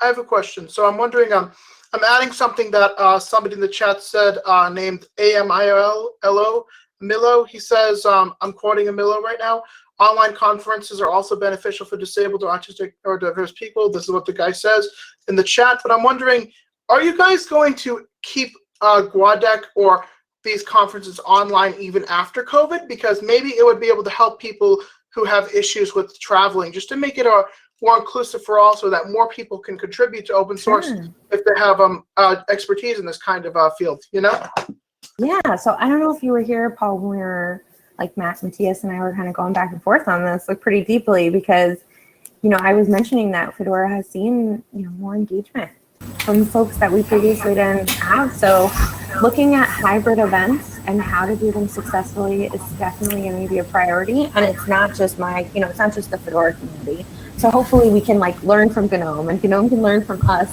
about how to do this well, right?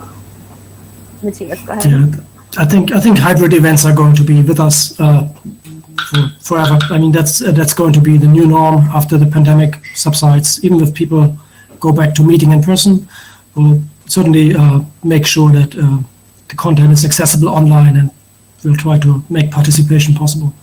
But before we close the hour, I was just going to say, I haven't heard Sean say a thing, so I was going to give him a chance to chime in, at least say something. I haven't had anything terribly insightful to say. Although, Maria, I actually would like to have a little more conversation with you about the numbers that you've seen on Flock, any statistics and metrics on the attendees. Sure. So we're last year's, we're right at the end. At last year's Nest, we had 360 people, and then at the F35 or F34 release party, we had 150. The F34 release party, or was it? No, sorry. F33, we had 150, and at the F34, we had 450. or something. Like we had into the 400s. I don't know if it was just because we brought GNOME 40 in, but we had a ton of people there. I'm just curious if, you know, in those numbers, if you can, I don't know if you have demographic data and if you're able to see if you have, you know, better percentage representation.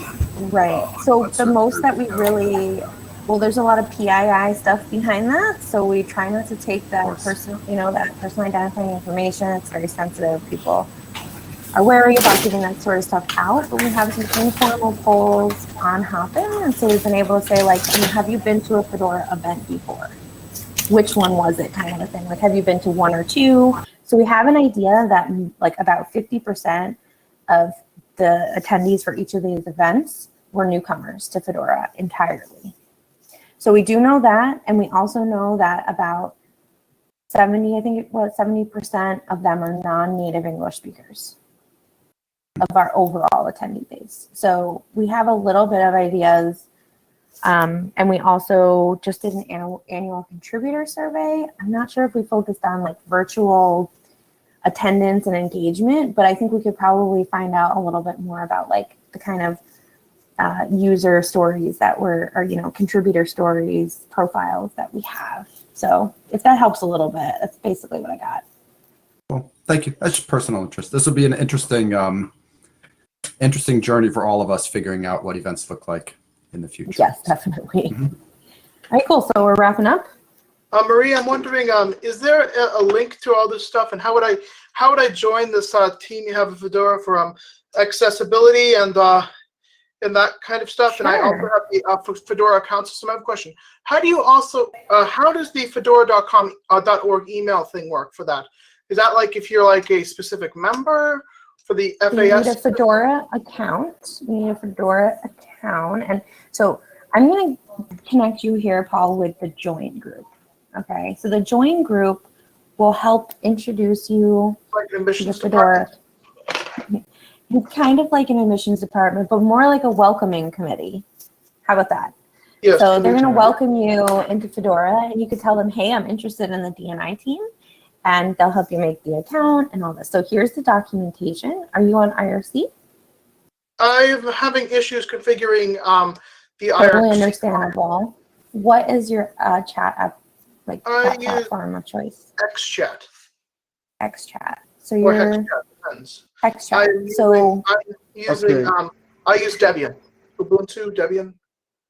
Okay. So HexChat is connected to IRC. Am I yes, off base here? here? Is using for IRC, and if you just configure your chat server to Fedora chat, you can find all of our joins, which is Marie just posted. You can use either Matrix, Fedora Join, IRC, or Telegram to join us. And when you have this join team, they will going to suggest you to open a Fedora account and Pagura account. They will show you how to do it and follow you and show you every point of it. And if you tell your story exactly in these questions you just asked into that Pagura ticket, which is they're going to show you, you can also learn about how to get your email. And short answer for email is once you join to the other Fedora contribution groups, you will have to email automatically assigned to your FES ID, basically your FES ID at fedoraproject.org. It's going to happen automatically. Mr. Anurope, how do I join the Telegram, and how do I get this stuff configured? Okay, let me give you all your links, and you can follow that over here. Yeah, Paul, we have to, unfortunately, have to close up the session. Yeah. We're 5 minutes over. So if you want to continue in the chat, feel free. Yeah. And I'm glad you're very interested. Okay. But I am out for today, folks. Thanks for coming and having this conversation. It was actually a lot of fun. So see you soon. Thanks, Mary. Thanks, everyone. Thanks.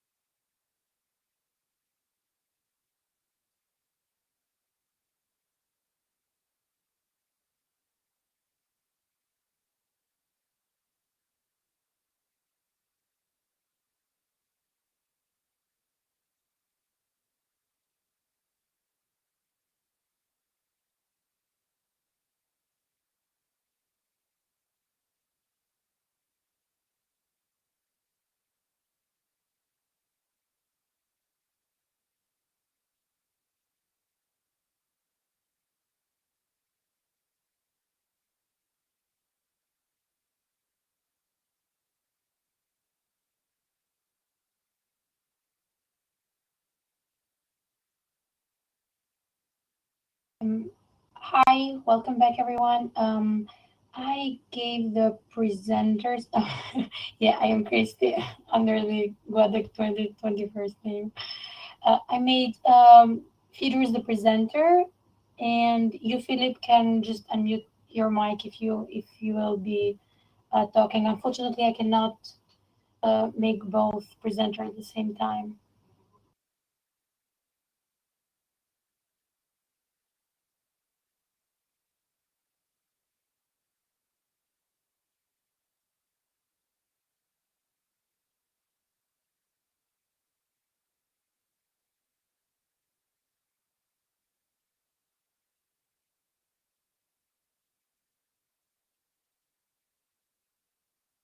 Hey folks, is my audio working okay? Your audio is perfectly configured, perfectly, and it's working great, Mr. Leeds. Okay. Well, I think I'm going to do the first several slides, and then Philip's going to take over from there. But just as an introduction, we're both maintainers of Gnome software. There's a third one, Milan, who's been doing a lot lately, but he's not giving this presentation with us. He's at Red Hat. Yeah, happy to be here.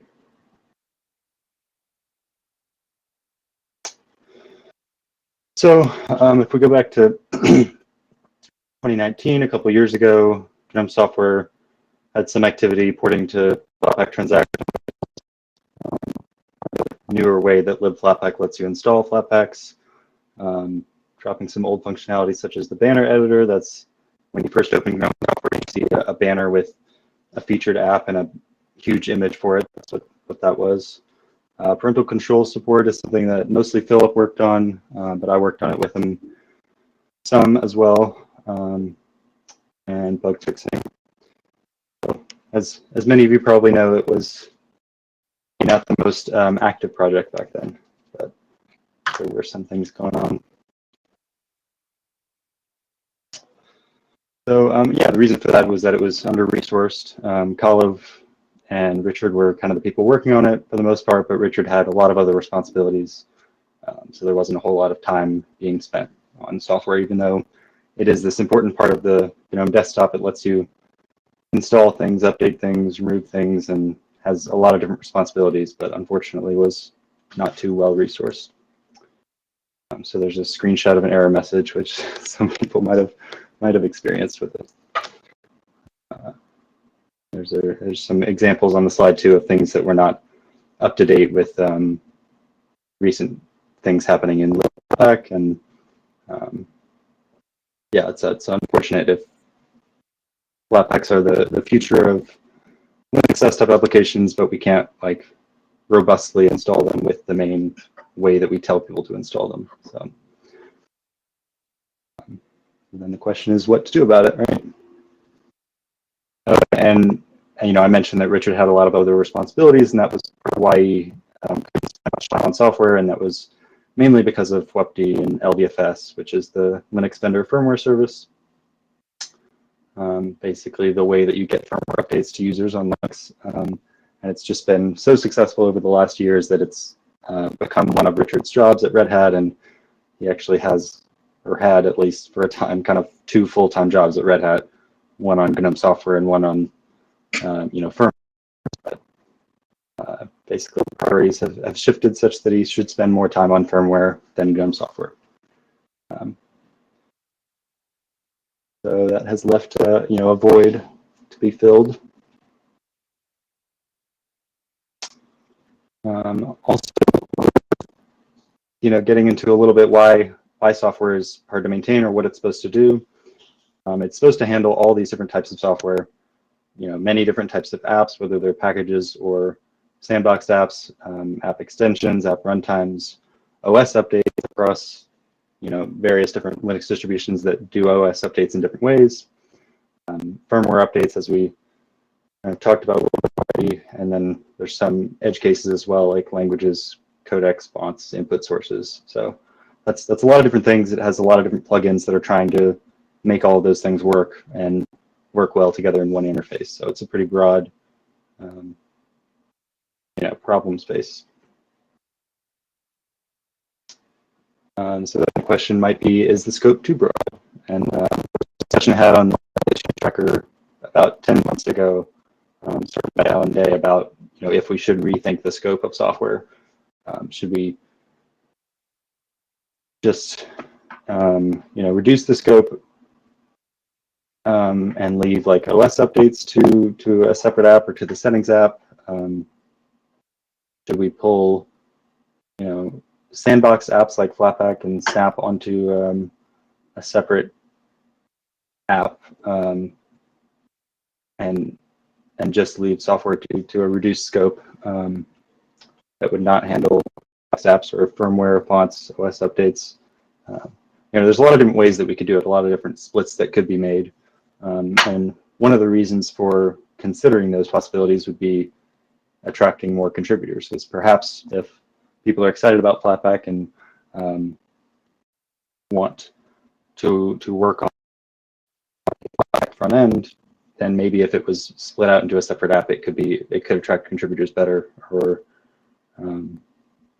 maybe it would help with kind of the reputation problem of software if we had these separate apps. But there's also, of course, always a cost to these things. You wouldn't want a user to have to go to several different apps just to update their software if that could be confusing, especially on systems that have both package-based apps and like atomic apps like Flatpaks and Snaps.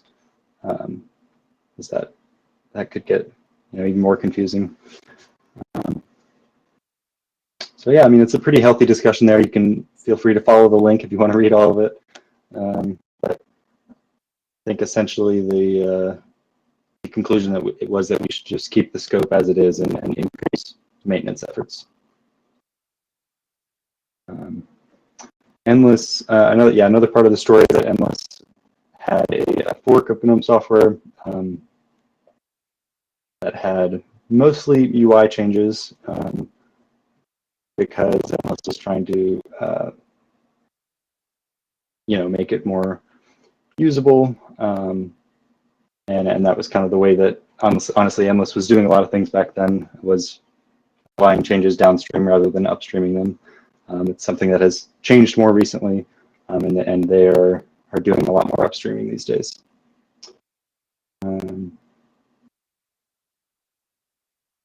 So yeah, I mean, so that there's been some work already upstreaming changes from the Endless fork, and then there's still some work left to be done. But hopefully, if we can get the the UI refresh that is in progress on the upstream side finished, then hopefully that will be a good enough UI that Endless would no longer need to have those UI changes. Yeah, and then someone in the chat mentioned Soak, which we are going to mention later in the chat, but because software needs to address a broader market than just Flatpak only operating systems, we do need to support a lot more than just that. Used on Red Hat Enterprise Linux and things like that that are not fully Flatpak yet. Anyway, so that discussion involved a lot of people from Endless, Red Hat, Canonical, and other people. And one of the conclusions was that Philip and myself and Milan would all become maintainers and work on the bug backlog and all the things that need to be done to make GNOME software robust and useful more than it was.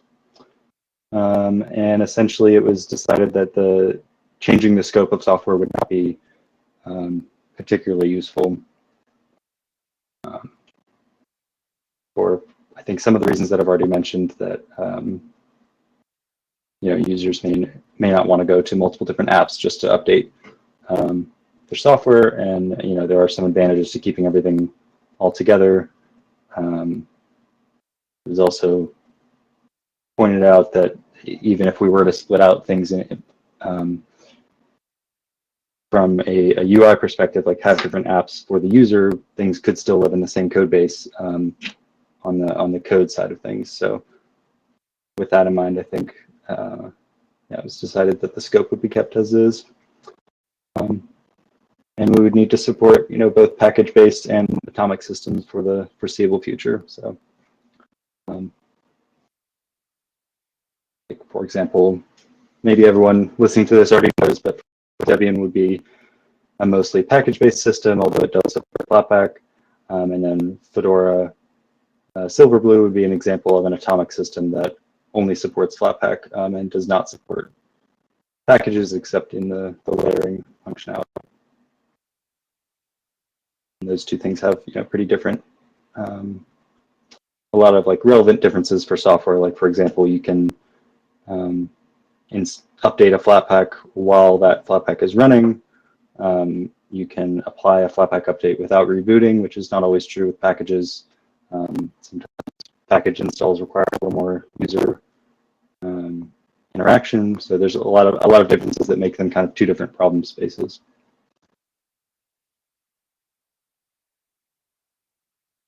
And then another thing that came out of that discussion was clarifying what are the legitimate use cases for software, and what are the goals and non-goals, which is essentially help people find high-quality apps, install, update, and remove them, handle software updates with as little burden on the user as possible. And that would actually include firmware updates and all those other things we talked about earlier, not just apps or OS updates. And then support multiple software repositories. So we want to work with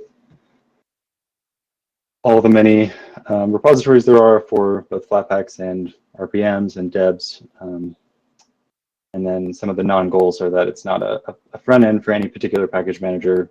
It doesn't always treat all repos or all apps as equal, because the idea is that we do have some very high quality apps in this ecosystem that we want to highlight to users, and kind of steer them towards those high quality apps so they get a better perhaps introduction into it if it's their first time using apps. And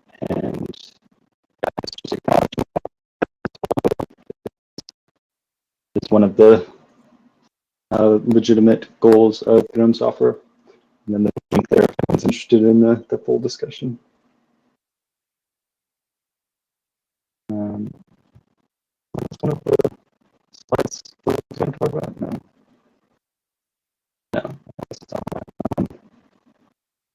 So yeah, I mentioned the UI refresh earlier, but these are some of those mock-ups that were done, I think, by Tobias Bernard mostly. I guess it says building on prior work by Alan Day and Robin Teffel. So yeah, one of the reasons that they are adaptive or should be adaptive is that Purism is using GNOME software for their use on phones, like the Librem phone. So it's I guess an exciting future for software if it can be both adaptive and really beautiful and I guess more useful for users. So you can see in these designs there's I think it's cleaner and it's good, but Philip is going to go into that more later. So then in GNOME 40 we had some of those changes were completed, like the carousel widget, which is the what you see where it says foliate. We have a rotating set of apps that are featured in kind of a carousel, as well as performance improvements, reliability improvements, and triaging of the bug backlog. So I think we had a pretty solid 40 release. And then here's a graph that I made. These are the issues that were closed on GNOME software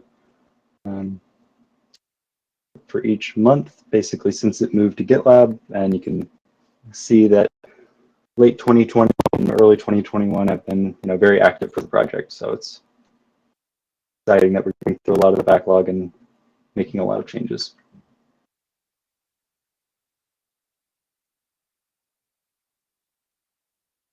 And I think Philip's going to take over from here. Yeah, so now we come to the GNOME 41 cycle, and hopefully everyone can hear me. If you want to go to the next slide, I'm basically going to walk through Alan, there's no need to apologise for opening so many issues. It's good to have them discussed. I'm going to walk through how the UI looks now and how it looked in GNOME 40, and show some of the differences. And I guess I've done these slides in kind of the order that you'd see them as you use GNOME software, but the pace of changes will kind of accelerate as we go through. So here we've got the overview page, which is the first thing you see when you open GNOME software. And this is the current state as of earlier today on the main branch in GNOME 41. So we've got the carousel, which is this green bar at the top, and it's looping through 4 different kind of featured apps. And they've each got a big bold color that's extracted from the icon to kind of draw your eye to them. The top bar, where it says Explore, Installed and Updates, has had a refresh, so it takes up less space and looks a bit more in line with the rest of the platform now. And the tiles, so the stuff below Editor's Picks, each one representing a different app, have seen an update, so they're bigger and easier to work out what each one is. So if you go to the next slide, I've got a comparison with, this is how it looked in GNOME 40. So you can see the top bar is taking a bit more space, a bit older. The carousel's there because that landed early, and then there's a lot more tiles and a lot more apps, a lot more going on. It's a bit harder to work out what each one is and whether you care about it. So if we go to the next slide, we've got an example that Richard provided of how the overview used to look in, I think, 2014. GNOME 3.12. So that's just sort of an idea of how some things have stayed the same, like the top bar, but other things have changed. So we used to have this featured banner that I think it focused on a particular app for one day at a time, and that app was chosen from the set of featured applications. So it was less interactive than the carousel now is, but kind of along the same lines. But yeah, you can see the progression in the tile design as well. If you go to the next slide, we'll look at the updates page. So this is what it is in GNOME 41. Basically, the only difference here is that we now show the download size of each update on the right.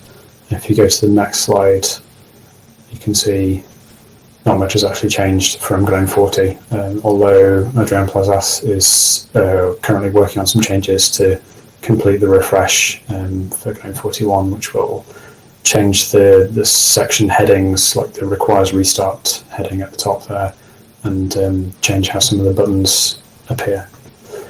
So if you go to the next slide, we've got the installed page. This is from GNOME 41. Essentially here we've just tidied it up by removing the descriptions. So if you go to the next slide, you can see it's a lot more cluttered. There's a description of every app there. The idea is that if you've got the app installed, you probably know by its name what it does, so you no longer need the description there.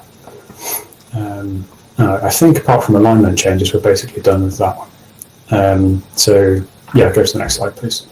Thanks, Vegas.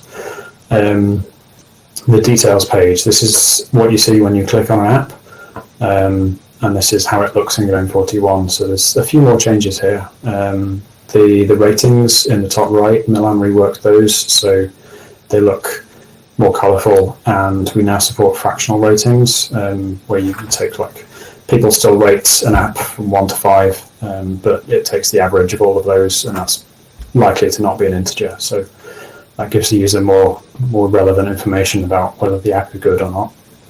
And the screenshot carousel as well is a new rework in GNOME 41, so it takes up more space and gives you these bigger screenshots, which is more sort of in keeping with kind of the slow transition towards higher resolution stuff on the desktop. The description of the app as well, with the read more button, has been reworked in, I think it was in GNOME 40. So if we go to the next slide, yeah, it was reworked for GNOME 40.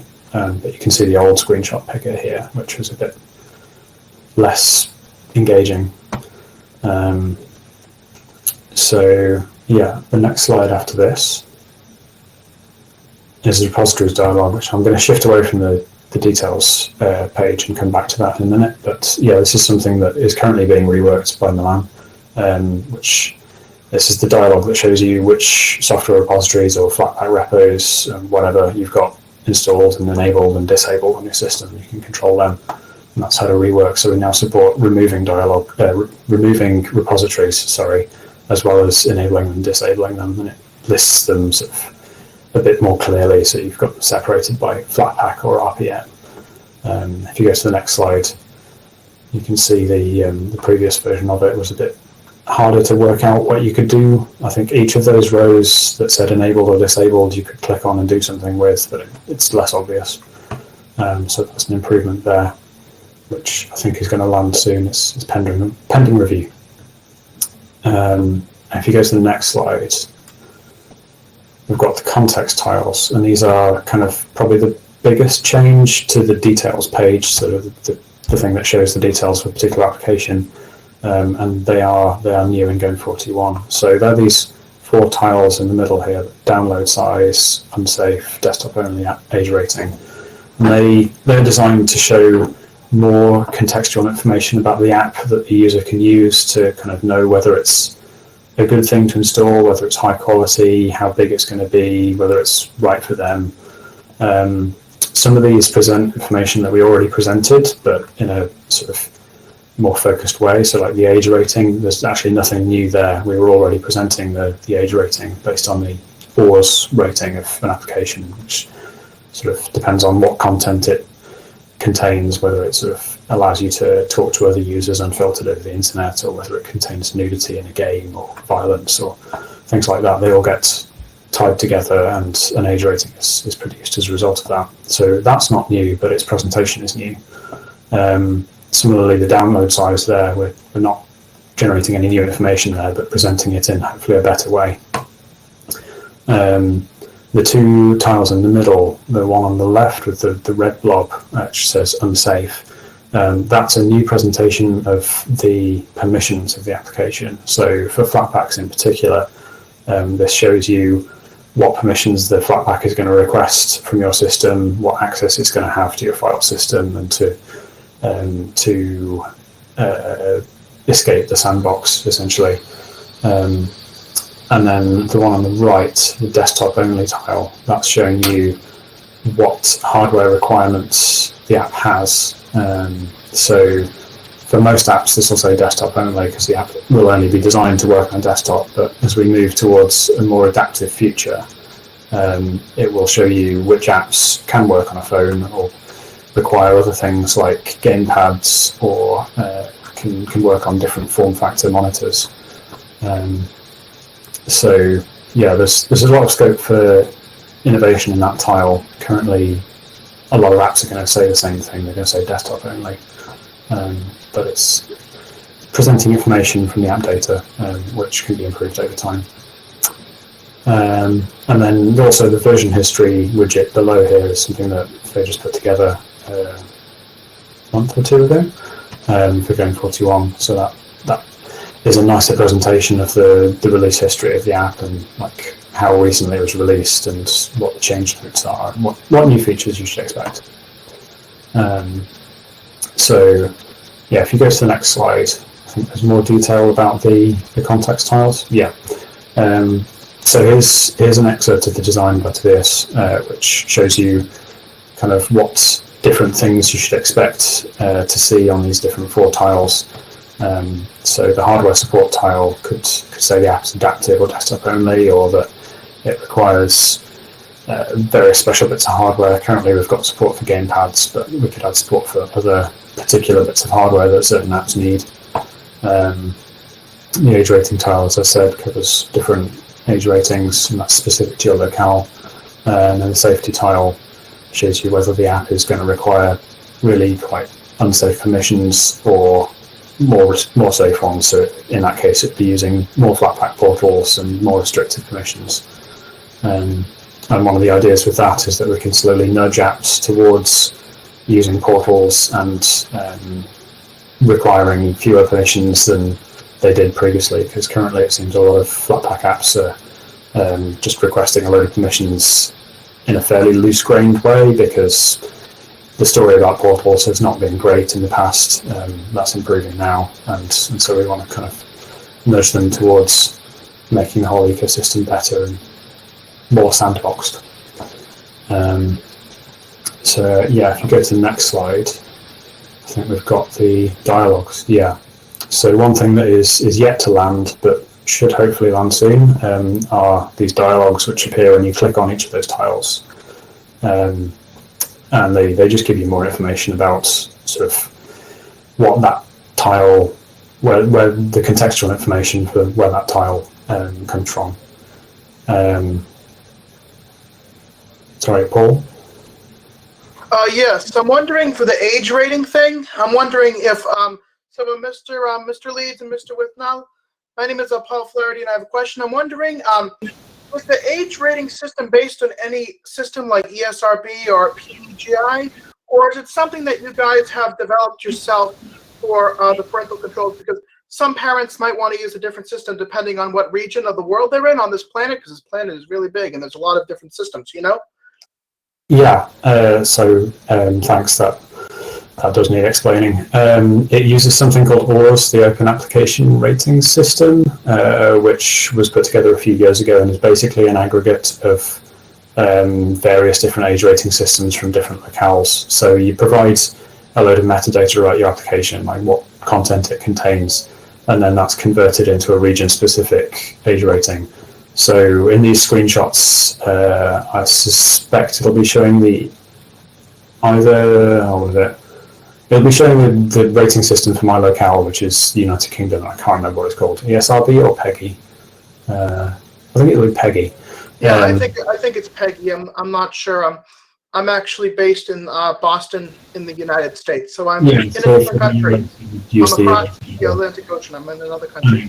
It would give you the little logo and circle for the relevant ESRB rating. So yeah, these dialogues are shown when you click on a tile, and they give you more information about sort of a less condensed view of how that tile came to be yellow or green or red or whatever. I have another question.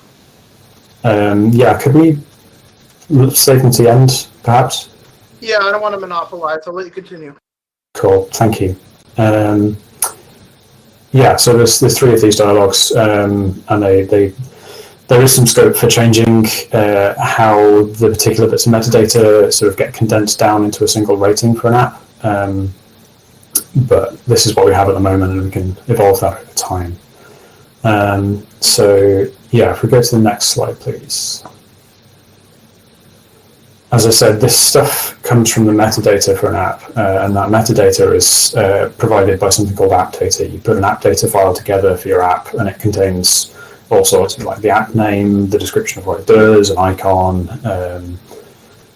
release information, sort of categories of what kind of app it is, but it also contains the content ratings, which there's a generator you can use to create those, which if you look at the slides later, there's a link to them. And the hardware requirements, which there's unfortunately no generator for, but I blogged about it recently and gave some examples of some XML snippets that you might want for portraying sort of an app that uses mouse and keyboard and is suitable for a desktop, or an app that's suitable for phone and desktop, or phone only, or supports touch or doesn't.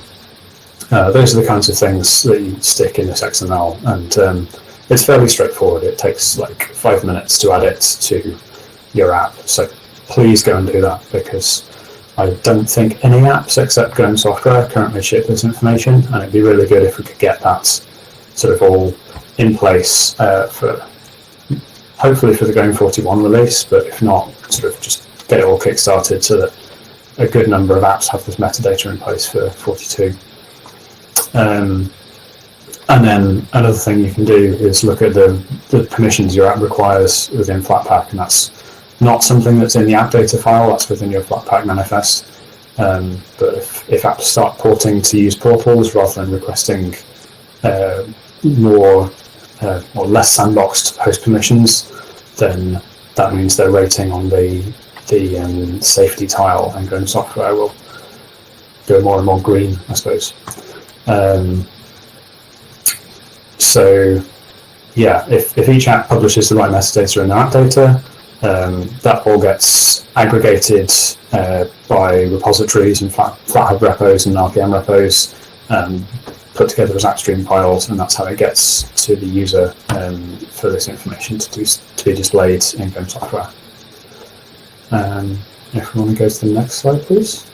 Yeah, here's an example of the app data XML required for an age rating. So this one says that it's using the ORS 1.1 scheme, which is the most up-to-date and correct one to use. And it says that it contains mild social chat interactions. So it basically means, I think, moderated chat functionality between anonymous people over the internet, which some parents may be okay with their child at a certain age being allowed to do, but not at another age. And then it contains moderate social info. So I think that means it's it allows you to input some of your personal information and exposes it to others. So maybe your name or something. So each of these attributes have an ID, there's a set of IDs that are well defined, and each of them has a value from none through to mild, moderate, and then intense, I think. And each of those values and attributes pairs has a definition of what that actually means, what content the app contains for it to deserve that rating. If you go to the next slide, we've got an example of the hardware support. So again, this is just a snippet of XML that you stick in your app data, and it says what devices your app requires to be used or usable. So in this case, this one requires a keyboard and a mouse, and it only works on medium or larger displays, which essentially means desktop displays. This display length XML may change in the future, but that's currently what's in the spec, so it'll do for now. And then there's another element, so instead of requires, you can do recommends, and that would say your app can use but does not need some piece of hardware like a gamepad or a touchpad. So if you go to the next slide, please. So yeah, as was mentioned earlier, Souk is a Flatpak only app store, which is under development by Felix, and it's built from the ground up. It's new. It's not reusing anything existing, so it's got a lot more versatility than Gnome software. But we are kind of using some of the same mockups and using some of the same code, particularly in the version history widget, I think. So there's scope for reuse of stuff there, which is quite nice, reducing some of the burden between the maintainers of the two apps, because the maintenance is mostly separate at the moment. And pardon me, I don't think there are any plans to share more, just due to how I don't think there are any plans to share more maintenance or more sort of overall infrastructure due to how Gnome software is architected. That kind of UI code and designs and mockups, all up for sharing those. So if we go to the next slide, what is next? The UI freeze for Gnome 41 is in like 2.5, 3 weeks. So we've got a load of stuff to finish off and land before then. I've done my best to encourage app developers to add more info to their app data, so that's you, please do it now. It takes 5 minutes and it'll make your app appear more usefully in Gnome Software 41. There's existing work and continuing work from the Purism people to make Gnome Software adaptive for small screens, for phones, and that's just sort of chipping away at some of the technical debt we have as well, which is great. And then as time permits, we're hoping to improve the threading model to reduce some of the jarring bugs or sort of delays and blocking on the UI that sometimes people experience, especially when they have slow Flatpak repos.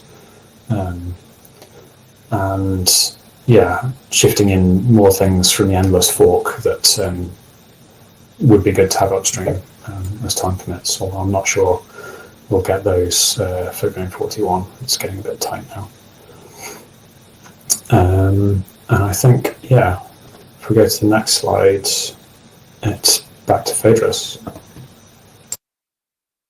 Yeah, this is only somewhat related to the content of this talk, but yet just as of yesterday, Flatpak was approved by a 501c3 fiscal host on Open Collective. Open Collective is a platform that communities use for fundraising. So that means that Flatpak can now accept tax-exempt donations. And my goal with this is to use that money to fund Flatpak technologies such as portals. Could be done by myself or by others. And it would be an independent funding source rather than just being dependent on the companies that currently support Flatpak development. So on a related note, I am looking for jobs in the free and open source world. So if anyone knows of one, let me know.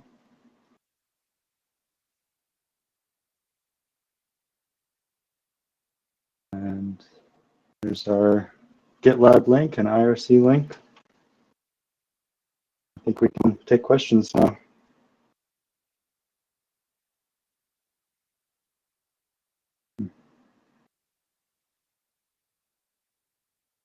I could try switching to a different mic if my voice sounds bad.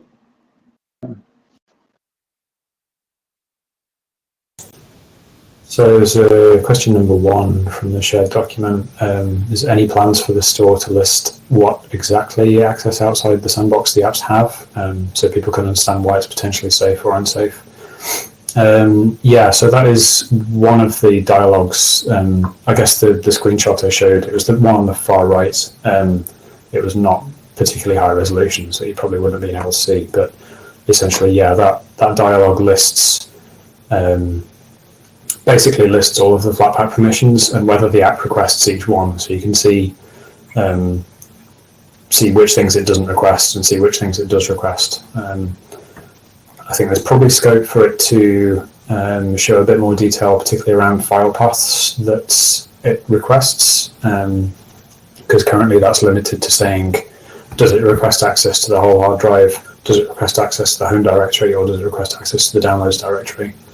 But yeah, if you go into that dialogue, it should give you a pretty good breakdown of which permissions are and are not requested. I hope that answers the question. If there are any more questions, please stick them in the shared notes.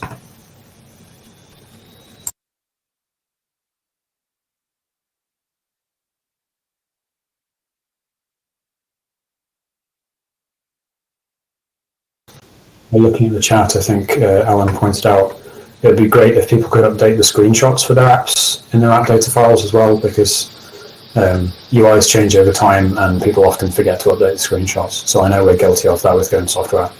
We've got a lot of screenshot updating to do. But again, it's something that takes 5 minutes and it makes your app look a lot fresher and, well, up to date in the Gnome software UI.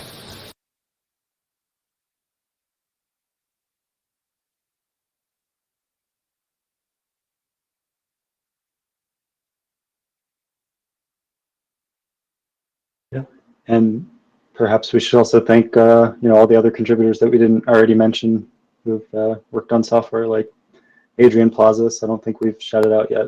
So. Yeah, I think we've had a lot of help from the libhandy maintainers in helping us port to libhandy and fixing a few small issues we found. So that's been really good. And a lot of ongoing help from the design team. Various people in there, Tobias, Alan, Joanna. So it's all good. It's all been pretty responsive and helpful over the entire cycle. Thanks, guys. I think someone was trying to add another question, but maybe not. So give it a few more seconds and then I guess we'll wrap up.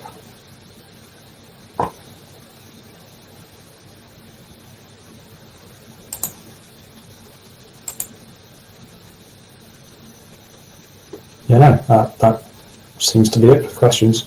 Cool. If anyone has any... there is a question.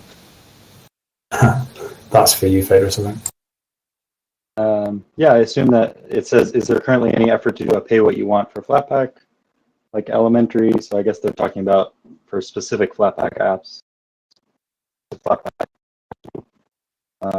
And yeah, I think Rob actually mentioned in his talk earlier that that was something that Endless had worked on and then currently doesn't really have the resources to work on. So I suppose it depends on whoever comes up with the resources and direction to work on that. I'm not aware of any like near-term efforts to make that happen, but Flatpak does have support for paid apps in the core technology, so we at least have some of the pieces in place for it.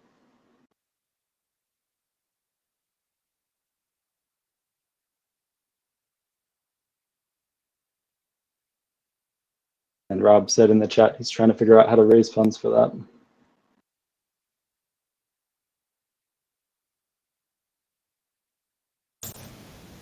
Cool.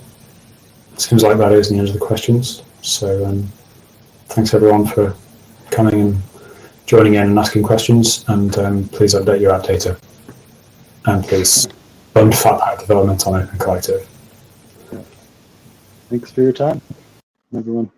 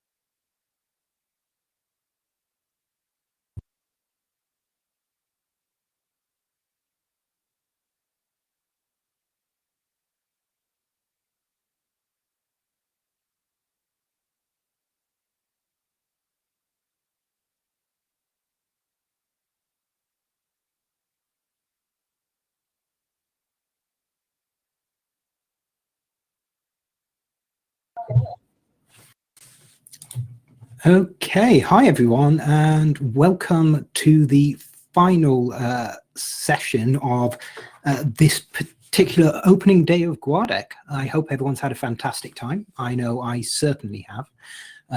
It gives me great pleasure now to introduce our first keynote speaker. So this is Shauna Gordon McKeon, who's a writer, a programmer, and a real community organizer. And Shauna focuses on the intersection of technology and governance. And Shauna is here to talk to us about refashioning freedom. So without much further ado, I'll hand it over to Shauna, and it's over to you.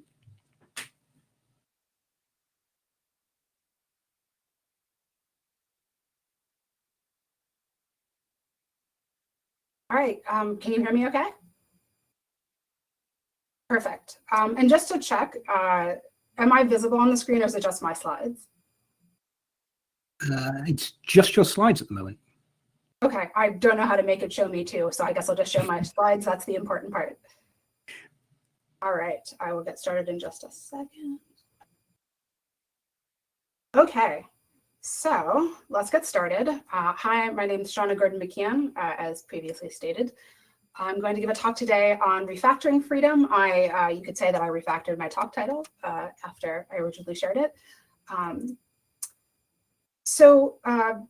This is just a rhetorical question because I don't trust myself to also be able to monitor the chat, but you can answer amongst yourselves. How many programming languages are there in use today?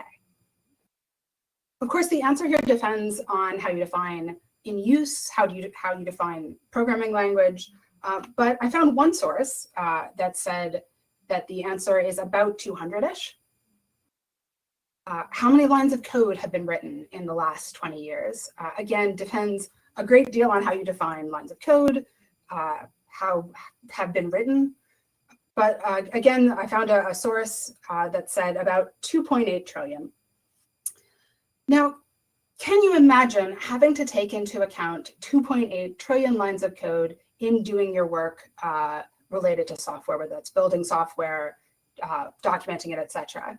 I bet that you can't imagine 2.8 trillion lines of code because 2.8 trillion is beyond the realm of the ability of humans to comprehend. It's more than the number of stars in a Milky Way galaxy. So, of course, when we're working, we're not actually taking into account all 2.8 trillion lines of code that have been written in the last 20 years. But even so, the amount of code that we do have to take into account is well more than we can handle. And so we create abstractions to help us handle this complexity. So classes, functions, modules, and various other forms of software architecture. Of course, our abstractions can sometimes be wrong. This is a screenshot from one of my favorite bugs. It was told to me by, the story that was told to me by Ashish Loria many years ago. And it's about a open office not printing on Tuesdays. And if you read the issue tracker for this bug, you see people saying things like, surely the day of the week is not relevant here, and it's some other reason. In other words, surely the day of the week is a safe thing to abstract away in trying to reason about what's going on here.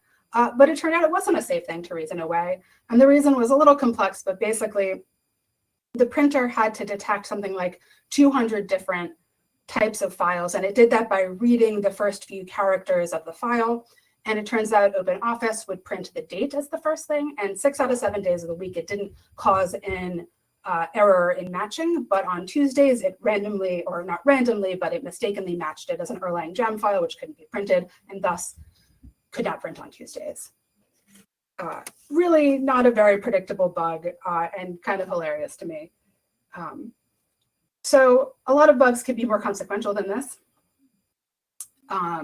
And so we put a lot of effort into managing this complexity and managing the different abstractions we create.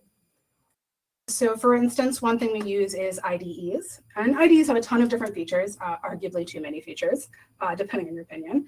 But one feature that I really love about the IDEs that I use is that I can create an abstraction, for instance, a class, and the IDE will keep track of where I use it. So for instance, if I change the name of the class, so change the name of the function, I can click a button and the ID will change all of the places where I've referenced it. So it helps me track my abstractions.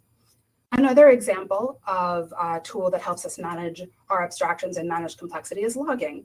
So with logging, you are able to, well, you can try to grab different pieces of context that feel like they might be relevant to your abstraction. So if there's a bug, you can access that context to try and figure out what went wrong.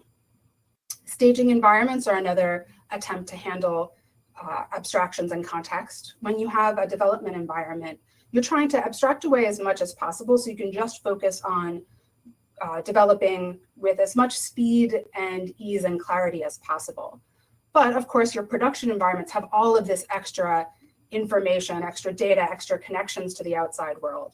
And so a staging environment is kind of an attempt to bring that context back in. Although, of course, even the staging environment isn't quite the same as production, so you still don't necessarily find all of the problems with your abstractions. Another thing, which doesn't actually exist in the world, but really should, is a tool to track design decisions. And this was suggested by Sumana Hariharishwara in a talk recently as part of GitHub's CTO speaker series. I've got it linked at the slides at the end of my talk. She talks about how the design decisions that motivate different choices in the design of code are one of the most important things, maybe the most important things for a new developer trying to onboard to know about. But the way that we develop really doesn't capture any of this and it gets lost. And so people are sort of forced to look at the design of code and just try to reason back with very little knowledge about why things are the way they are. So having a tool that could track that and preserve that context would be super helpful. In addition to these tools, our culture helps us too to manage these abstractions. And one of the ways it helps is by acknowledging that this is an imperfect process, that we're always going to make mistakes, and that it's not on the individual developer to always manage everything themselves. Instead, we want tools, we want systems and processes to help debug when things go wrong. It's really seen as sort of like a collective effort to help us manage all of these complexities. Here's some more, you can answer into the public chat, but from my perspective, rhetorical questions. So how many people work in the tech industry? How many people just use technology? How many languages do those people speak or sign, natural languages? How many religions do they have, or nationalities, ethnicities, races, genders, orientations? As complex as technology is, humanity, humans, collectively, we are much more complex. And of course, tech and humans are not two distinct things. They're overlapping and intertwined, and they impact each other. And all of these overlapping complexities lead to faulty technologies. So Ruha Benjamin, in her book, Race After Technology, documents and explores a lot of different faulty abstractions, wrong abstractions in technology and the negative impact they've had on people of color generally and Black people in particular. So two of the more famous examples she talks about that you might have already heard about include when Google image search classified Black people in photos as gorillas, and when soap dispensers weren't recognizing Black skin.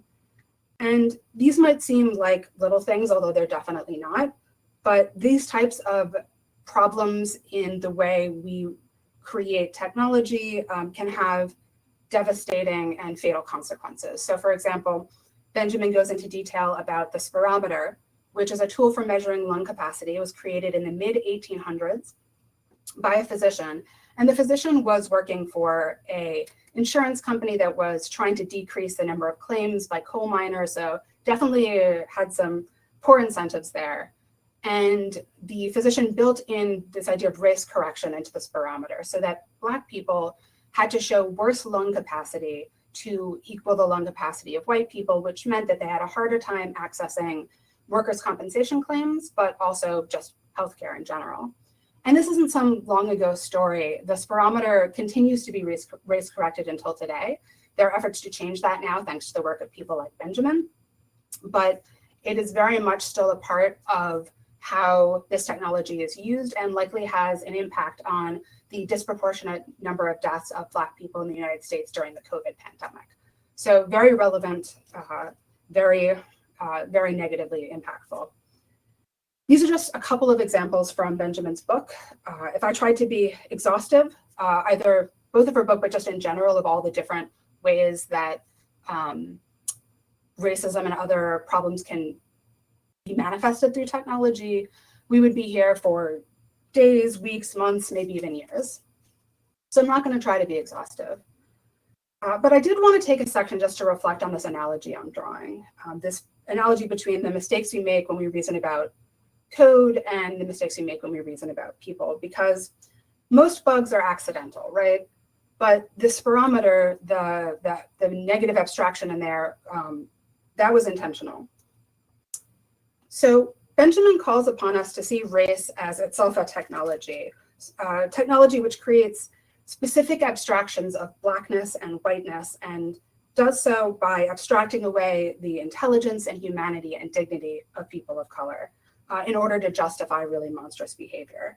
And we can't treat accidental mistakes and intentional errors the same. Regardless, though, we do have to deal with handling complexity, handling abstractions to handle that complexity, correcting abstractions that are meant to handle complexity. And these are not tech problems, or they're not just tech problems, but they're just human problems. They're problems that occur in all walks of life. No matter what we do, we're always swimming through a sea of complexity. And we fashion surfboards and sailboats and life preservers out of abstraction, but we never get it exactly right. And we're always forced to swim along anyway. So one abstraction that matters a lot to our community is the idea of freedom. What is freedom? So the 4 software freedoms, as written out in the free software definition and the open source definition, are probably as close to a foundational document as our community gets. And the use of freedom is used in the free software and therefore in FLOSS and FOSS and all of these terms we use to refer to ourselves. And obviously these aren't all of the freedoms that matter to any of us. There's a lot more out there. But even if we're thinking about just at the level of software and level of technology, it still abstracts too much away from me. So if you think about the abstractions it does capture the importance of being able to use software, share copies of the software, share modified copies, but it doesn't touch on a lot of the other issues that are important to us. For example, here are some issues that are important to me. It's, again, not exhaustive. Other people would add different things. But I care a lot about the right of tech workers to organize, to ensure that they have decent, or that we have decent labor conditions, that we have a right to determine how our work is used, and it's not just exploited and used to have harms on society that we don't want. Another element of worker rights is the creation of hardware. Much of the hardware which we use is created by forced labor. That's certainly not something that I want to support in any way.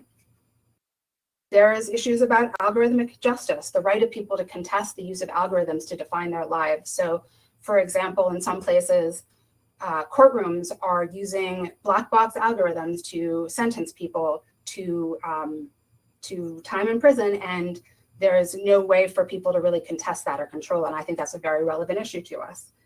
Issues around tech policy, around monopolies and antitrust, about whether police should be able to use facial surveillance or military should be able to use drones. Issues of sustainability, design, accessibility, empowering users instead of just developers. Another thing that the focus on licenses doesn't really capture is the importance of values, the values that are driving things like these licenses. So for me, some values that I care a lot about are transparency, self-determination, community.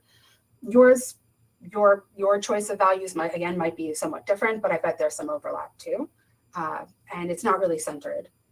And also the practicalities, the question of how exactly you go from a hypothetical right to actually putting that right into practice, how someone goes from being hypothetically able to modify source code to actually modifying the source code. And there can be a big gap.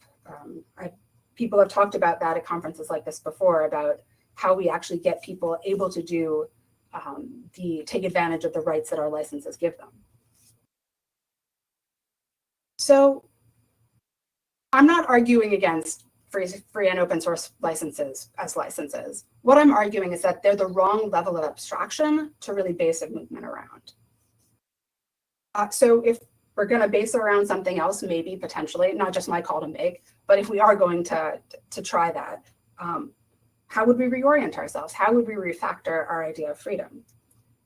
Well, to begin with, this needs to be done collectively. It's not an answer I can give you right here, although I will be making some suggestions. But whatever the process is, it needs to belong to all of us. And please hold that thought. We will be getting to working collectively in just a moment. But before we do, I want to talk a little bit about the sources that we can use, the things that can inspire us. So, for example, a year and a half ago, don't remember quite exactly, but relatively recently, Molly DeBlanc and Karen Sandler put out their Declaration of Digital Autonomy. And one of the things I really appreciate about this declaration is the way that it touches on a wider range of issues, such as data privacy, surveillance, the importance of user consent, the right of people not to be locked into certain vendors or formats, and several other issues. So I think this is like a great example of the kind of direction that I want us to be moving in. I think we can also learn a lot from looking at what ethical source licenses are worried about and what they're being formed to combat. Now, I know that ethical source licenses can be a little controversial in these spaces because many, though not all of them, conflict with free and open source licenses.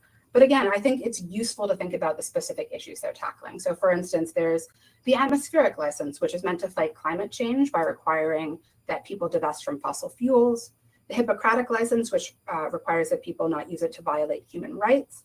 The anti-capitalist license, which requires that which is for individuals, nonprofit or educational orgs, and for worker cooperatives, as opposed to more traditionally, or companies that are structured in the way you often find in the United States and in the West, with a for-profit board of directors and no worker representation. And another one is the anti-996 license, which pushes users to comply with labor standards. And the 996 is a term, a shorthand for pressure in Chinese companies to work from 9 a.m. to 9 p.m. 6 days a week, which is certainly not a type of working condition that I want to be supporting.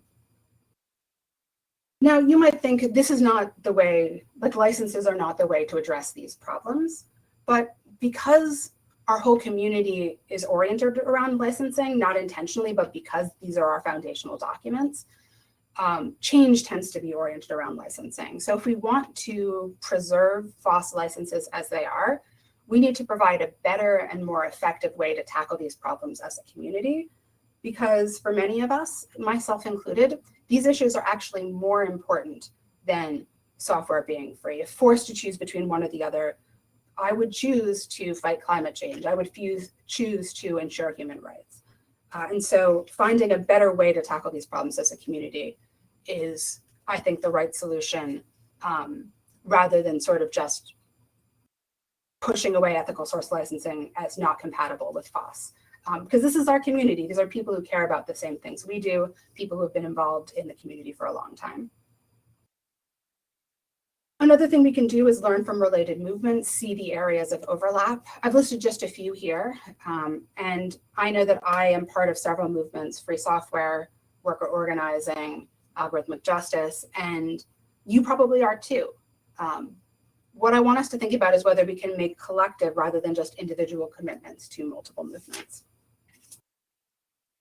Another thing to think about is that question of how hypothetical rights get manifested, how they become substantive freedoms. And the term substantive freedoms comes from capability theory, which is an approach which focuses on the sets of things that you can practically do, actually do or be, rather than things you have a hypothetical right to. So focus on what's practically possible rather than theoretically possible. And I think that by doing this, we can better achieve our goals, because it sort of forces us to say, okay, if we've created hypothetical conditions, but people aren't actually using the things we create, if they're not having more autonomy and more life choices and more power and all of these things from the things we've created, then what's going wrong? And it pushes us to actually address that. I wish I could say more about capability theory, but I only have so much time to get this talk in.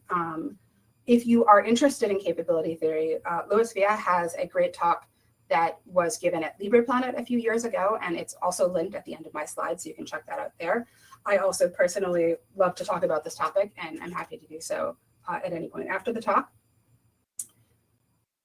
Regardless, I've just outlined a bunch of different things here, and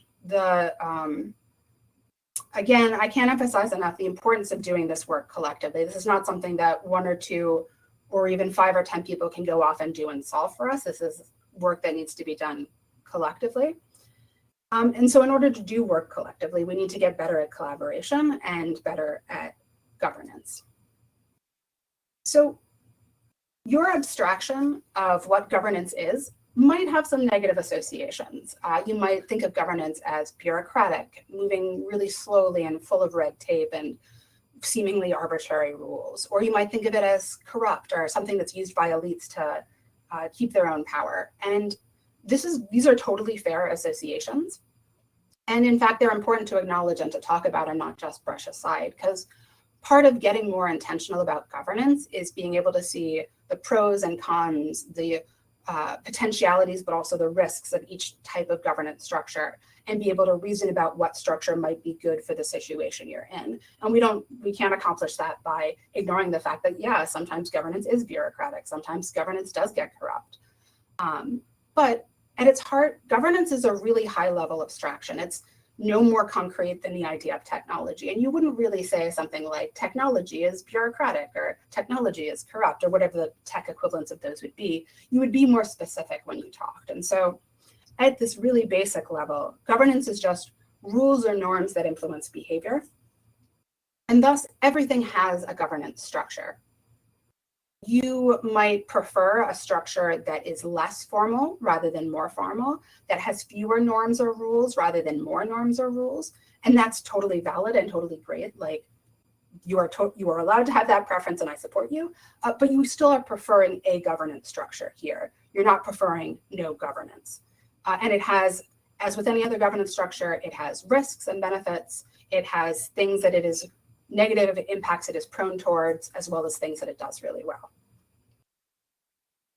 So speaking of abstractions, here is an attempt to pinpoint 5 different levels at which we can think about and work on governance.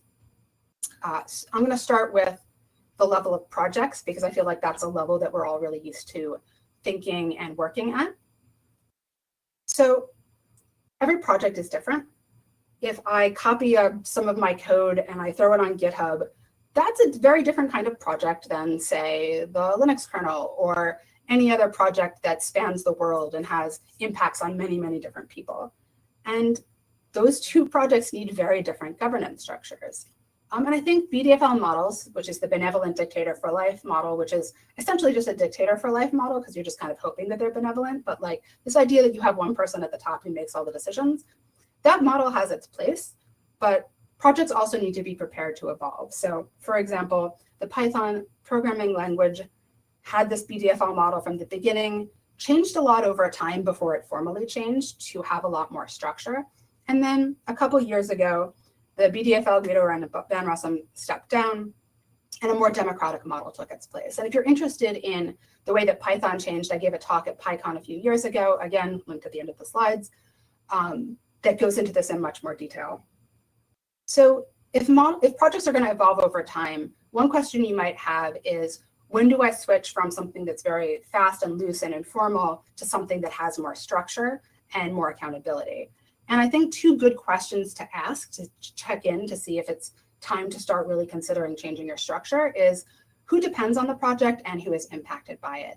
And if there are people who are depending on the project and impacted by it, they should have the option of being involved in the governance in some way. And the more people who depend on it and the bigger the impacts it has, the more crucial it becomes to really consider governance carefully.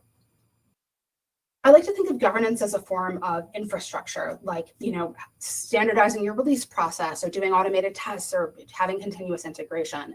It is not necessary usually at the very beginning of a project when it's just one person noodling around.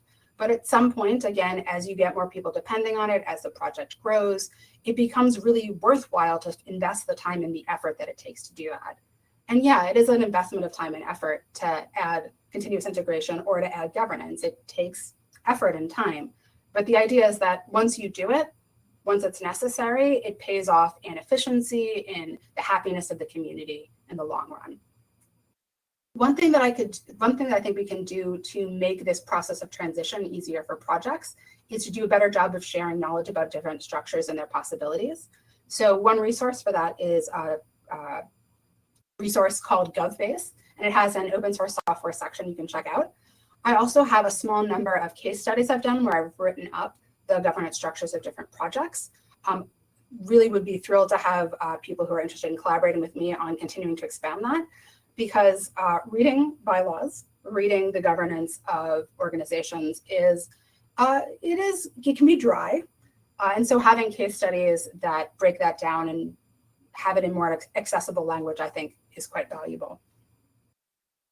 And as I said at the beginning, not every project needs this formal governance. What I want us to be able to do is to provide help to projects who think they might need it to feel it out, learn about the different possibilities, and make their own choices so that we don't have to keep reinventing the wheel over and over again. There are also everyday forms of project governance. For example, collaborative road mapping. So I do a lot of collaborative road mapping work when I work with free and open source software organizations. The types of clients I usually work with tend to be a single org that has paid staff and then a wider volunteer community. But I've spoken to people who've done this kind of work, for instance, with multiple collaborating orgs. And there are processes to elicit the different needs of all of the people involved and have a candid conversation about what resources are available and what things should get prioritized. So these processes exist, but they're not well documented or taught. And I think that's something that we as a community, again, could do a better job of just making the things that are already available more widely accessible to the broader community so people don't have to reinvent things from scratch or skip out on doing something because they don't know how they would do it. Another form of everyday governance is the design process. So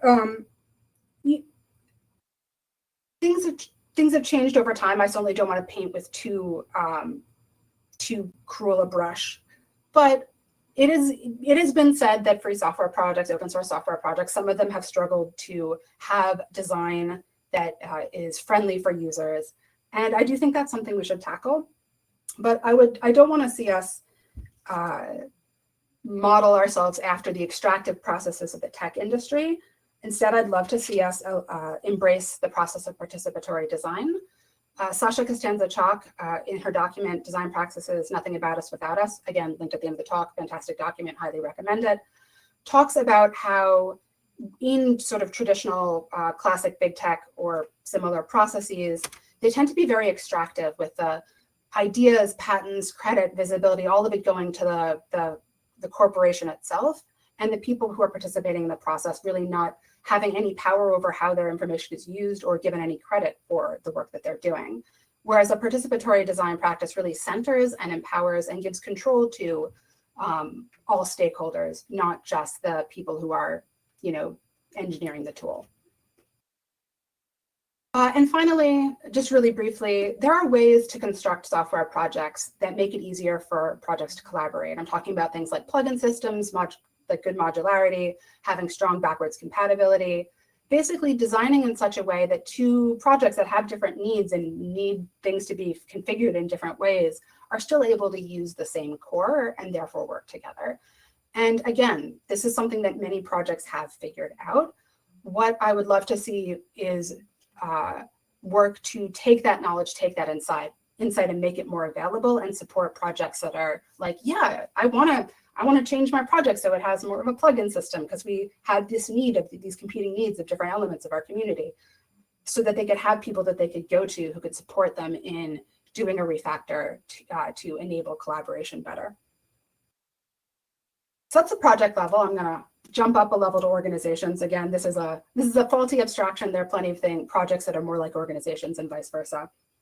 But I want to take a moment to talk about the organizations that already exist, because sometimes they can become invisible, especially ones that function by protecting us from things. Like, for instance, the Software Freedom Conservancy does a lot of GPL related defense work, and when things are really good, they don't have any news at all. And so it can be easy to be like, oh, what are they even doing for us? But they are in fact doing a great deal for the community. The Open Invention Network is a group that's dedicated to trying to counteract the scourge of patent trolls. Foundations like PSF, Python Software Foundation, Gnome Foundation, cultivate community, like foster the ongoing development of a project. Gnome Focus, Apache, Software Freedom Conservancy, again, house other projects, take care of a lot of like the legal and financial elements to make it easier for them to focus on what their unique thing that they bring to the world is. And then Open Collective and Tidelift are both working to address FOSS sustainability issues. You can't see me, but I was pausing to take a drink of water. Okay, so like props to all of these amazing organizations and to the ones that I could not fit on this slide.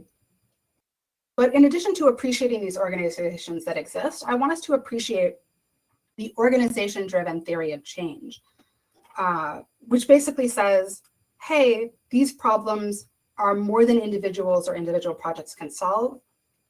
We want to come together to provide a resource that will benefit the whole community. And, you know, not every resource of this kind needs to be a formal, like, legal nonprofit or organization or foundation. I actually think it'd be really interesting to explore something like an organizational incubator, because many of these organizations probably started with a discussion on IRC or like the hallway track of a conference. They didn't immediately spring to life as a foundation. So what if there was like an organizational incubator that started out by just providing space for people to talk about collective problems, maybe started to get them a little bit of funding, a little bit of dedicated resources. And then if they decided that they wanted to spin off into a separate foundation or organization, hooked them up with the like legal and financial advice that they might need for that.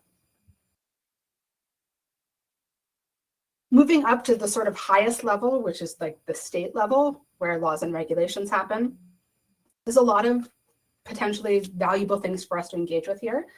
And the most obvious thing that people think about when they think about tech and state level governance is things like tech policy. So data privacy, net neutrality, right to repair. But there's a number of other issues that are very, very relevant. So for instance, antitrust policy. Facebook is not just dominant because it's made out of proprietary code. It is also dominant because the American government decided to let it gobble up WhatsApp and what was the other one? Instagram. That is just as relevant to their dominance as their proprietary nature. And I would like to see it in some ways. I mean, whatever your theory of change is, you can say one thing is more likely than another, but it certainly talked about more the possibility of using antitrust to address Facebook's dominance than forcing them to make their proprietary code public. Yeah. So again, another different mechanism to deal with this idea of users being trapped in lack of user freedom. Other issues around labor. As an American, I'm very, very jealous of European co-determination laws, although I'm sure they have their downsides too. But speaking from over in the US, where there are no co-determination laws, Elizabeth Warren and Bernie Sanders have both proposed them, but they've never passed our legislature. But if labor had more say in the development of tools and the development of products, we might be able to rein in some of the worst abuses. The social safety net, which again is different in different countries, in many ways not great in the US. But if we did have a better social safety net, if we did have healthcare, childcare, elder care, all of these resources, people might feel more free to work on FOSS projects. And this is something that Sumana Hariharishwara talks about in more detail in the talk that I mentioned earlier. Again, do check that out. And even issues like climate change. I mean, I don't know what kind of work we expect to do in the tech world if everything is on fire or flooded. So again, like all of these issues happening at every level, I think are really, really important for us to tackle. Not as individuals, we can't do all of it, but collectively we can tackle all of it. And I think it's also important to recognize that we have a both a right and an obligation to engage in politics. I know that many people do not like politics, and frankly, in a lot of the time, I do not like politics.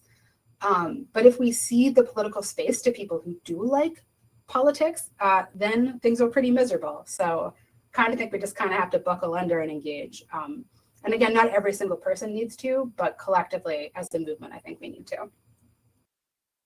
So that's as high as the level goes. So I'm gonna hop down to the level of individual software projects.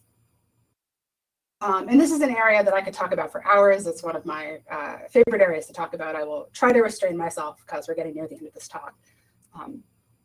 So I said before that every project, everything has a governance structure. That is true of software as well. All software tools and platforms embed a governance structure.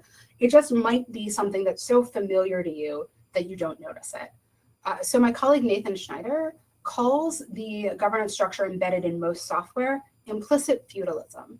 So this idea that there is a single person who has all of the rights and power over something like a Facebook group or a repository or what have you, and they can delegate some of their powers to administrators or moderators, but it's still all coming from them, like a feudal lord or like a benevolent dictator. But that's not the only way that software can be designed. And I've been spending a lot of time looking at what community-driven adaptable governance would look like. So this was supposed to be a GIF, but it is not because the tooling did not allow it. But you can go to kyburn.org and poke around and get a view of it. Basically, what I'm trying to do with it is to create customizable permissions that communities can collectively decide how to set. So you can make decisions via consensus, simple approval through several different kinds of voting. And they can have different permission structures for different resources depending on what they need in that instance. There is space for contestation, for people to say, I don't like how this is done. I think I should have this power. I think this person shouldn't have this power. For people to practice oversight or flag or discuss individual decisions. There's also a governance library for people to share different governance structures and comment on how well it worked for them and get advice from each other. Another project in this space that I've also been working with for about the last year is called MetaGov. So MetaGov, the goal of MetaGov is to enable governance across multiple platforms. So whether that's platforms like SourceCred, Lumio, or Open Collective, as in this image, or things like Slack or Discord or GitHub. I just wrote a GitHub plugin for MetaGov last week.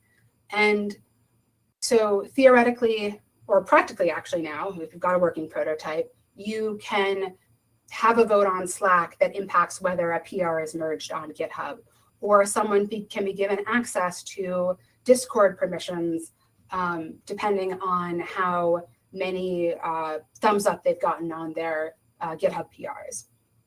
It's like, I'm just throwing out some random examples there. It's very flexible.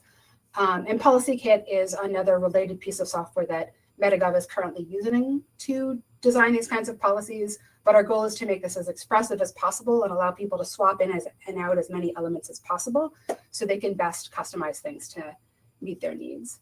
And these are just two examples, or I guess 3 examples of projects that I've been working on. There's a vast space here for us to explore that doesn't just assume that implicit feudalism is the best or only way to govern software communities, to govern any kind of community, to govern digital spaces. Finally, I want to talk about the level of the individual.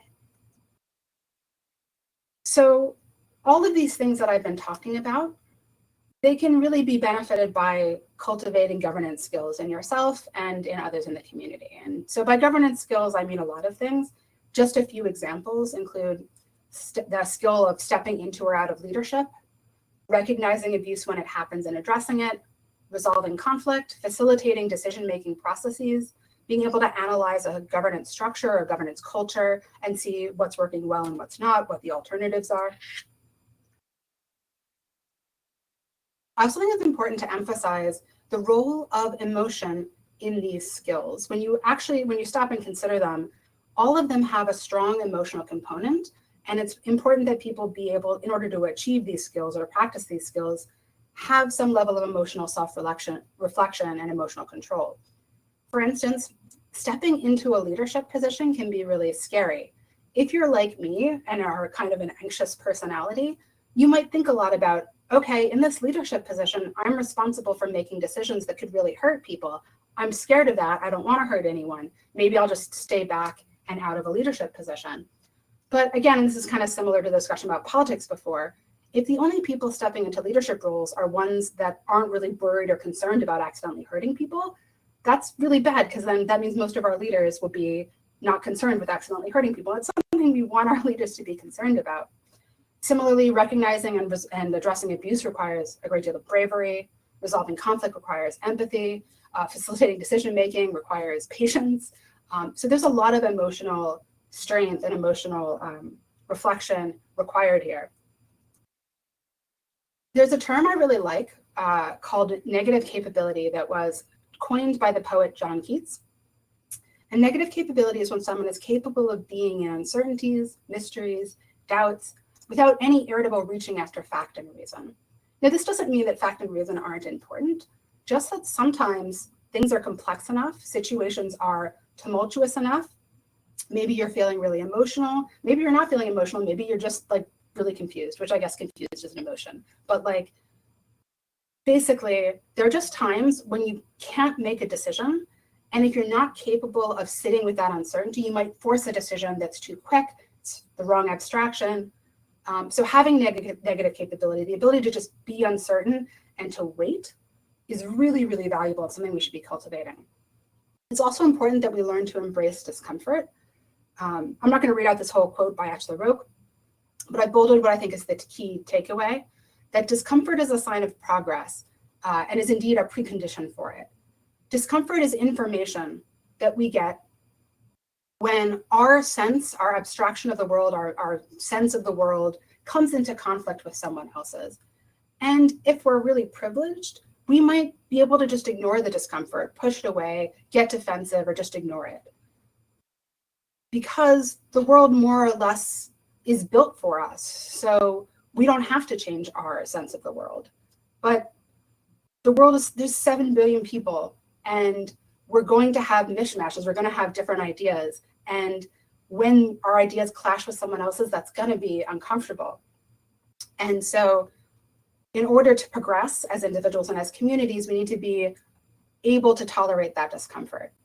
And again, these are individual things. The ability to embrace discomfort or to have negative capability are individual characteristics, but they're not things that you create by yourselves. They're things that can be nourished and supported by the whole community. If you have a friend who has done something offensive or has made a tool that doesn't work the way they expected and they're feeling really upset about it, you can be there for them and reassure them that they're not a bad person.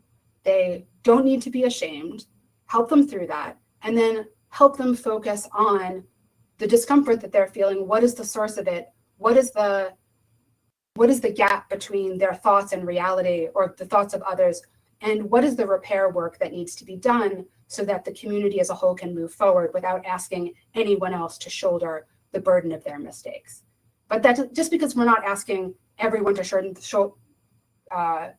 the burden of their mistakes doesn't mean that person has to do it alone either. They can be supported in that process.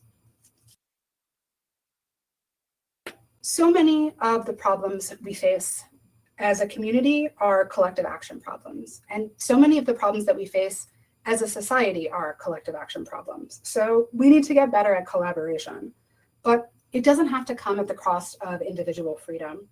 When done right, collaboration, collective action can enhance individual freedom. So let's make sure we do this right. The world around us is complex. Each individual person is complex. Each of us is a beautiful maelstrom of ideas and experiences and values and behaviors. And together we've created so much that can be overwhelming. We have culture and art and science and technologies and all of this history. And we can't navigate all of that alone, but luckily we're not alone. We can't solve all of the world's problems by ourselves, but we don't have to solve the world's problems by ourselves. We have each other. We are part, as a free software community, as individuals, we are part of a vast march of people trying to move towards a better and more just world. Let's join hands with our neighbors and move forward together. Thank you. And epilogue, I have some references here for you all of the things that I was saying that I had slides at the end of the talk. All of these are links, so you can click through them to access them. References, images, resources, which are kind of like references, but a couple of additional things and sort of like highlighting some of what are the most exciting parts, I guess. Not that the stuff I didn't include in the resources is not important, but anyway, just some highlights. And then finally, links to me and my projects, as well as if you look over on the right, here are the slides themselves, so you can access them, as well as all of the links embedded in them. Okay, I will leave this slide up. Now my talk is actually over, and I believe it is now, I should now go look in the shared notes thing for questions. Yes, thanks a lot, Shauna. I will help you. And the first question is, why would this bug only happen on Tuesdays? I know that Unix time and the way Unix, So Unix I think Select this person, has an, yeah? it looks like someone has already answered it. Yeah, but Which is great. Yeah, I'm happy to answer this offline. It's kind of complex, and also I haven't brushed up on it, but like basically, I would be happy to separately like go through the bug report in detail. We used to do this with Open Hatch, where we talked about this bug in detail. It's interesting and cool, but I feel like not the best use of time to go into in detail. Yeah, or maybe if we have time at the end. yeah, so we have much time. The second one is, yeah, okay, instead of new licenses, would communication agreements or best communication practices be useful? Yeah, Shauna. Yeah, so the question says, the C in ICT is currently all about being the middleman, and digital freedom to me means communicating directly with the other party, but other aspects can go in, e.g. I'm fine with ads inserted in our communication, or participants will always digitally sign my communication. So I think my suggestion is not necessarily to replace licenses with our foundational document so much as to build multiple institutions and shared documents and build more resources that help us work collectively. And I think this question gets us the idea that things that work in one situation don't always work in other situations. So I think one element that we need to work on collectively is instead of trying to find one approach that fits all, seeing when an approach is good for a situation. So I think communication agreements might be a good approach. I think things like the Declaration of Digital Autonomy might also, like something like that, that's like doesn't have any binding power, but is a way of us all coming together and really getting clear on our shared values and what things are most important to us. That could be great. I think building conferences, communities, the sort of nitty-gritty of community in a way that centers cross-cutting issues, in a way that centers values, and in a way that centers the practical needs of people to actually achieve the freedoms that we want for them.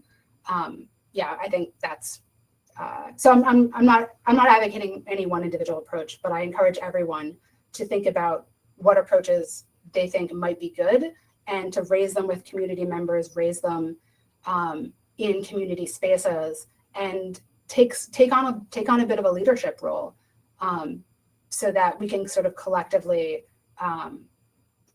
try out a few different things and see what works. Okay. Also, I just noticed that I've made the slides private. Sorry, I'll fix that as soon as the talk is done. Sorry, everyone. Yeah, no problem. On my part, I thought that I had already done that. What is an organizational incubator, Shauna? Right, so that's something I mentioned earlier in the talk. So the idea there, an incubator, so like if you have a software project incubator, the idea is that you provide things that something might need really early on in the process. So like incubators are like, I don't know if you've ever seen like babies in little containers when they're at the hospital, that's like an incubator. So, and the word incubate means like to bring from the very beginning or to help from the very beginning. So an organizational incubator would help people take ideas of things that they think are collective action problems that need a collective approach and start this in a very simple way without having to do the work of building a whole organization, because maybe they don't, that's not the best solution to this particular problem, but instead to help provide facilitating help, to help provide space and logistical support for people to meet to talk about this, maybe some best practices. And then if organizations are like, yeah, actually, you know what, I think we do need our own separate full-on legal organization to tackle this problem, then the incubator would help them take those steps so they could stand on their own. Okay, do the technical projects being worked on for governance like this, like to GitHub example, consider how transition communities like the Python community is migration to democratic governance? Yeah, comments. That is a fantastic question, and it's something I'm very concerned with myself. Right now, so there's certainly nothing in the way that MetaGov is or Kyburn is being designed that rule out significant resources being given to transition. And certainly they enable communities to transition. You can change from one form of governance to another in big ways or small. So you can make tiny changes or you can make big changes, and you can do so through collective decision making. But I think we need to think more about that. And actually, if you, let me just quickly, is this going to work? No, I do not. I have not. There we go. I just want to go back one slide. If you look at the two talks down at the bottom, which go to, they're quick talks, they're about 10 minutes long each. I forget whether it's engineering responsive governance or code as contestable law, but I talk specifically about the importance of transitions, because transitions in the quote unquote real world are often really messy and they can be rolled back. And you might think, oh, it's really cool that in the context of digital spaces, you can just click a button and, you know, the transition happens immediately and is not reversible, or at least it's not easily reversible. And I think we should be wary when we replace human behavior with something that's not like human behavior and expect people to like that just to be a good thing.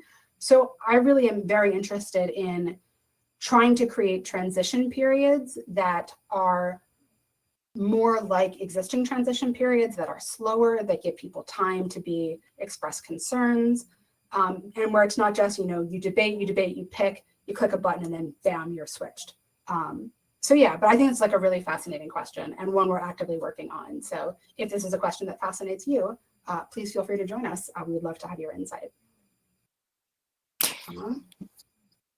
Yes, and we have some comments.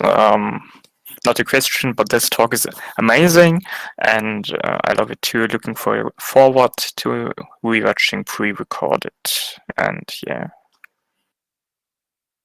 I guess we do not have any additional questions. I mean, I can go back to the printing on Tuesdays thing, which I haven't actually read the issue tracker in full for a while. And I certainly cannot tell you why TUE is an identifier for an Erlang file. I've never used Erlang in my life. But I think that question, why is TUE an identifier? Like, God, everything is so complex. Like, why not? Like, there's probably a decently good reason for that.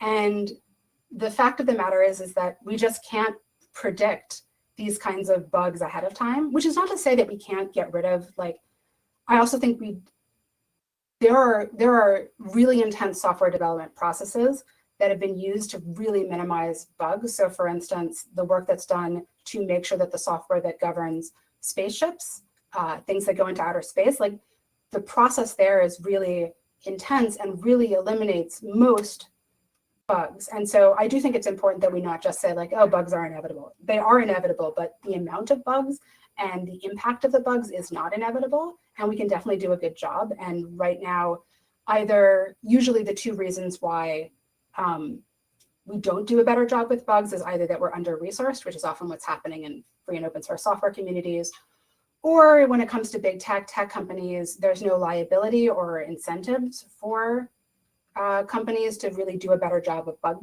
tracking and bug fixing and adopting processes that would make it less likely. And so they don't, because the bottom line is what's driving them. So yeah, I think I don't want my statement that bugs are inevitable to be seen as justifying a lackadaisical approach to preventing bugs. But at the same time, like this printer driver had 200 or so different types of files it was trying to match.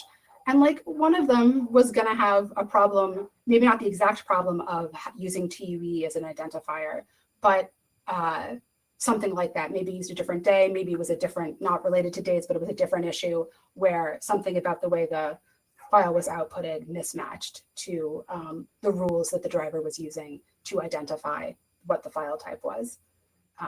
So yeah, I think it's funny, but I think it also gets at the fact that like software is super complicated and humans are even more complicated. And yeah, it's hard. It's hard work.